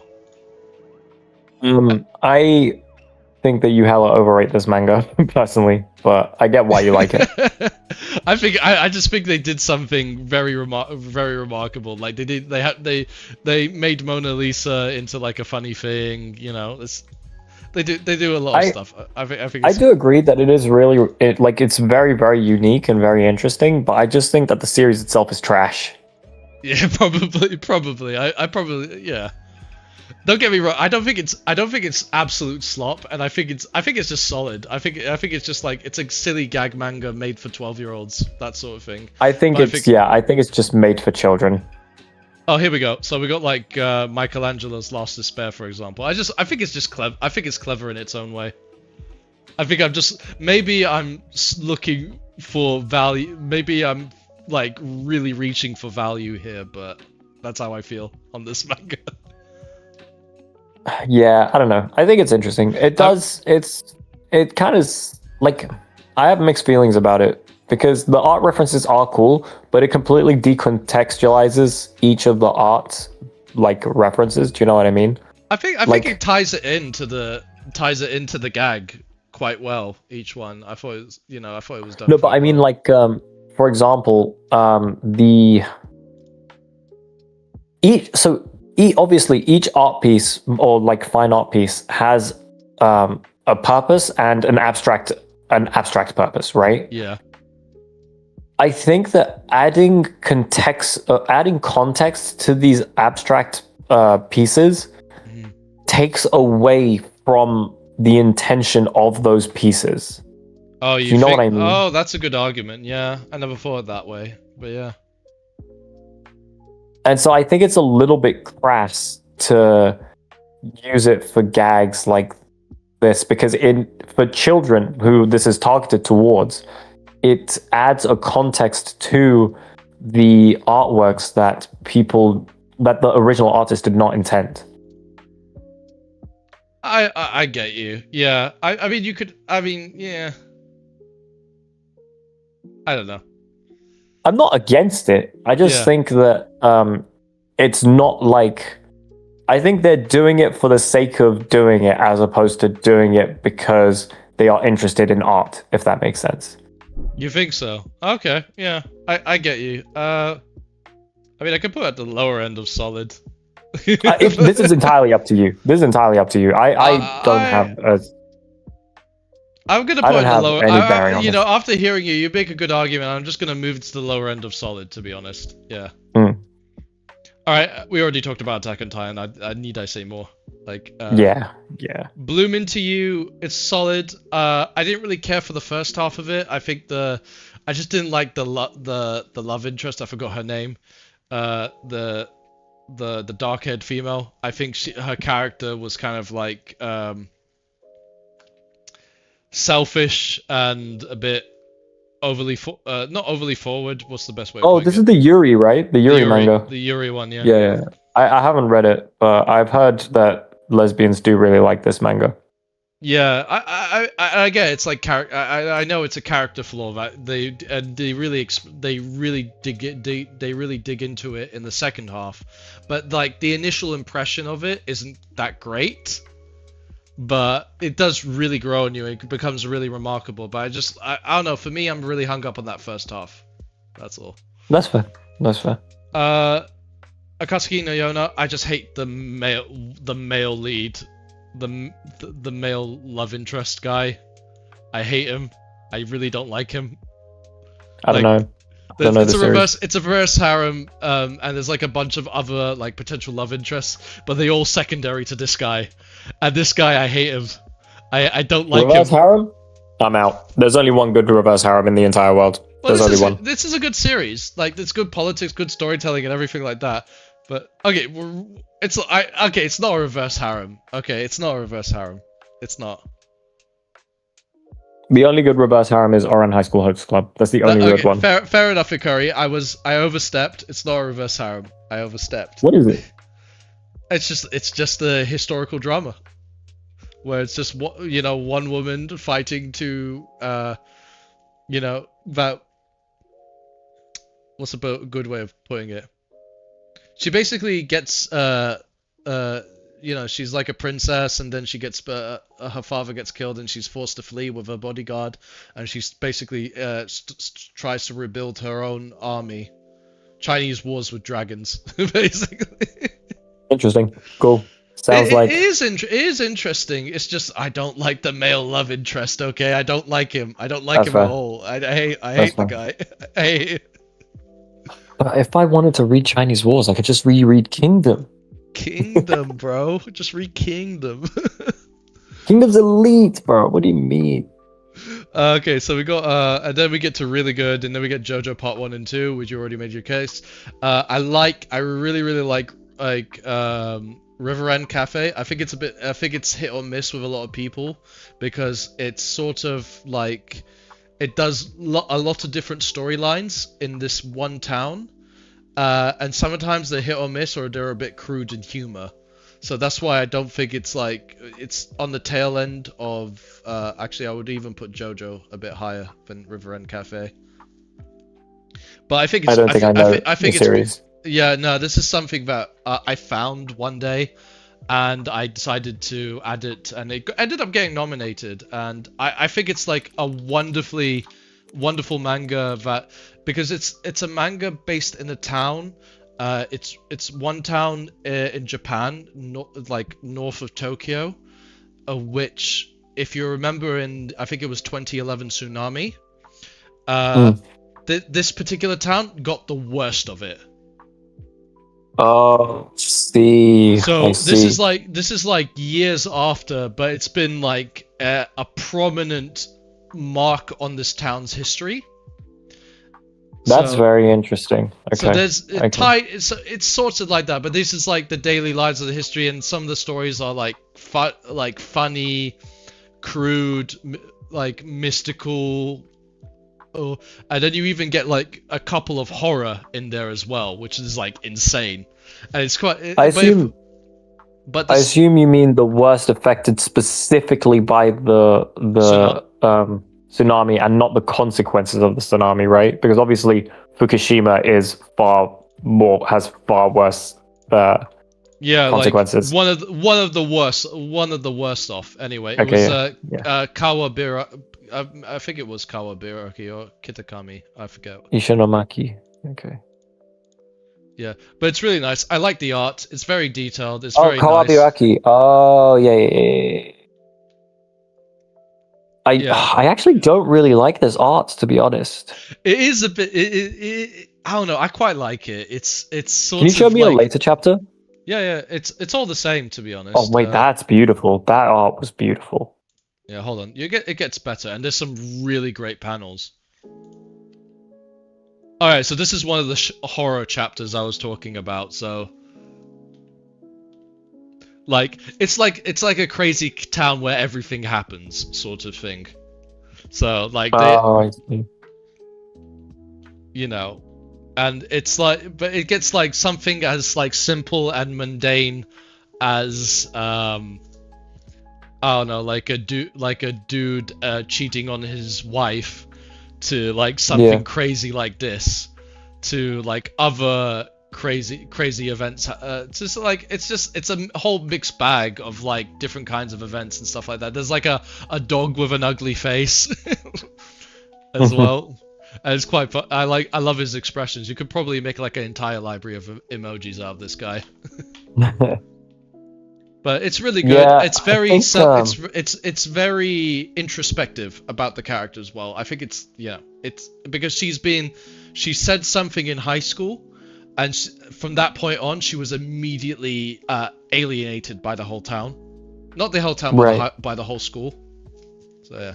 Right. And there's this whole part later on about the blues, like the genre. Like the music genre? The music, because she realizes she has like a knack for singing, and it's cool. It's quite good. But yeah, I love how they do the music, because it's just like you see the words kind of like coming off. Oh, that's really nice. Yeah, I've seen a few manga do it like that. Yeah, it's just really done. It's really done really well. Oh, and that's what I'm saying. It has hit or miss moments, but overall, it's really good, I think. Yeah. All right, Voynich Hotel. I don't like this manga, but everyone's got a gun to my head saying it's good. I don't like it, but everyone I don't know. I don't want to explain it. I don't want to talk about it. Alright, let's move on. Yeah. Akane Banashi. Okay, I actually do have thoughts on Akane Banashi. Okay. So, I really do like Akane Banashi, but you're right that it's extreme. It does get very repetitive. Yeah. It is a bit of a comfort manga, in my opinion. Like, it's nice to see Akane's progression, and the overall like goal that she's aiming for is interesting. Do I say spoilers or no? Can I say spoilers or no? You can, how far spoilers are we talking? Like, maybe past 15 chapters, 15 chapters. That's fine. Oh wait, the recent 15 chapters, you mean? Yeah. Oh no, but no. I'm behind on that as well. Okay. I won't say anything then, yeah. All right. But yeah. Basically something happens later on that is interesting, and then it gets back to the same repetitive formula, in my opinion. But obviously not. I feel like that's every arc I've noticed in this manga. It's like there's some really interesting moments, then we're back to the starting point. Like, it's always a cold start with every arc in this manga. Yeah. But at the same time, you know what you're getting. Do you know what I mean? Yeah, and I love. And so, my favorite Rakugos have been the horror ones so far. I'm not gonna lie to you, I skip past those fucking things. I don't care about the Rakugos really? At all. No wonder you go through it so quickly. when it's the Rakugos that are just like words on one page, I'm like, I don't care about this. Oh, give the horror ones a go. They're pretty good. Those ones. When it's the ones that are like actually acted out, then it's really interesting. Yeah, those ones I do like. Yeah. The ones that are actually acted out. But like occasionally, that's what I mean, but yeah. Oh yeah. Occasionally, they like start the story and then like just never end it, and I'm like, okay, I get it. You can't say the whole story in the series, but like, why would you start telling the story and then not finish telling the story? It just felt a little jarring from time to time. So I do think that Akane Banashi has its issues, but I think it's well written enough. And also, Akane herself is really fun. I really like Akane. She's a very fun, endearing main character. I really like her. She doesn't feel like a Mary Sue at all. Yeah, I super agree. And the antagonists are interesting enough that you stay somewhat hooked. They're conflicting. They're conflicting because, you know, like, they're not inherently evil or anything like that, but they pose an obstacle, and it's, you know, it makes things interesting. Exactly. Yeah. Unfortunately, the side characters are complete caca. Side who? I don't remember. Basically. The side characters. I know. I'm saying side who. Literally. Like, literally. Completely uninteresting. There's like 2 interesting side characters, and that's it. and they are I have a low-key few main favorites. characters. I have a few favorites, but it's probably like The two you like probably wouldn't other consider them side characters, though. I guess. the two like rival Rakugos, I would not consider as side characters. I would say that they were mains. Yeah. But the others, I'm like, bro. What about her like? Who are you? What about her seniors? That's what I'm saying. I think they're nobodies, bro. Like, Really? I barely remember anything about Really, them. I like the glasses guy and the oldest in Who? the group. The guy with the Who? long hair. The glasses guy. Who? I don't know. And these people don't exist. Like, if you read like 20 chapters on, I'm pretty sure you'll forget these people ever fucking exist. I like the Even though long-haired they're guy, on your though. page. I made an animated emoji on the server with him. He's great. I just think that they're a bunch of nothing burgers. I think it is a problem. Yeah, Yeah. it is a problem. I don't think it's as bad as you say, but it is a problem. It's not. I am kind of like over exaggerating it, but I do think it is a problem. But yeah, it's you okay get because lost it's in the still. crowd. They get lost in the crowd too easy. I think is the best way. reason why I'm ripping into Akane Banashi so much is because, in my opinion, it is the best quality manga in Shonen Jump right now. Yeah, it's because and you that's care. pretty It's bad. because you care, and that's it's sad as well. Yeah. Yeah, it just sucks because like this usually would be like a mid-tier manga in Shonen Jump, but Shonen Jump just fucking sucks now. All right, so next manga I put up was "Run Away with Me, Girl." This is a Yuri. I think it's I put it a bit higher. I put it higher than the other Yuri, Bloom Into You, because I think it's more flushed out. Like Cool. it kind of goes through like the whole arc and everything.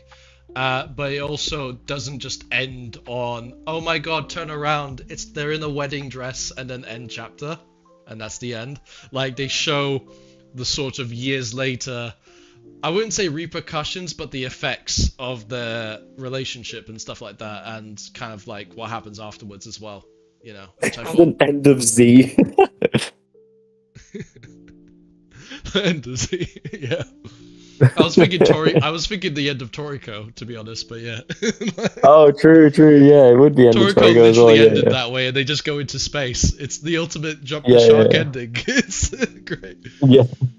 I mean, End of Z is the same thing. It's like the long after years, and then Goku just goes and trains with Oob. Bye, bye everyone. Yeah, he's like, oh, I'm done with you fuckers. I'm going. Toriko, fucking... they have a wedding, but they all go in the same car and they fly into space. Basically, is what Yeah, happens. so stupid. All right, the next one is Ponkotsu Ponko. This one is sort of like a daily life one. It's about an old man living on this, like in the countryside, I think, or a island, and he basically his late wife, before she died, hired this robot maid to like help look after her, and this robot maid is a bit of a klutz. Cool. So it's quite nice. It's very sweet. It's poignant. It sounds like a poignant, yeah, poignant stuff like that. It sounds a bit like Aral and Dr. Slub. Yeah, I think so, but it's less gag like. Okay. It's daily life. It's got gags. Don't get me wrong, but it's very melancholic. It's more melancholic. Okay, it's not very childish and upbeat like Dr. Slump is. No. It's Okay, that makes sense. still got that in its heart, but it's still like a melancholic thing because it's about like an old man who's like basically just wants to die alone. Essentially, I think is the best way of putting Okay, it. yeah, that's not Dr. Slump. That's not Dr. Slump then. Yeah. Yeah, that's not Dr. Slump. A girl's last tour. I put that in really good. Oh man, I watched the anime for that, and it was kind of fine. Kind of fine. You think it should be solid then? It sounds like. I only watched the anime, so I don't have a real what's it called for it. I think with the manga you have time to like pause and reflect the dialogue a bit, and just the moments. Take it slow. Isn't this the series where they're dressed up as Nazis? I mean, I don't think they're dressed up as. I mean, I'm not really a World War II buff, so I don't really know what's the Okay, I might be thinking of a different series. I might be thinking of a different series.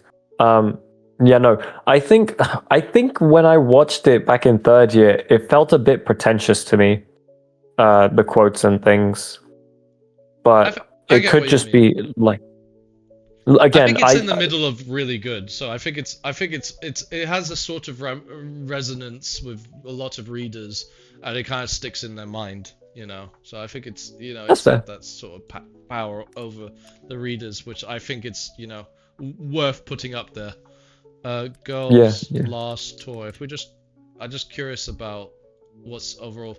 Yeah, it's very highly rated on my anime list. Yeah, jeez.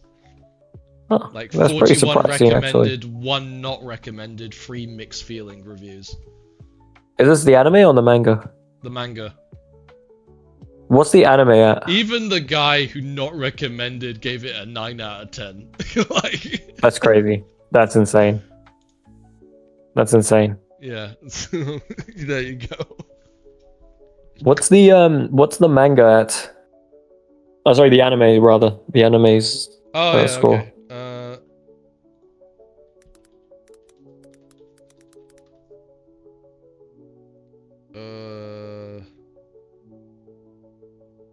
It's a bit lower. 8.24. Okay. So, I mean, it's more polarizing only because I feel like the anime gets a lot more traffic. So. Yeah, it would do. It would do. I mean, it was semi big when the anime came out. Even for the not Mostly recommended, because it's of- a 5. That's shocking. Yeah. Even for- Actually, I'd probably also wouldn't recommend it, and then I would also probably give it a 5. So that makes sense, yeah, actually. like you wouldn't give it anything lower, like which is I wouldn't even say generous. It feels like that it's a testament to it's a good manga. You just didn't enjoy it, that sort of thing. It's like I just think it's pretentious. Isn't yeah, I don't know. I just thought it was pretentious. I mean, so is Citizen Kane, and people say it's one of the greatest films. I of have not all watched time. Citizen Kane. Yeah. I've never watched Citizen Kane, but I Yeah, believe you. Don't worry, you haven't missed much. So Okay, fair. That's not what okay, everybody so says. next to it is Beelzebub. I fucking love it. Oh, I need to reread it. It's the God Run. The God Run is so good. At chapter Bro. 100 onwards is so fucking good. Beelzebub went gold standard in the playground, bro. Yeah, Gold absolutely. standard in the playground. People Abso-fucking-lutely. love Beelzebub. It wasn't anywhere near as large as Naruto, but it was easily on the tier under. This Like was High School Kenichi. Yeah. Okay, so Beelzebub, I have had like a gaping hole in my heart of hype satisfaction, let's say. And Beelzebub was the only thing that could fill that at the time, And then years later, like Solo Leveling came out, and that was like hype aura farming shit, that sort of thing. Like it didn't get it. This was early days of Solo Leveling, by the way, so opinions change over time. But at the beginning, But anyways, Beelzebub, the God Run, the whole, it was chef's kiss. You got Furuichi getting upgrades, like. It just like you had romance that was funny, and it was just like really had you conflicted of even between two characters. Honestly, I never felt too conflicted over two over two ships in one series. I feel like I remember that feeling, but I don't remember what the context was Well, the thing in is- Beelzebub. Okay, But so I think you're right. I just don't. I mean, it's been throughout the first 100 it's been chapters, 15 years. Fair enough. I'm just gonna say this. Throughout the first 100 chapters, I was Team Kunieda. Like, no doubt in my mind. And then after That chapter sounds 100, familiar. there was like a whole memory problem of Hilda, and then they got to rebuild the thing, and then the dynamic changed after that, and there was sort of like hints of romance and relationship and stuff like that from that. And I got confused. I was stuck at crossroads. I didn't know which one to shoot, that sort of thing, Like it did everything. It was funny. It was hype. It it did everything. And I was like, when I was like 13, 14, I was in my bed hiding away from my parents reading Beelzebub. I was trying my best not to laugh my ass off. Exactly. I was trying everything I had not to laugh my ass off. The comedy was great, Oh my god. I just don't remember how well it held up because I haven't read it in so long. I think it holds up to a certain degree. I enjoyed, like I said, the God Run still exists. The God Run exists, man. It's there. It's just because it's forever tainted by the ending. That's just the problem. I think I do remember the ending sucking. The ending was rushed. It was like even the author in the epilogue was like a whole page ranting about like what he wanted to do versus dropped it 5 episodes in. This is your undead unluck, Ikari. This is your undead unluck. Alright, moving on to the next one, Dorohedoro. Yeah, I put it really good. I think there's just a couple of problems. I think it just has some slow meandering parts, and I think the ending... For me, I like the happy ending, but it's very make or break with some people. Some people are very salty about it, I'm not, but yeah. So yeah, that's Dorohedoro in a nutshell. I love the characters, the art. The art is very distinctive. It really, it's just, and I just love the cast. The cast is very lovable, despite being, homicidal psychopaths half of the time. It's very funny. It's like, oh, they're so adorable, what they do, and then, they're just ripping a guy's head off the next chapter. It's funny. It's a funny sort of dissonance. The Climber, we've already talked about this, so I'm just gonna skip that. Nausicaa, Valley of the Wind. That one, I purposely rewatched the movie after like 2 decades from childhood. Movie was okay. And then I read the manga, and it completely changed, honestly. It was like... It was like... Oh my god. It was like a revised version of what the movie should have been. And it's absolutely fantastic. I haven't finished it. I'm like 2 volumes from finishing. I think 2 out of 6 volumes from finishing, or something like that. So... It just could have been so. I mean, I don't know. I hear it's like the ending is eh. Yeah, exactly like Akira. Yeah, because I think Miyazaki was like, you know what? I really want to tell the story. I really want to tell the proper story behind it, and I feel like even with this, you can see the components of Nausicaa Valley of the Wind, and you're singing, oh shit. Miyazaki not only learned from his mistakes from the film, he learned from his mistakes in this manga and ended up making Princess Mononoke as well. It's like it's like you can see the whole learning process throughout the whole thing. It's really cool. I love the characters are like night and day. Nausicaa, who's seen as this like perfect saint, is like a conflicted warrior trying to, save everyone. It's really good, and I love the art. It's sort of amateurish in terms of the paneling. Like I think Miyazaki didn't get much help from professionals or something, but it's still very nice and unique, and it has that distinctive Ghibli art style that we all love, but in detailed manga form. So yeah, that's why I put in really good. I think it's I don't know how the ending is. I hear it really makes or breaks it. So I put in the upper end of really good. For the next one is, I think this one you'll quite like, Swale. It is A Witch's Life in Mongol. It's actually getting an anime this year. The problem is with this manga, it's only 3 volumes out, that's fan translated. Only volume 1 is currently officially translated, and the fan translations have stopped because of the official translations. So there's that.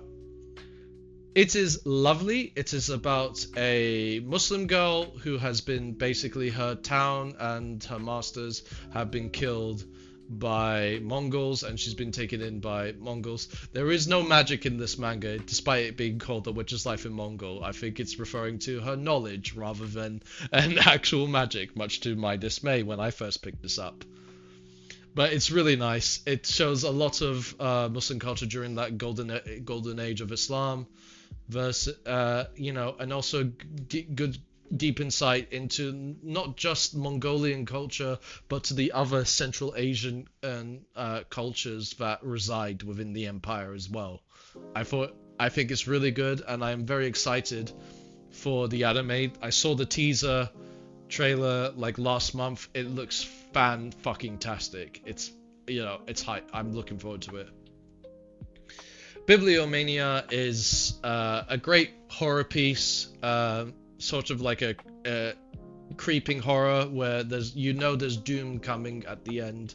You just don't know what, and it really surprises you. The worlds it kind of traverses through is fantastic. The imagery is insane. The art is just absolutely amazing. My only thing is that they kind of just gloss over a few rooms, which I thought was going to be like the big hurdle, and it just kind of, I feel like they could have just extended it a little bit longer, and I'm also not a big fan of unhappy endings, but that's just me. So that's why it's at the tail end of Masterpiece. Then we got Ajin. Ajin, I really like. I think it does like the sort of like action thriller drama really well. I like the turn they took from the initial first volume where it was a horror and then they transformed into this action thriller. I thought it was really entertaining. I love the art. I think it's really good, and I don't think any other series out there has drawn the SWAT squad as well as Ajin. I don't think you'll be seldom to find anything, anything as good as that. Honestly, it's really good. Next up is Iruma-kun. I think it's really good. It was a very enjoyable binge. The characters are all lovable.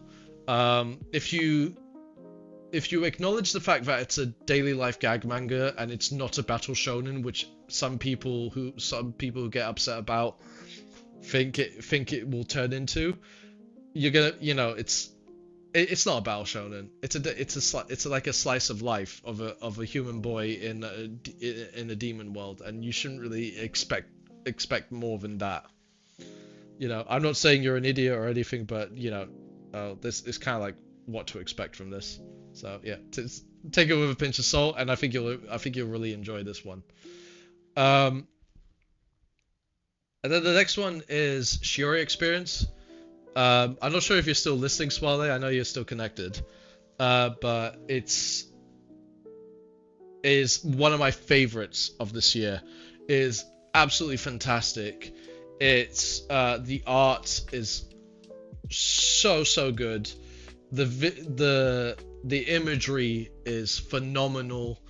And CWAV's probably made a joke about it, but there's a diverse usage of different techniques to accentuate different moments and different messages, which is just absolutely fantastic. The story, while it's not like it's no Citizen Kane or anything like that, is really endearing. You get a real good sense of growth of the characters, as well as just like the interactions and development of each of the cast is just phenomenal. I don't think there's barring from one character which I mentioned, which is introduced in the first chapter, there's not really any oversight, which I think is fantastic.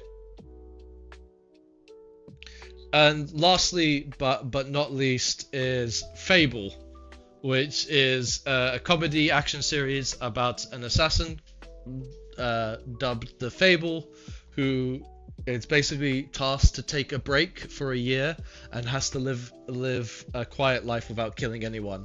It's a wonderful blend of action, drama, and comedy. The comedy is really funny.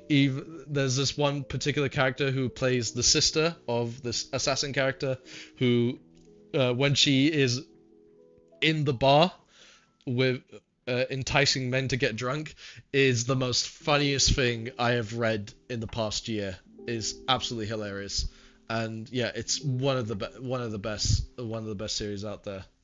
I haven't read the sequel manga yet, but I hope there's good things. But yeah, that's basically all of it. Oh yeah, and in CWAV's tier is Death Hunters, like an old manga from like the 1970s about a guy hunting aliens who are possessing people's bodies and stuff like that. It is really, really stupid. It's funny and stupid. Yeah, it's crazy. Oh man. Okay, it's 1 a.m. Almost 1 a.m. and pretty much covered the entirety. I will take a screenshot of this so we don't lose it. And